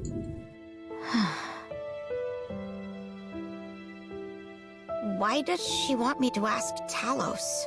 I don't understand. Yola places one hand on Talos' chest while it is charging. The smooth surface of the metal can be felt underneath her fingertips. Talos, Crown mentioned that there's a place where I belong. Do you know anything about this? Processing. I knew it. There's no way such a thing exists. What was I expecting? I'm such a fool. Yola carefully looks at Talos' chest, then at the arms, then the waist, and the legs. Why is this Finally, she ends up gazing at Talos' head. Talos? Yes. Why? Why is it that there isn't a single scratch near the cockpit? Your entire body is riddled with gashes, save for that area. Why? Processing. It is because I must protect Kilo. Why? Ah, I see. If the pilot were to perish, you would be unable to perform certain advanced functions. Processing. It is because Kilo created me. What? You gave me my name. I am a TAVH operator-assisted AI system, yet you bestowed me with a name. When you did that, I was able to define myself. Since that day, I have prioritized Kilo's safety above all else. I established a procedure to protect you no matter what. Just because I gave you a name? In naming me, you gave me life. That is why I protect you.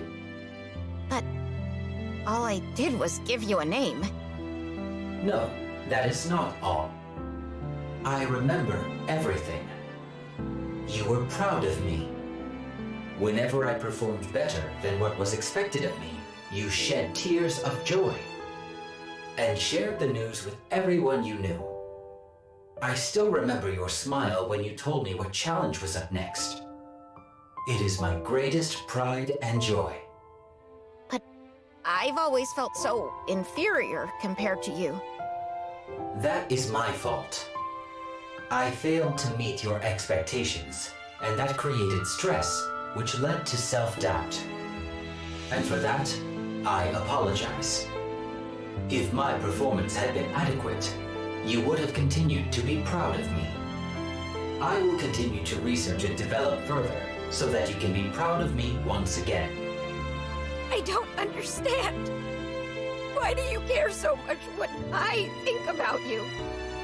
I'm nothing compared to you.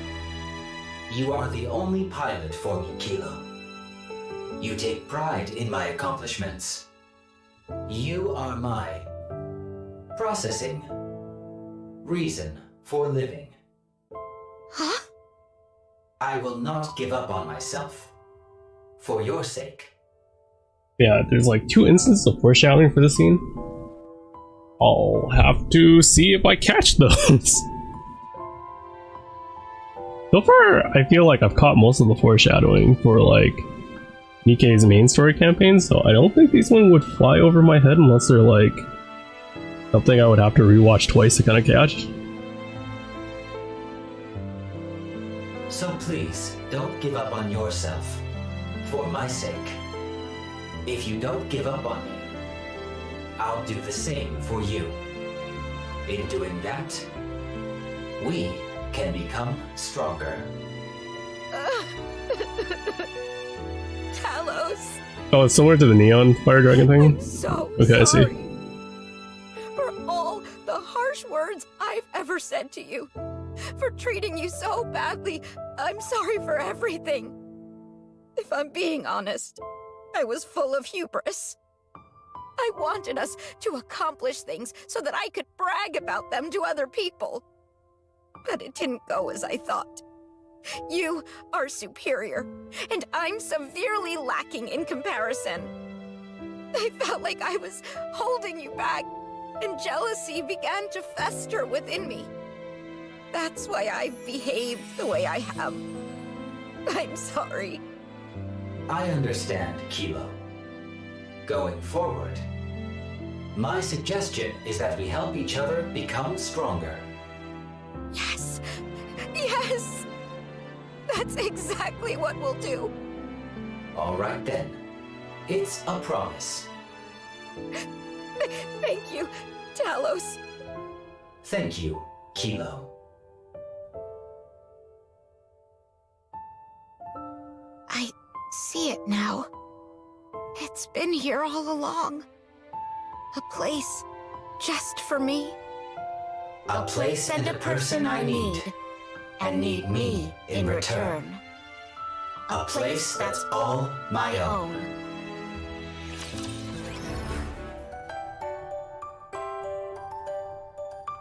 Kilo, Talos, and Chime are manufacturing explosives. How are Crown and Marion? Could be better. Your Highness's cough is persisting, and Marion is running a high fever. Is there anything I can do to help? Rapunzel is taking care of them, so let's just wait. In times like this, we just need to do our part. The reason Crown isn't doing well is because of the Alva particles, right? They're practically poisoning her. Yes. That heretic scum intends to use the particles to slowly poison your Highness. I scarcely imagined such savagery was possible. It may not amount to much, but Talos has a function to eradicate Alva particles. Should I try activating it? Preparing for activation. No, it's okay. She will get better with time. I do not understand. So long as they continue to emit Alva particles, she will never get better. Just trust me on this. Hmm? Leaving that aside, I heard that you decided to stay. That face just makes me sound like she's actually not getting sick. Like there's something more to this. Ah, yes. Thanks to Talos, I was able to make up my mind. We both need each other. We certainly do. Glad to see you worked it out. Happy to have you both on board. We're glad to be here. Truly. I was wondering something, though. How did you and Crown come to know each other? You're curious about how we first met? Yes, I'm very curious about the circumstances. What are you doing here? I'm guarding this place. Guarding what? This place. This land. This castle. This is superfood. It actually exists. Is this what you've been protecting? Yes. For how long? I don't remember. Wait. I'll stand guard, so go rest for a bit. She's been standing guard here for longer than she remembers? And this was made... Like, these seeds were, like, made before the Ark was created. Because, like, it was talking about agricultural environmentalists and stuff like that, like, going against the superfood. So that means, like... There's a possibility that she might be as old as Lilyweiss, or even older? Can I trust you? Call me Chime. I'm Crown. You can become a king. What is a king? Someone who leads the way and guides her people, yet sees eye to eye with them. And lives to fulfill their wishes. Do you think I can do that? I know you can. I will serve you until my last breath, my king. I will accept this duty. You have bestowed upon me with pride. I will become your king. Chime? Huh? Aren't you going to tell me? No, I won't tell you. What? That story is to be kept. Between me and your highness. Very well. I understand. What I can tell you is that, because of me, your highness is fettered by her sense of duty, bound and unable to take a single step forward. While she lives to grant other people's wishes, she grants herself none. She is slowly becoming hollow inside. Then you can be the one to help her fulfill her own wish. You are quite the flatterer. Yes, that is what I intend to do. I have something to give to Chime. That's actually kind of a crazy metaphor. Because, like, Crown is technically, like, metaphorically speaking, like, she's empty, but, like, you know, she's not empty because she's an actual being, right? But Talos is like, it's a parallel to Talos, who is actually empty inside without someone like Kilo inside it. So it's kind of it's kind of a cool metaphor that, like, both Chime and Kilo are the same size, and Kilo is supposed to be the thing that represents what's inside, or what's basically what's inside Crown, right? Giving her a sense of purpose. And Talos, the sense of purpose is having Kilo inside him. I thought that was a pretty cool, like, parallel. Oh? What is it? Is this a dagger? No, wait. This blade. Yes, it's the blade that was attached to the tail of the heretic. After Scarlet severed it, I picked it up and restored it.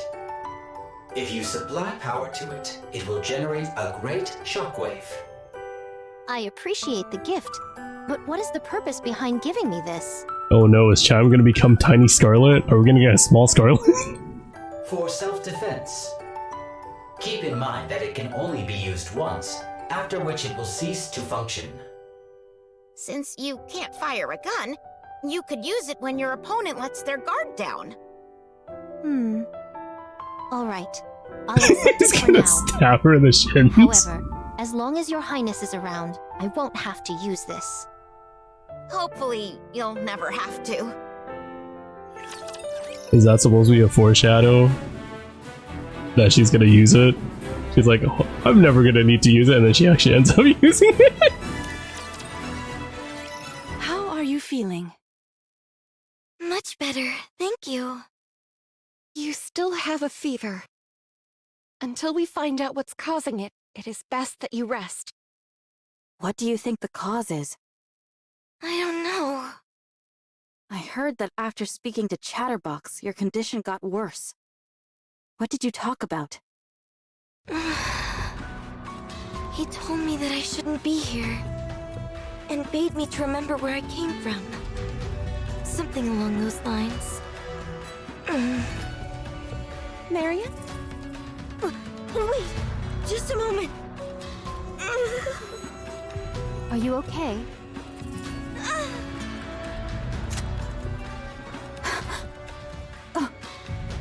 Marion, put down the gun. Don't come any closer. I don't want to do this, but I have to kill all of you. Has she been corrupted? No, I don't think that's it.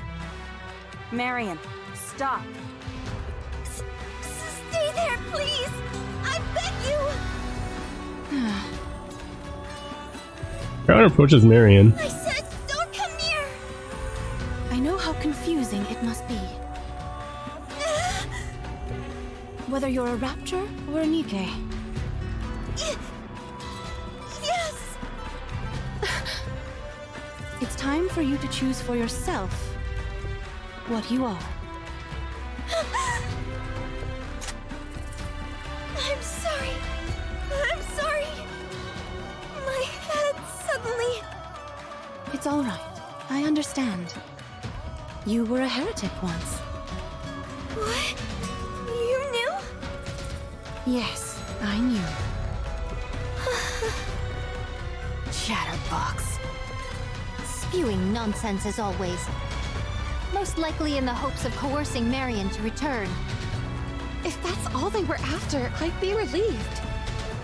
The real problem would be if they know a way to change her back to the way she was before. Then we'd be in real trouble. Did you two cover anything else during your conversation? No, nothing else. Then we're fine. Do I know this? Chatterbox? Yes, you two were once on the same side. In the past, you were both my enemy. I see. You gave me a real thrashing, What? but I got a few good punches in as well. I'm sorry. No need to be sorry. It was a good brawl.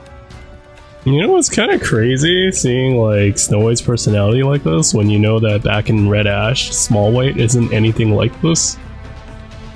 And like, it's almost as if like the two personalities swap, right? Because like, okay, well, Small White doesn't really have like Marion's like baby behavior, like the current Marion's baby behavior, but like, it's kind of like she isn't as like stoic as a Snow White, and like she would, it's like as if she's like kind of looking at her past self kind of thing. I don't know why like I'm reaching, but like that's how I kind of feel from like the scene when Snow White is talking to like Marion like this, because like it's as if like she's talking to like someone that's like kind of her old self. That's not exactly true. I would proclaim it to be a bit one-sided, perhaps. No, It was a close fight the entire way through. If that's what you have to tell yourself, I guess we'll just leave it at that. Why was I on the same side as Chatterbox? I don't know. Why don't I remember anything about the past? I don't know. What was Well, my purpose? Technically, Snow White does know why she can't remember anything about the past. I thought the commander told her. I don't know. If thou knowest so little, perhaps it would be best to still thy lips entirely. Do you want to go and ask? If I said no, I would be lying. As always, the choice is yours, Marion. What? The decision as to what you do next rests entirely with you. This kingdom is not a prison. If you want to leave, you are free to go anytime. Even if you wish to defect to the Raptures, that is your right. That would be a rather vexing possibility. I would not joke about such matters, Crown. No matter where you are or who you become, you will forever remain a citizen of this kingdom. And so I will protect you. I hope you remember that. Okay. Thank you. I have many unanswered questions. But I will not leave this place. You are all far too precious to me. Good. That's reason enough for now. Is the kingdom still in danger? No. It's not. Because we're all here. Me, Chime, Kilo, Talos, and the Pilgrims. Can you possibly envision us ever losing? No, I can't. But I still want to help. No. Things are not so dire in the kingdom that we would force 6 subjects to take up arms. Rest assured. Things might get a bit noisy, but soon, all will be quiet. Let's go, everyone. Everyone leaves the room. Commander,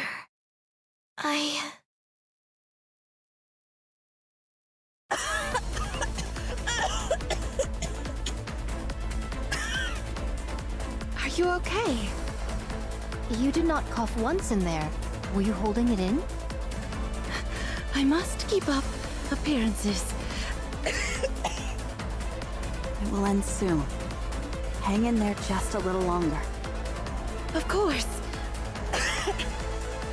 One way or another, this next battle shall be the last. Let us start preparing. All right. Let's begin. The What's up, explosive Crystal? installation is complete. We can detonate anytime.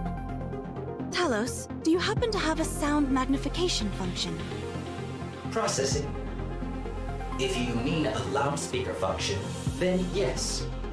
By the way, Crystal, I rolled 298 times. I don't have a crown. Like, at all. I didn't roll a crown, I didn't claim a crown, so like, I'm still crownless. I have no more gems, I have no more tickets, I don't have a crown. This is actually my worst, like, streak I've ever got.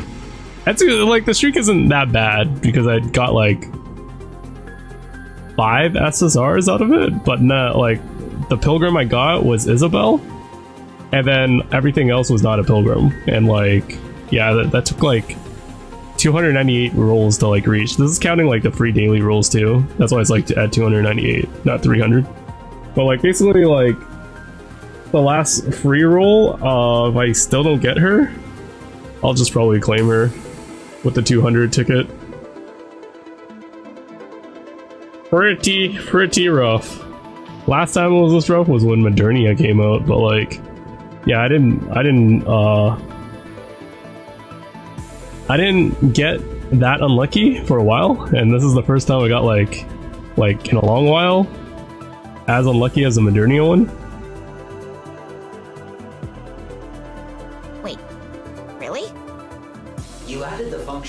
time ago, as you thought there could be a time where you would have to give out an evacuation order.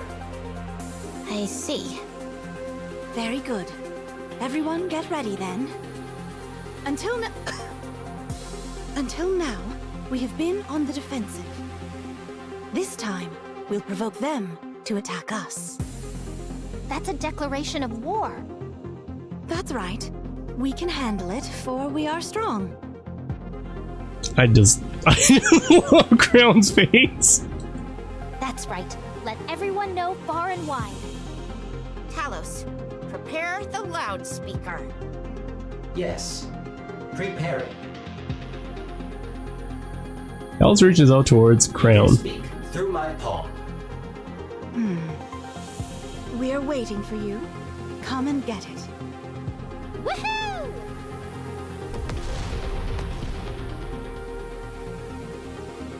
There's a massive explosion under the castle walls, followed by a deafening roar. Detonation successful. None of the ground exists, except for that directly outside the main gate. Barring airborne units, there is only one entry route possible for the enemy. The Rapture forces are starting to move. They're marching straight towards the front, just as we expected. How predictable they are. That means they're still underestimating us. Phew. Are you ready? Of course. Let's go, Talos. Let's go. Just hang in there a little longer, Your Highness. If everything goes according to plan, this will all be over soon. I have faith in all of us, Chime. Everyone move to your positions. It's time to make our last stand. Chatterbox is entering the castle gate. Who does he think he is? He's acting like he has free run of the place. Come again? I am attempting to use the joke function you installed, as I felt it might help with socializing. What? When did she add a joke function to Talos? Now is not the time for jokes. It's coming right for us. We've got this. Time to finish this. Hang on just a little while longer, Crown. I can hang on a lot longer than that. Don't overexert yourself, Crown. I'm here with you. Time, you can't even fight. But I'll help. Marion. it's okay, really. Let me help. Okay. Thank you. Don't mention it. Marion starts decimating the horde of raptors pouring through. I'm sorry.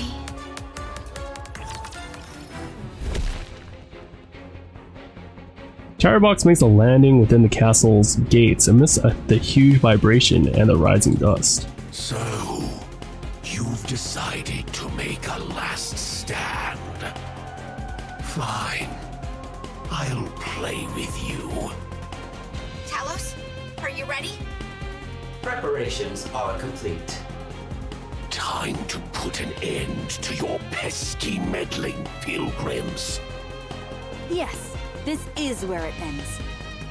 Today we will capture you here and find out everything. Big talk for a puny bucket of bones. I'm not what I was before. Now, dealing with the likes of you will be easy. Yeah, he's nothing like how he was before. That's why he's smaller than Snow White now. He's a small box, like you guys were calling him. In your dreams. What did you do to Marion? Oh, nothing. I simply made her more aware. Aware? Did thou try and convince her it was her destiny to become a rapture? I did not realize such a thing existed. You all have very simple minds. So far, from the parts that I've seen, I was telling chat earlier, like, wouldn't it be wild if, you know how like we all thought Anderson is the first commander that commanded Goddess Squad, and I was like thinking in my head, it would be a massive twist if Chatterbox is actually the first commander, and like he's the original commander that commanded Goddess Squad. I would be like, that's a crazy twist. Not saying like it would happen, but that would be such a crazy twist. And then Anderson is like, it has nothing to do with the first commander. Well, okay, maybe he has something to do with the first commander, like being his clone or something like that. But, yeah, I'm just kind of like wondering, like it would be pretty crazy, right? You would have to add to it, and Marion would be Lilyweiss, but Lilyweiss is like the Rapture Queen, right? At the moment. But then again, it's like, we don't know what happened to her head if she's like the Rapture Queen, right? Maybe the story is like leading us to believe Lilyweiss' head was attached to the Rapture Queen, but it's actually attached to Marion. Hence why her hair turned white, right? Because Lilyweiss' hair is white. So maybe the black box inside like Marion is actually something to do with like Lilyweiss' core or something that they can't scan. Kind of similar to how Rappy and Red Hood are united, or in unison, or synchronization, or whatever. I don't know what's a good word to describe Rappy, but like maybe possible, right? And that's why like Chatterbox is so obsessive over Marion, because it's actually Lilyweiss or something. Again, I'm just reaching, but like it would be a crazy twist if Chatterbox really did turn out to be the first commander. Then illuminate us. Sure, I'll tell you. I'll whisper it in your ears after your heads have been severed. We can just reattach them. And although I'm capable of withstanding numerous attacks, I'm not sure my ears could handle your poison. Okay. That's a shame. Your patterning isn't typical for a regular rapture. It's closer to a heretic. That's right. You're quite perceptive. I told you, I'll be able to make quick work out of you. And counter. I never did like you. No! Considering how much you run your mouth, you didn't amount to much. That's the whole thing. It never stops running its mouth. I guess that's why his name is Chatterbox, because he doesn't know how to shut up. It appears that I've reached some kind of wall. I suppose I'm left with no choice. A joint attack it is. Chatterbox turns towards the castle gate, but freezes halfway. A gaze is fixated on Marion, who is fighting off the Rapture hordes. Marion. This can't be. The imprinting should have already made its mark. Why is she still siding with these human imposters? You demons! What have you done to Marion? We wanted to ask you the same thing. This cannot happen. Fate cannot be defied so flagrantly. Why is Marion fighting on your side and not ours? I don't know. Because Marion likes us. And we like her. Do you really think a few whispered sentences will be enough to make Marion return? Who do you think you are? You stole from me again. How much more? How much more will you take from me?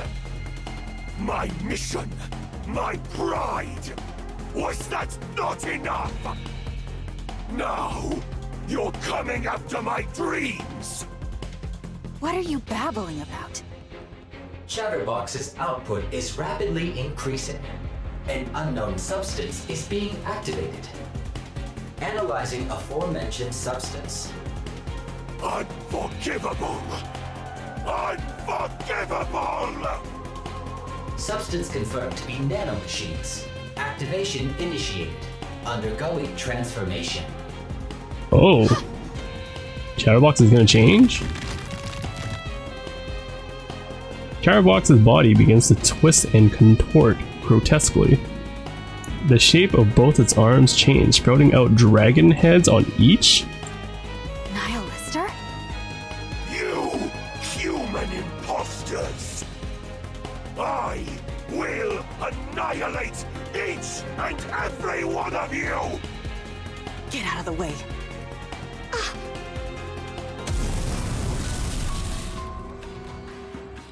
A searing wall of flame rushes towards the group.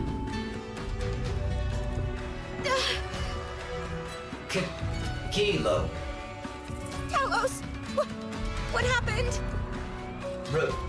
Run. Huh? Hilo looks at the status panel inside the cockpit. Nano coating activation 0%. All parts except the cockpit are in critical condition. Talos! Hilo looks around. Snow White, Scarlet, and Rapunzel are lying on the ground. All around her are patches of black scorched earth and tendrils of flames.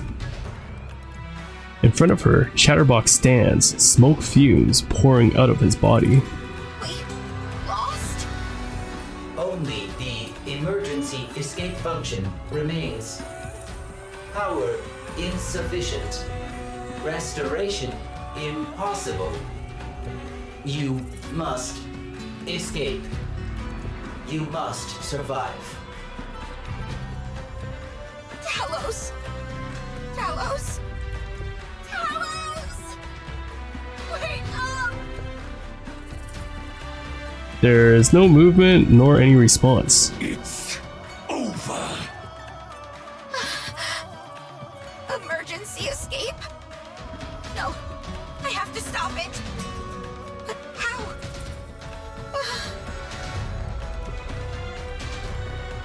So that robot of yours is a means to stay on the surface for an extended period?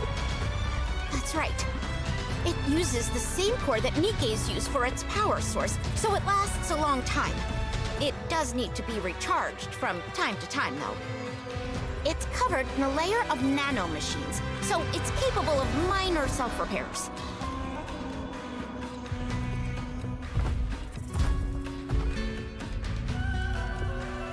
Chatterbox approaches, staggering. Talos, thank you for always keeping me safe. Now, it's time I protect you.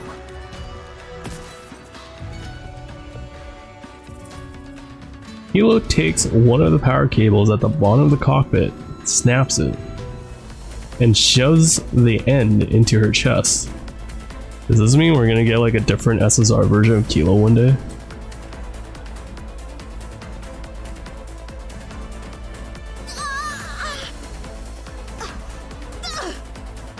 We have the same power source. Connecting the cores should...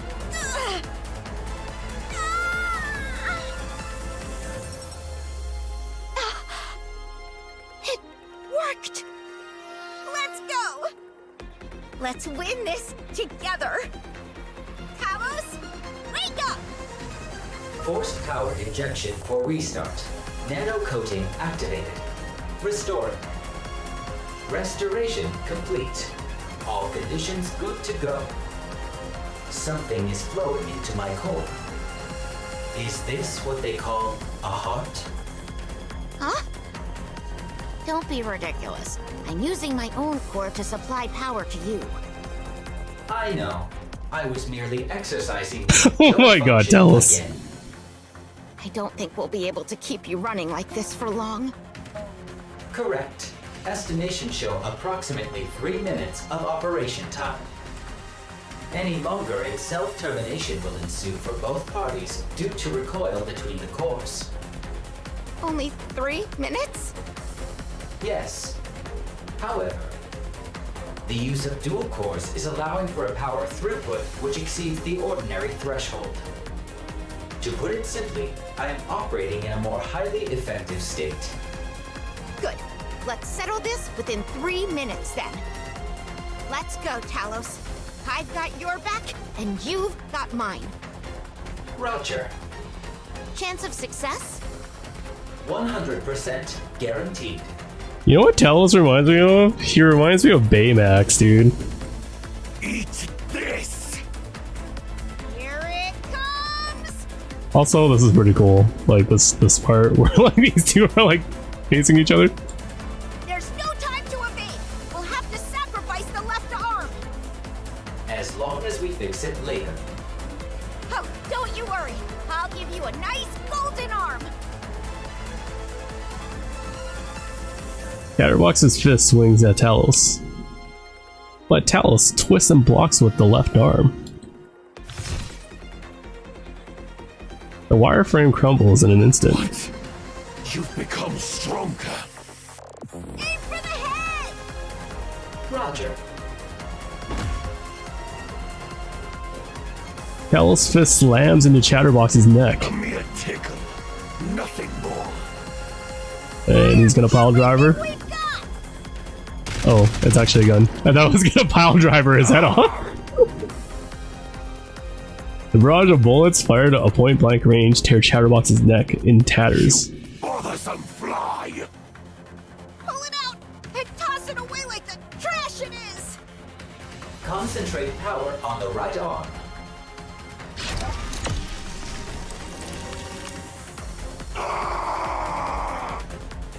Keep it up! Roger. I'll do my best. You son of a... Get lost! And never come back!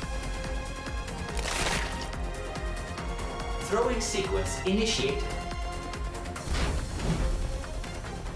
So just like how they threw Chime's head at Crown, is Talos gonna throw Chatterbox's head to Indivilia?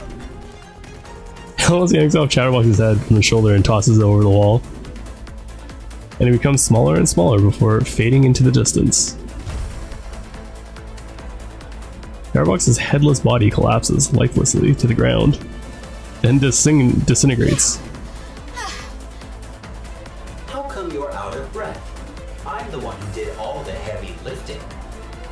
Because I was so nervous! I thought it was because she's attached her core into Talos would make her out of breath, but I guess not. The cores are nearing the self-termination threshold. I'm manually shutting down power. I will see you later. Alright. Good work. I'm so tired. I can barely move. I hope the others can take care of the rest. So, are we gonna get like a Pilgrim version of Kilos like in the future or something? Since like she's not returning to the Arcs, right? She's just gonna stay up on the surface. We caught one. Impressive. Of course. They don't call me the kingdom's top citizen for nothing. The heretic's still out there.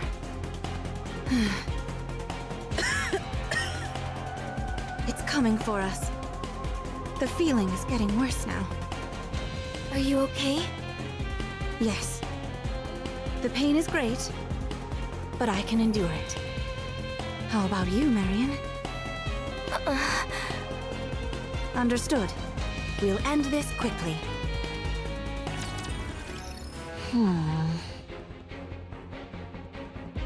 How boring. I reached the inside of the castle so quickly. You there, King. Come down to face me, and I won't invade your kingdom any further. In your dreams. It's clearly a trap. That is of no importance. What matters is that you don't have a choice. Who are you? Are you twins? That's none of your business. Fair enough. To be honest, I don't particularly care all that much. It's not like there's anything you can do to change what's happening. As for your king, the only option she has is to obey me. So come down now. Very well. I will do so willingly. Your Highness, don't! It's a trap! It's okay. We can delay no longer. I'll go down. Wait here. I'll go too.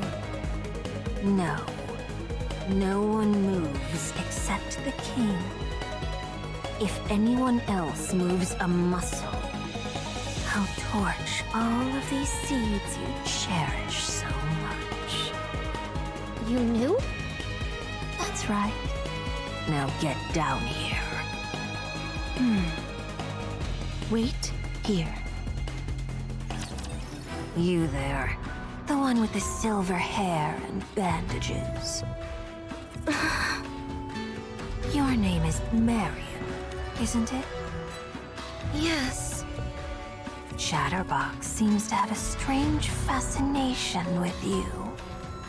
According to it, you're the only one who's become a heretic and been turned back. It's strange. I don't recognize you. That would make sense, since today is the first time we've met. That's not what I meant. Us heretics are the Queen's elite forces. All of us are telepathically connected. We can sense each time one of us is born or dies, and even where the others are located. Unless something like the Atlas Cage is giving us trouble, each of us can sense the other. Atlas Cage. Okay, another new vocabulary dropped on us. Loving Lost Kingdom story? Is that referring to like you're liking it so far? That was in chapter 24. Atlas Cage was in chapter 24. When was that mentioned in chapter 24?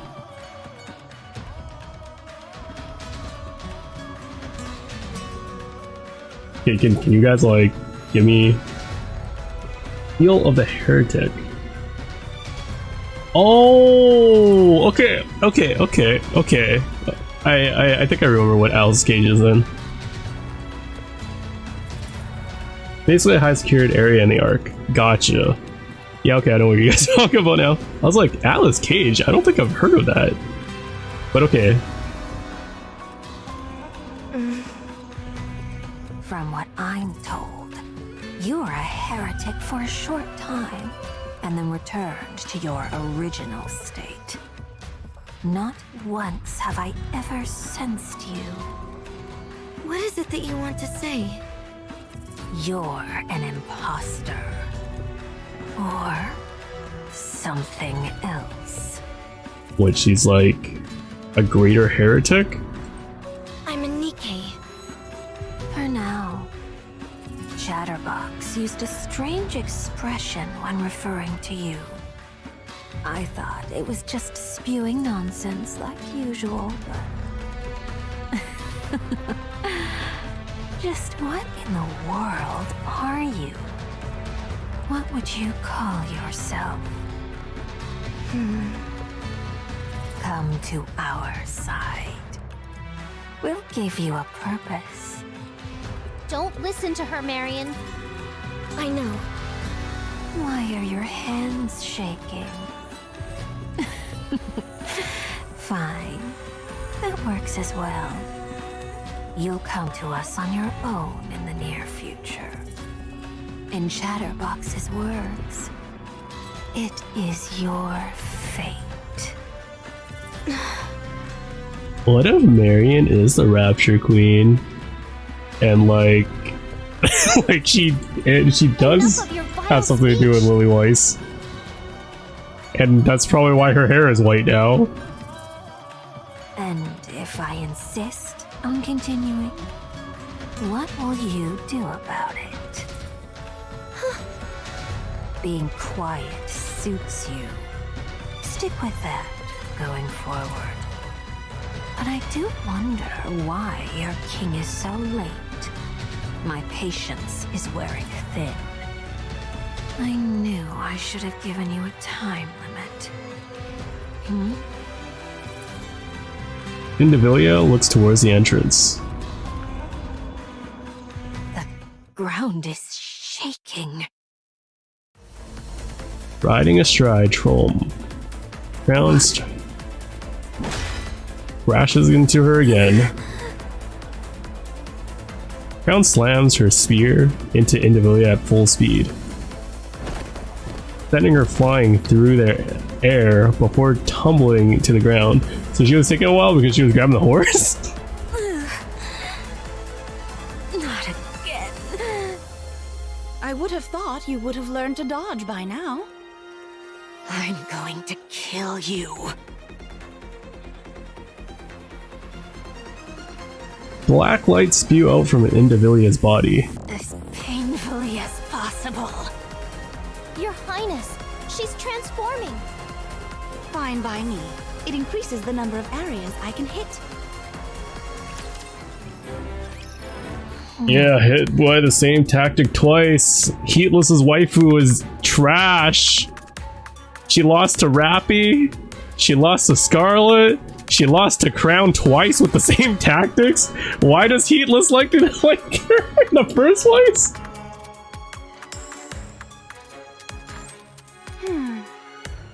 Well.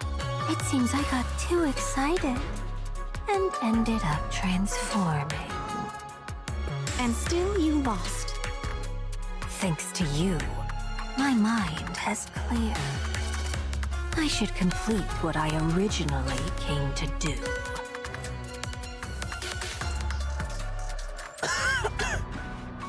You pitiful creature. I will gradually increase the concentration of alpha particles here until you're paralyzed entirely.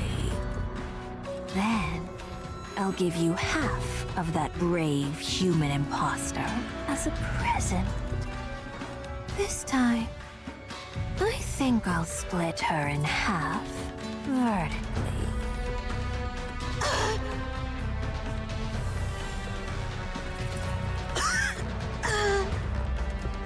Good. Oh, that's much better. Tell me, why don't you abandon this place? Is it really because of those seeds? Not just for that. Of course not. Then for what? Is it because of what you human imposters pontificate about? Your sense of duty?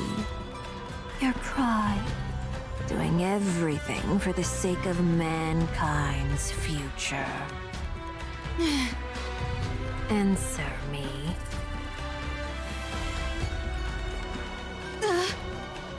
These could be your final words.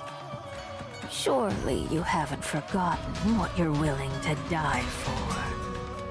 This place is meant to last into the future. It represents the dream we have all been longing for. Rooms where you can sleep at night without crying. Restaurants, gardens, places of worship, an area for oneself. All of these precious places and more can be found here. That is why I will protect it. Even if it means giving up my life for it.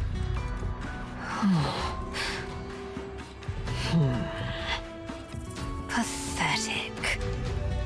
None of that belongs to you. It all belongs to others. That is what a king should aspire to be.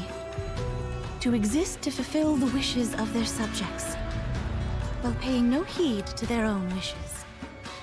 I must hollow myself out, so that my own desires do not muddy the waters. What a fool you are. Life is about chasing your desires. There's no reason to give others any consideration. I am the king. My own existence is meaningless. I live for my subjects. You've really convinced yourself of this royal delusion, haven't you?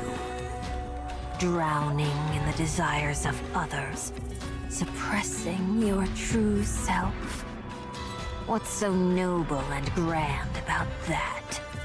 Where's the beauty in it? Someone like you would never understand. Someone who only focuses on your own desires and lives solely for yourself. I see. You've made your point. Now, it's time to say goodbye.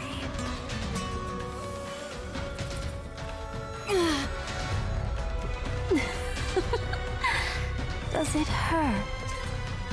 You're all about embracing others' wishes, are you not? Well, my wish is for you to die. Crown! I'm coming! Just hold on! No need for that. What are you saying?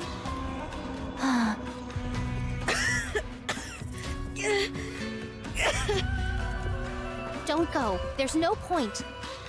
Chime? Why are you smiling? How long I have waited for this day. And now it's finally here. Don't tell me. No, it can't be. I won. Yo, enemy cutscene!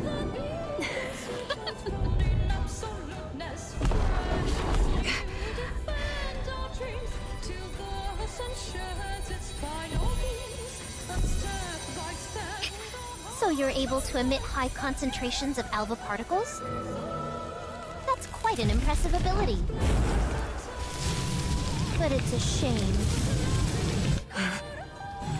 What's going on? Your Highness's armor is a robe woven using alpha particles. In reality, you've been bolstering her this entire time. You would make for a fine servant.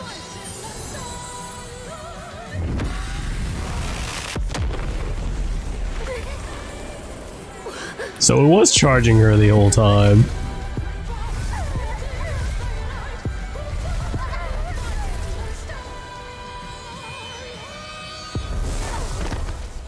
Why do you resist? Kneel, quickly.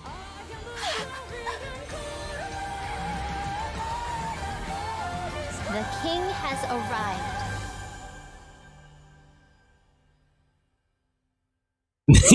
King skin is lore accurate. What is this? This device is known as the Naked King. It was originally a device which absorbed alpha particles and converted them into thermal energy. It was then modified by a wandering monk into a weapon of mass destruction. Wandering monk modified? What?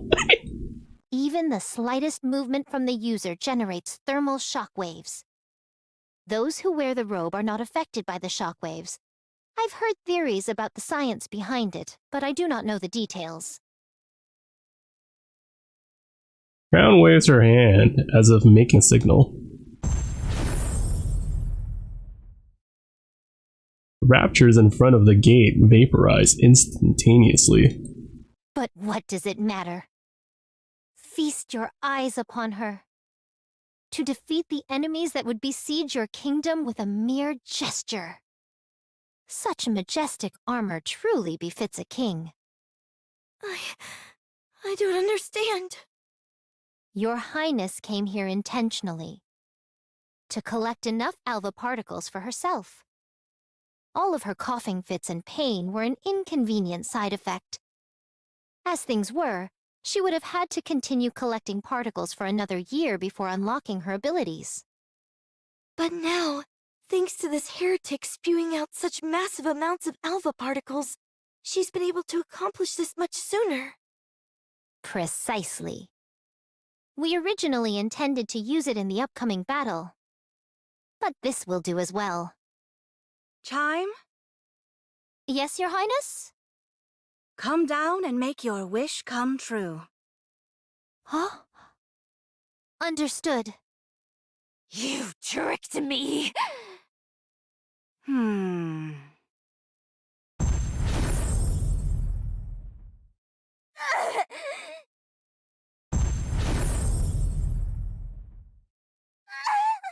So, does that mean, like, Crown is even stronger than a heretic?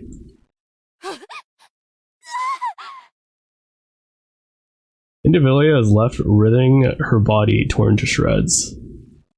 Crown, without even granting her the dignity of a glance, walks towards the gate. Waves her hand at the throng of raptors congregating at the entrance, and decimates the entire horde. The entire time, her pose remains unaffected. Why can't I regenerate? Time stands in front of Indivilia. Human imposter! Look at you now. You should have killed me when you had the chance. I knew that my king would make my wish come true. And you know what my wish is? Revenge. The blade Chime was holding shatters and disappears. So she was gonna use the blade in the end anyways. Well done. You were able to utilize the Naked King. While it's somewhat unfortunate that we had to use it here, the fact that we came out on top is a miracle. What happened to Kilo and Talos? They're both asleep. To think you were nearly wiped out by that pathetic specimen Chatterbox. I know. It's embarrassing. Cut them some slack. Who knew Chatterbox would end up being such a formidable foe? I was only being half serious. Were it not for you, the kingdom would have been destroyed long ago. Do you really think so?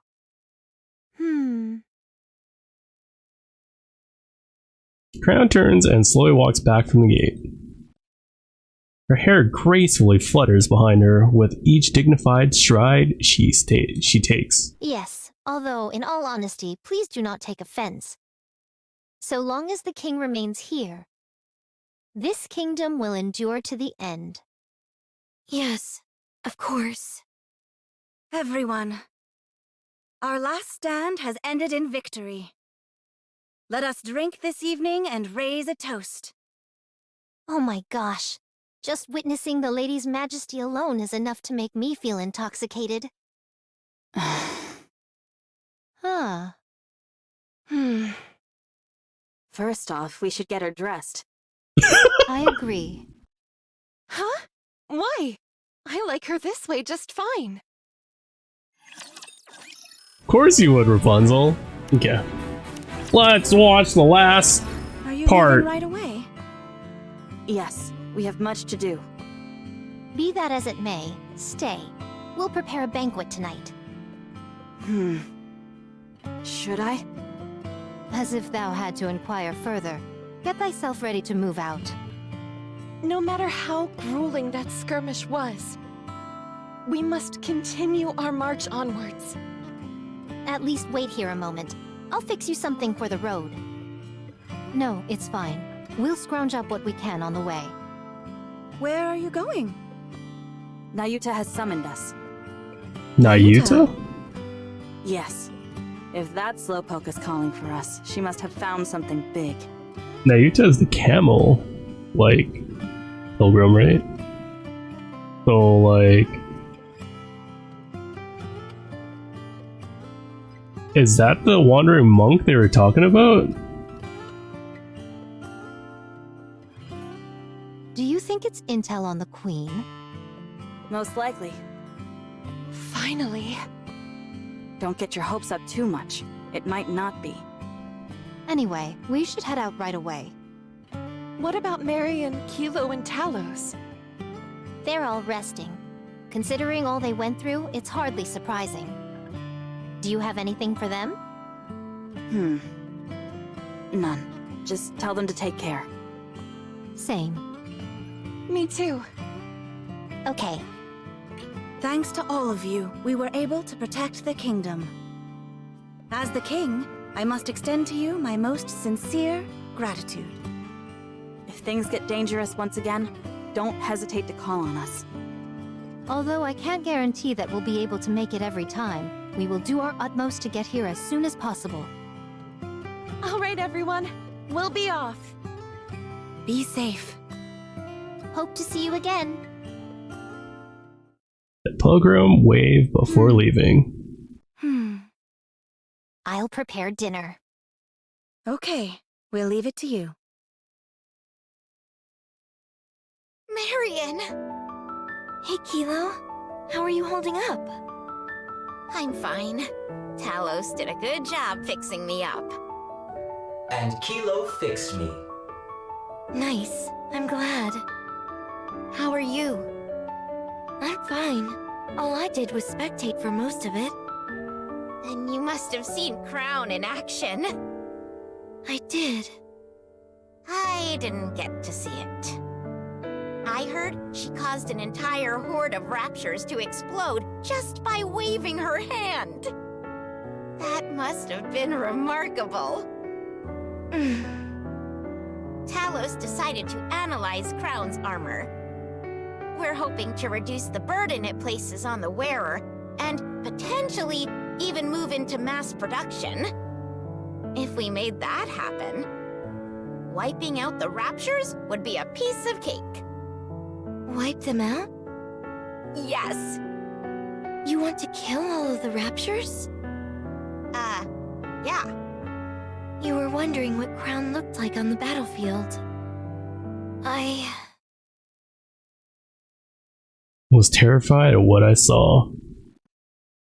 So I'm starting to think that like the story is going to sway in the direction where raptors and humans are supposed to coexist, because we did have the whole side storyline of what's his face like living amongst the raptors, and then you know that one moment where Mother Whale came in to like back us up. Like I think it's going to that direction.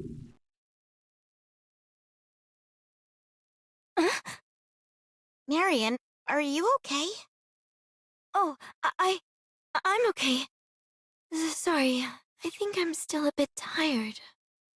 Also, like I was talking to Crystal about this, where the story of the game tries to push like Dorothy's agenda into making her seem like a villain, but I was like saying she might actually sound to be more like an anti-hero, because like she has her own motives to mess with the Ark, but I don't think the Ark is like a good place in general.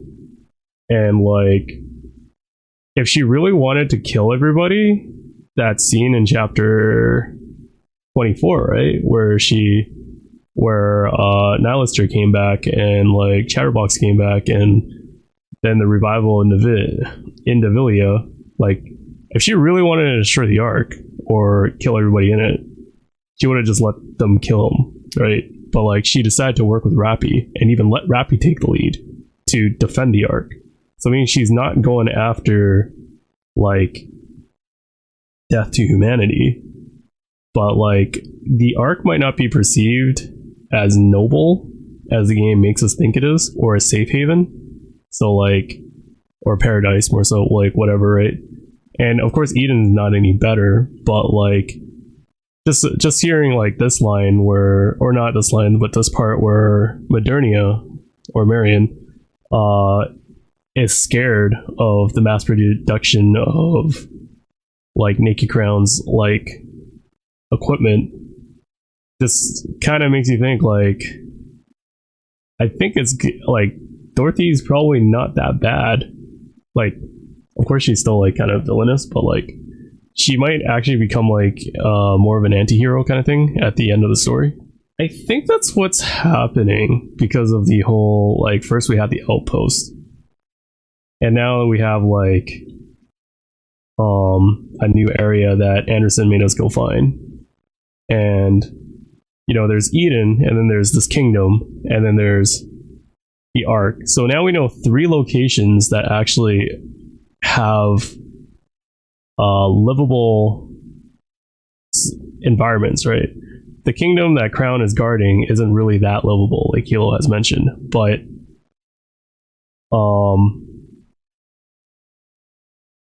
we know Eden is livable, but like Dorothy, the way Dorothy runs Eden is like kind of not correct, but most people like Johan do side with her ideology, so they stay in Eden, and the people that don't left, right? So the people that left Eden is like Scarlet and Rapunzel and Snow White, right? They left Eden because they didn't agree with it, like the ideology of Eden. And then like if the commander makes his own nation, like I think the pilgrims like would, I don't like, I'm starting to think like, would he make his own like nation, or would he just join Crown's nation kind of thing? Because like it seems like, well, I guess he could make his own nation. Crown would just be separate, and then Marion would go over to it, right? To the commander's nation, where I think the commander is going to become like more neutral towards everything, where it's like he thinks he'll probably gain the mentality of raptors might be able to coexist with humanity, and they only need to take out the heretics kind of thing. You vote for Crown, that he would join with Crown, possibly, because like again, Crown's kingdom is a livable environment, right? So I think it's doable. It's just that at the current state it's in, it's not. It's in some pretty extreme conditions to be livable, but it's still livable. You're biased towards Crown, by the way. Nothing to do with the story. I know you're biased towards Crown. I'm just saying that it's also a possibility that it could go towards Crown, like teaming up with Crown's like nation, right? Or Crown's faction. But there's also the possibility that Crown might become an enemy to the commander too, because of how she's made to destroy raptors like that, which is making Marion afraid, right?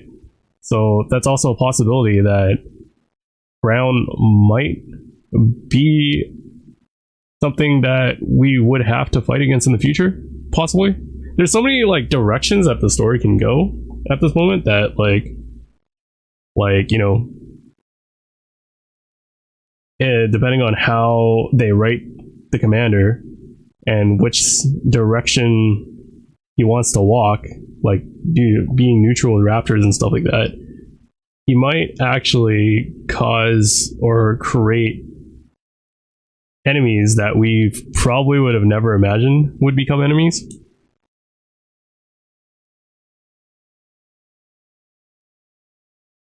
Yeah, he got a lot of interested girls. I don't know if they're like all harems. Like the only ones that I would say are properly confirmed is like most likely Rupee, Pepper, I guess, Mary technically too, and then there's also Volume with the whole secret tape fiasco, and then Noise is also like really digging the commander, and then you got like Noir and Blanc, and I guess Eula also ended up doing something with the commander. But like yeah, like those are definitely Nikke's, I would say, like, probably fall under the harem category because, like, they're actually with him. But, like, outside of that, I don't think the other Nikkes are really that into him. Other than Rappy showing interest, but Rappy haven't done anything to the commander, which is kind of the funny part. Like, Rappy's probably the one Nikke that likes the commander a lot, and she didn't do anything to the commander. other than stopping other Nikkes from continuing to be interested in the commander. Like, she's been stopping those people, but other than that, is like, yeah, Rappy is the only one that hasn't done anything with the commander, and she probably likes the commander the most out of all the Nikkes.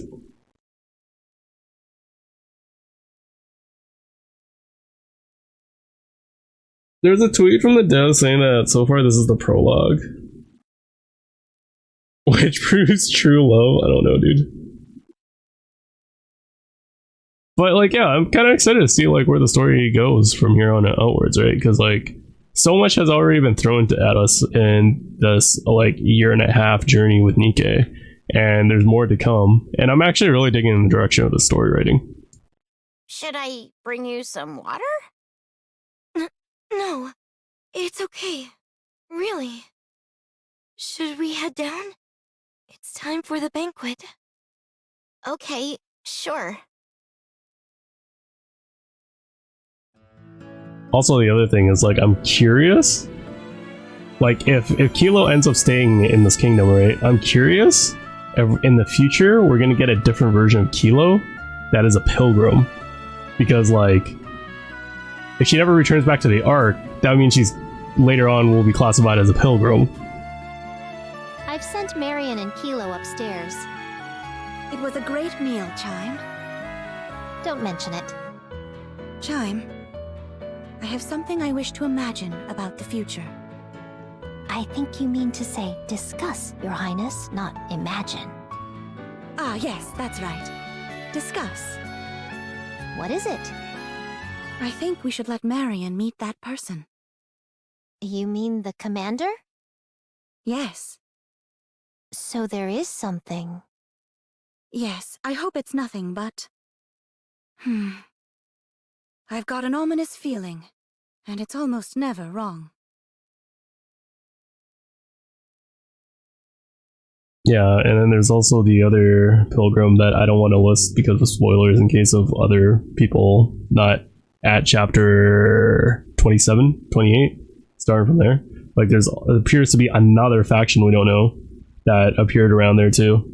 Not diving more on that, so I'm just gonna say there seems to be another hint to a faction in chapter 27, 28 without spoiling anything, even though that's kind of a little bit of a spoiler. But, like, yeah, I don't want to speak too much.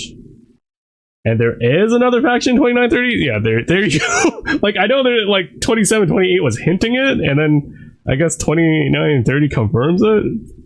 So, like, yeah, there's a lot that happened there too. So, like, it's kind of funny because I was saying before chapter 27 and 28 came out, right? Or actually even before then, I was saying before we even got Eden that I would not be surprised if the world broadens up and we find out that there are other factions out there other than the Ark. There are actually other people fighting the Raptors or whatnot.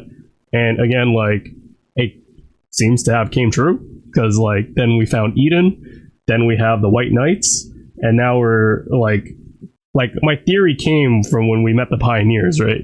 Which was the wandering pilgrims like Scarlet, Rapunzel, and Snow White, right? That was my first theory when I saw them, and I was like, maybe there's other society, like, nations or societies out there, right?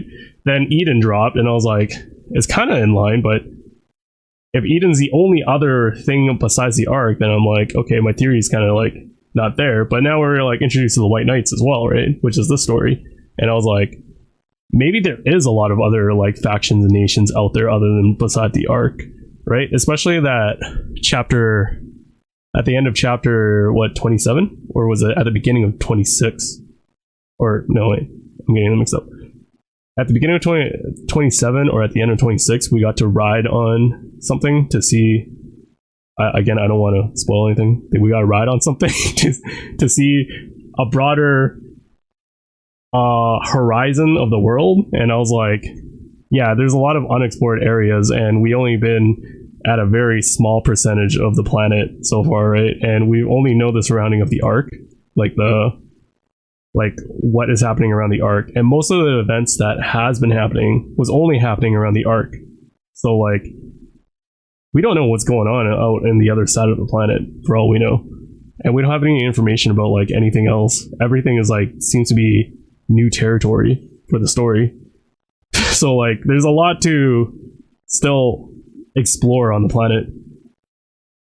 That's why this event is kind of cool. It is pretty cool. I actually really like this event. It's not as crazy emotional as Overzone. It's not crazy insightful as like Red Ash, but it adds to the lore. Like, it's still a good story. It adds to the lore. I get to learn more about Crown. So it's like, I would say it's up there still. But like, yeah, it's just a different vibe than the other two. And to be honest, like, Overzone, I feel like it was just supposed to be extremely emotional, kind of like Miracle Fairy one, or for Anne. Like, it was just designed to be overly emotional, whereas Red Ash wasn't really designed to be overly emotional. It was just more designed to be like a hero's journey kind of thing, right? Where Red Hood like self-finds herself kind of thing, like a journey to self-find herself kind of thing, or acceptance, or I'm not too sure what to describe it, but like it's like a hero journey for her. And this one is like, yeah, it's like giving us more insight on like Crown and the White Knights. But yeah, this is also a current time and event, so like we don't need to theorize what happened in between times, because this is literally happening at the same time as chapter 27, 28, right? And no, it's actually happening at the end of, probably at the beginning of chapter 7, somewhere around there, right? Probably somewhere between 27 and 28. And then it's like, as this event ends, it probably starts into 29 and 30, like going into 29 and 30. Yeah, around 27. Yeah, something like that, right? Like, it seems to be around there, because like Rapunzel hinted that he tried to contact the commander and couldn't get a hold of him. And like, for us, without spoiling the story,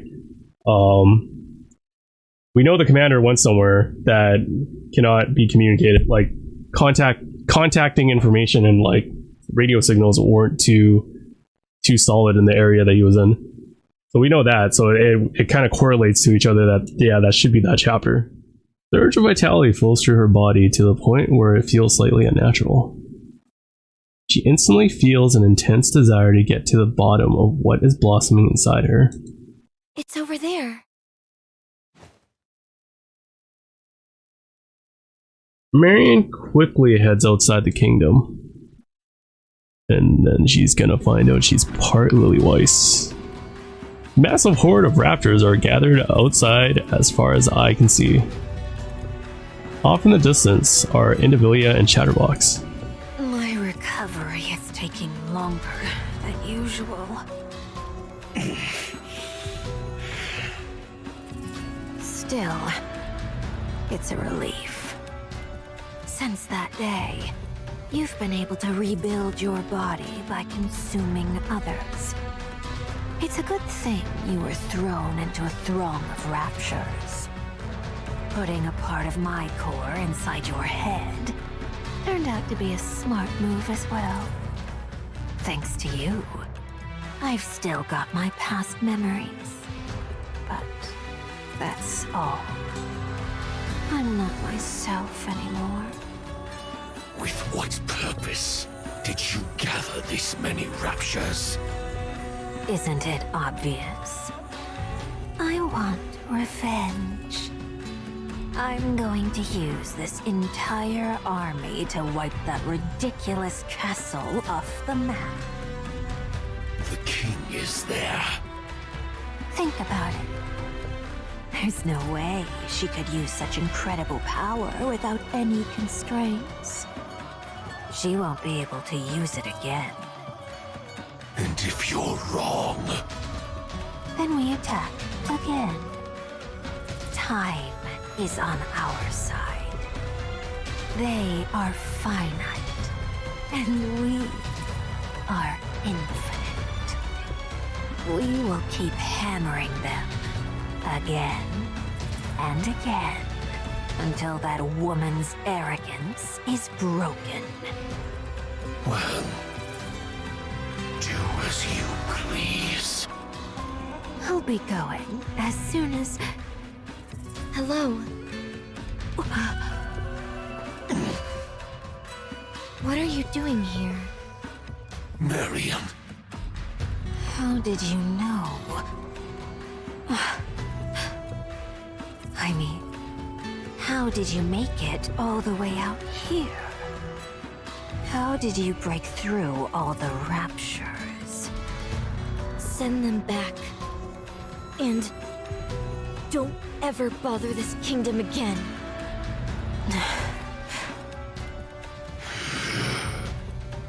Why aren't you saying anything? What is this feeling? It's so strange. Do you understand what I'm telling you? She is a Rapture Queen, isn't she?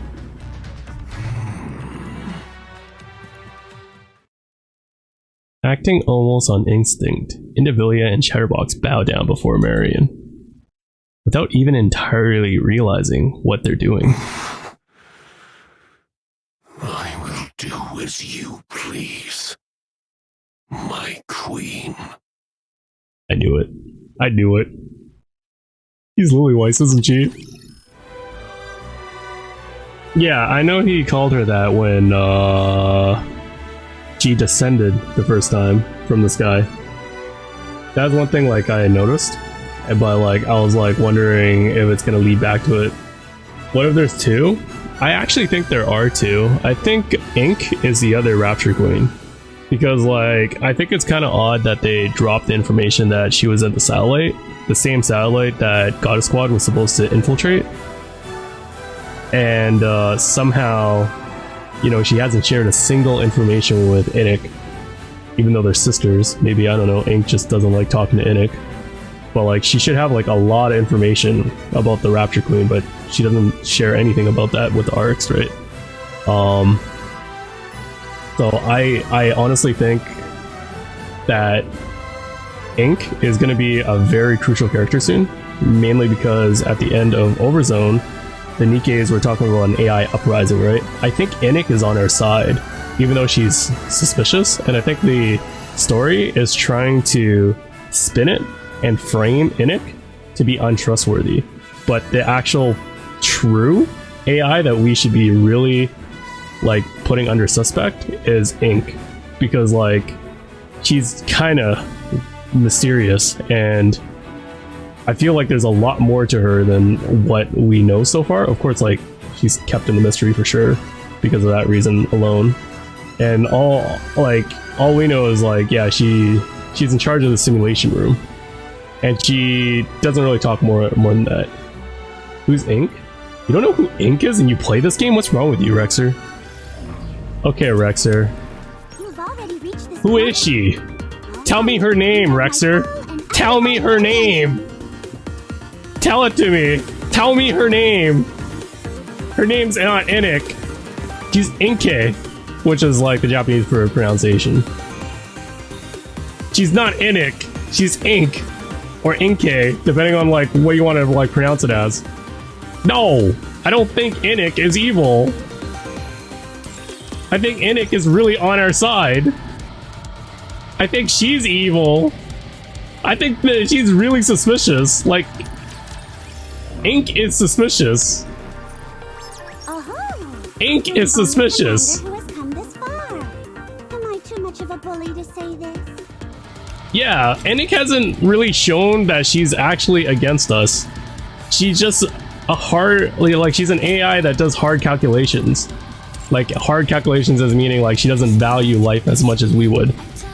But like she would just do the proper calculations to succeed life because she's a robot, a machine, right? She doesn't know she doesn't have any type of humanity in towards her, like the calculations and stuff she does, which is really shown in like during chapter 23 and 24, right? She does hard calculations, like she doesn't care for humanity, but she does at the same time because she was made to be like that, right? Like she's made to help humanity, but at the same time she's not gonna be like, she doesn't have any human emotions to be like, oh, I should do this because this is the right humane thing to do. No, she doesn't do that. She's just like, I'm doing this because it has the highest probability of human survival because she's designed to help humans like that. But Ink, on the other side, who's in charge of the simulation room, is extremely sus because she was actually at the space station where Goddess Squad was supposed to infiltrate during Red Ash. That's where Ink was. She was originally located there. But why does she not share any information with the ARC? Like, ARC government, right? Like, nothing has been released about Ink, like, giving any information to Innick, ARC, or anything along those lines. Like, she's extremely sus. The conversation we had with Nihilister makes more sense. She wanted to become a candidate to become queen and overthrow the old one. But yeah, it's also possible, like what Khalid says, is that Raptors could be like a beehive with the bigger it gets, the more queens it spawns, so that's also a possibility. That's why I was like, you know, Modernia being higher than a queen, or not higher than a queen, higher than a heretic, which I was right, she's a queen. Because I was like, what is she? She must be pretty special, right?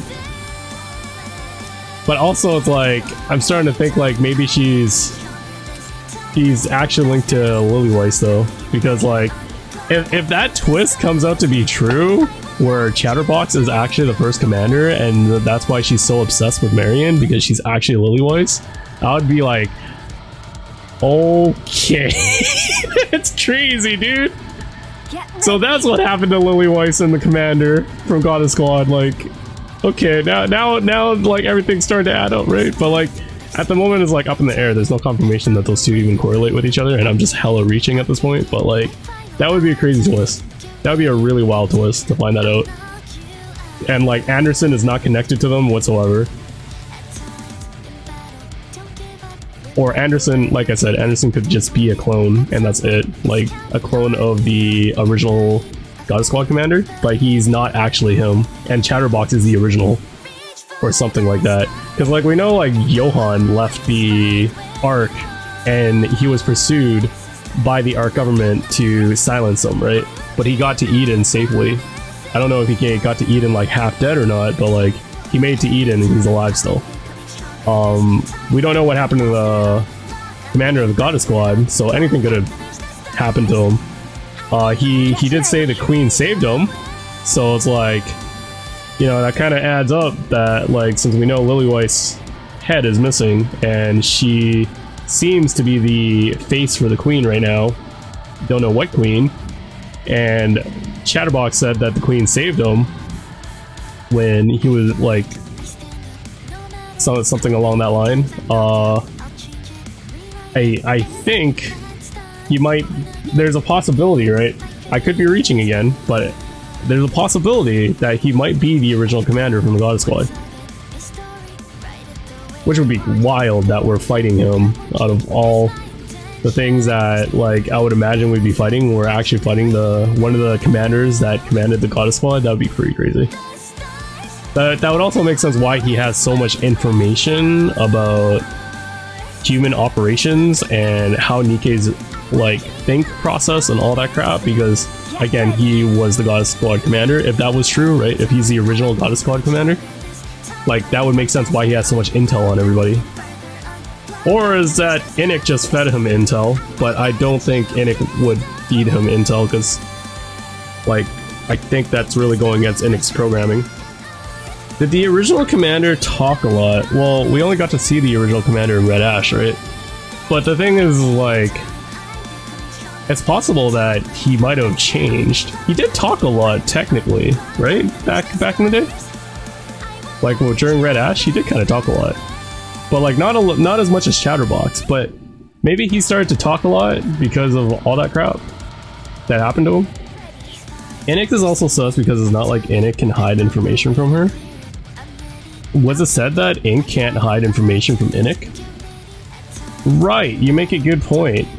That might be a foreshadow, right? Like Snow White offering him that stuff. Like that might be a foreshadow to him becoming Chatterbox. Maybe he does talk a lot. Like there's so much theories that like anything could happen. It's actually kind of crazy. Like the story is getting like pretty fun to like follow. Like, there's so much foreshadowing in like that Nikke does, and so much metaphorical like stuff that I actually really enjoy its story writing. Like its story writing is really fun. Yeah, it's honestly really nice to see like all this attention to detail in the story writing. Like people can be like dissing on Nikke, saying like a lot of things are like not thought through, but I'm like, if it's not thought through, it's kind of crazy that like they had these like foreshadows like a while ago and they're only answering it, like giving out an answer now. Like I'm pretty sure they didn't just drop this foreshadow and then like, or randomly made the future content to connect to something randomly in the past. I'm pretty sure it's the other way around. They wrote the foreshadow because they knew that this part was coming up, kind of thing, or that later down the road they would come up, kind of thing, right? Kind of like the fire dragon thing I was talking about with Neon. It's kind of funny too. Or like, you know, Rappy saying that they have to be careful, like Nikke's have to be careful of their weight because they're extra heavier, and like that means a lot more because Rappy's the one that said it, right? Not like Annie said it or Neon said it. It was Rappy that said it.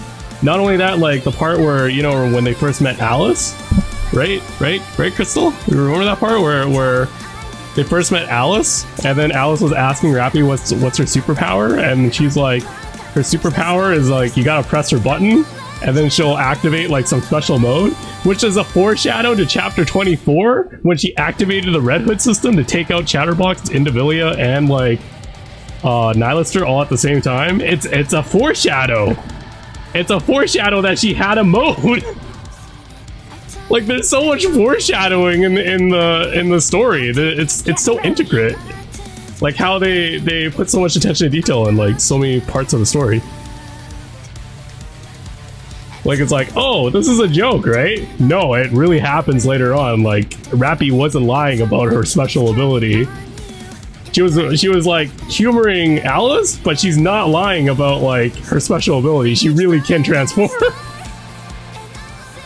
Ever since chapter 21, you have the urge to get Summer Neon and make her usable. Yeah, a lot of people don't use her, but like she does seem pretty fun to use. Alright, anyways, I finished everything I need to do. I didn't get Crown. I've followed the story. I've made through everything.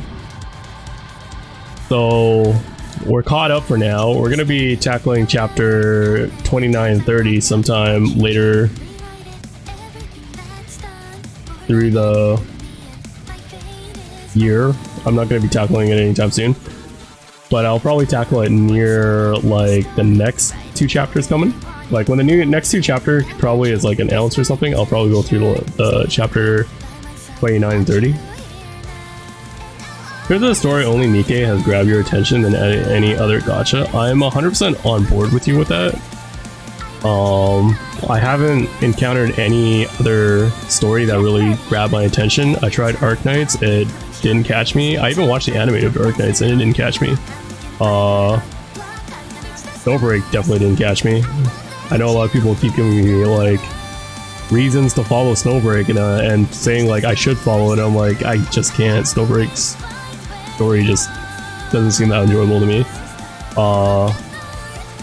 But yeah, like a lot of gacha games I've played, I've never been too invested. I know like I never tried like following Blue Archive story, and I know like NPC keeps telling me how good Blue Archive's story is. And I do know like he also told me like I think it won a award over in Korea for best story.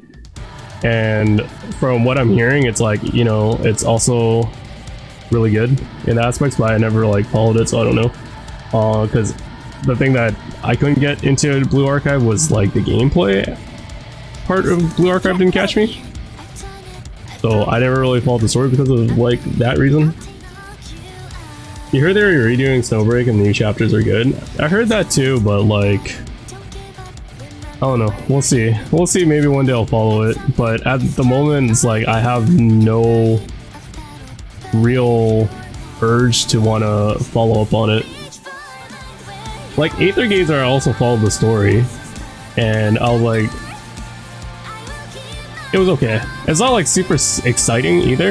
And I was like, yeah, it just felt like I was watching like this typical anime thing. I'm not saying like Aether Gazer's story is bad, by the way. I'm just saying it's like, you know, it's average. A lot of like gacha games that I've played and kind of followed the story was they're either average or they're just like not interesting. And like, if it doesn't catch me, it's usually just like either average, right? And if I just totally skip it and not give a care, then it's like, yeah, not interesting, right? And then Snowbreak is like, I just skipped it entirely. I didn't even follow it. For Arknights, it was like, I feel like it's average because like, I did follow it, but not like really closely, right? For example. So I think that one was like average. And Blue Archive, I didn't even give it a shot because like, I didn't enjoy the gameplay of Blue Archive. So I don't know anything about that one. But like, yeah, most gacha games though in general is just like, I tend to not follow the story. So Nikke is like one of the rare ones that I do follow the story. Yeah, I never even followed like PER story. I tried to follow it and I dropped it like really quickly. I'm just not a big fan of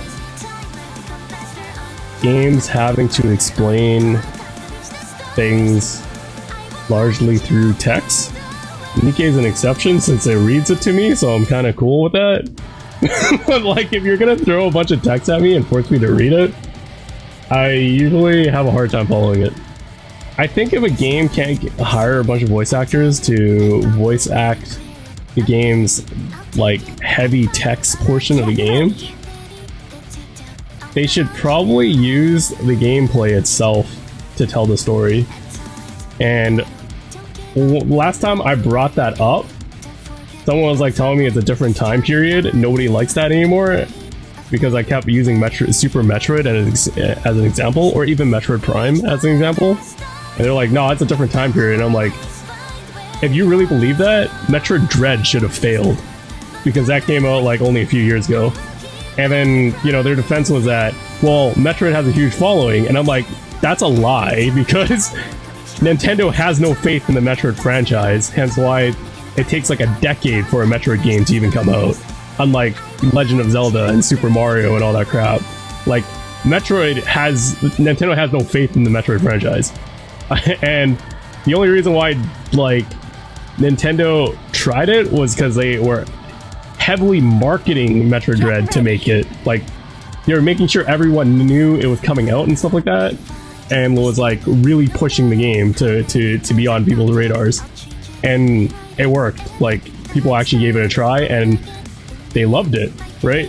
Like, if Metroid Dread can tell a story without much dialogue, I feel like mobile games should be able to do the same, especially for mobile games that rely on, like, their gameplay is in 3D, right? Like Snowbreak, Aether Gazer, Punching for Raven, like games like that. I don't know if like Wuthering Wave is gonna be like that, or if it's gonna text dump me. But like, if it's text dump me, then I'm probably gonna skip a lot of it because I'm not a big fan of like heavy text dumping. Like, I'm really not a big fan of it. If I was, I would be playing more visual novel games, right? But like, I'm just not a big fan of it. What pisses you off? But like, yeah, I think like for Nikke, if it didn't have voice acting, I might have skipped it too. So the voice acting really does carry it quite a bit for me to pay attention to the story.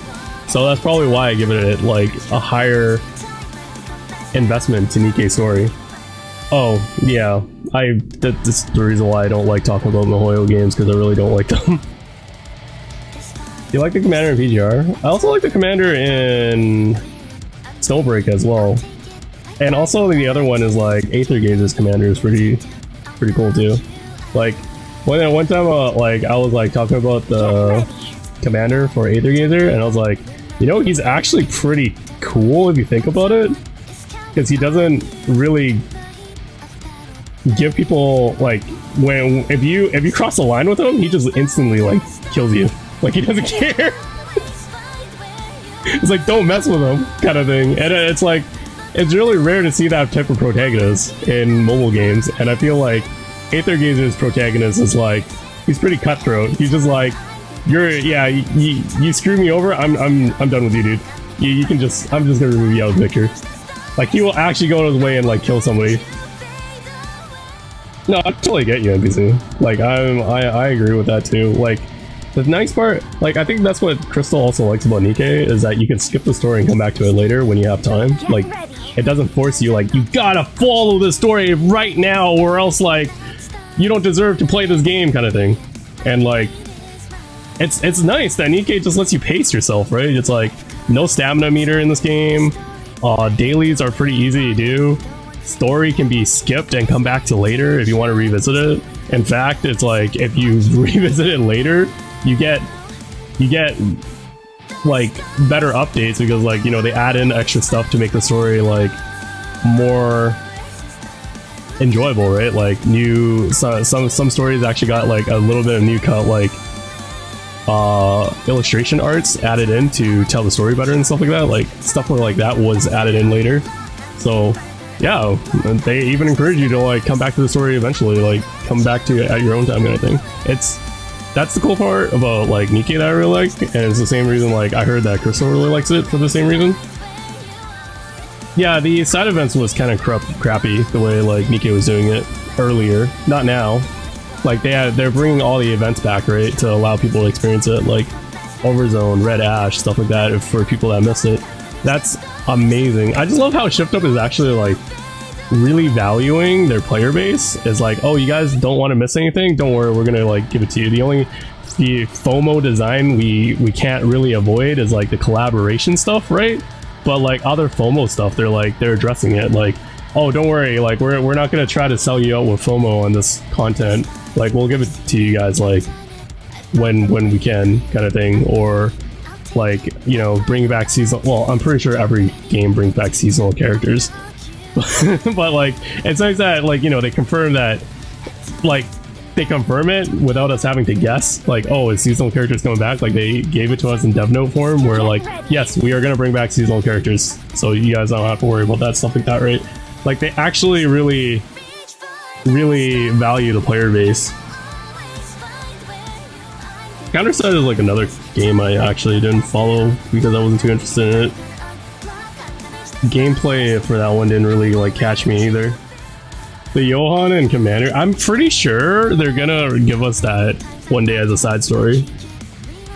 Because I feel like that's a interesting side story to see the Commander's training arc off screen, right? Like learning how to do hand signals and wrap you with surprise, and like learning to be a better commander, because like, you know, the school that the Commander Academy that the arc offered, right, is really bad. Hence why when you first encounter Johan, he's like, he can't believe how bad like the Arc's Academy has gotten, kind of thing. I really like that like, you know, the commander was actually a stupid commander that like he wasn't really any better than any of the other commanders. He's actually that bad. But after he met Johan, he's like, okay, he's actually getting better. Like he did his little training arc off screen, and now he's actually becoming a more competent commander. It'd be nice to, like, you know, see him. Actually, it's kind of funny because he was kind of learning off from Anderson a little bit, and Anderson's actually seems to be a pretty solid commander. So like he learned a little off of Anderson, and then like he learned a lot from Johan. So like it'd be kind of cool to see like him growing again, like having another mentor figure up here. I don't know if like it's gonna be another mentor figure from the arc, but like it'd be neat to see him like have a like meet another mentor figure, right? That would teach him more stuff. and make him a better character. Should be Burning Gum. That would be hilarious.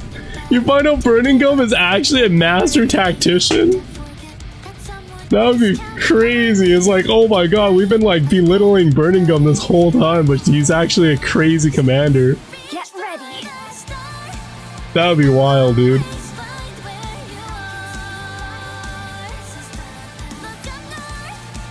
Did I not know? Did I not know what? What is gonna go happen? Are you gonna blow my mind with Burning Gum? It's like, oh my god, why didn't I know about this about Burning Gum? He is making it all? I'll believe it when I see it. I feel like I'm getting trolled right now, dude. I'll believe it when I see it.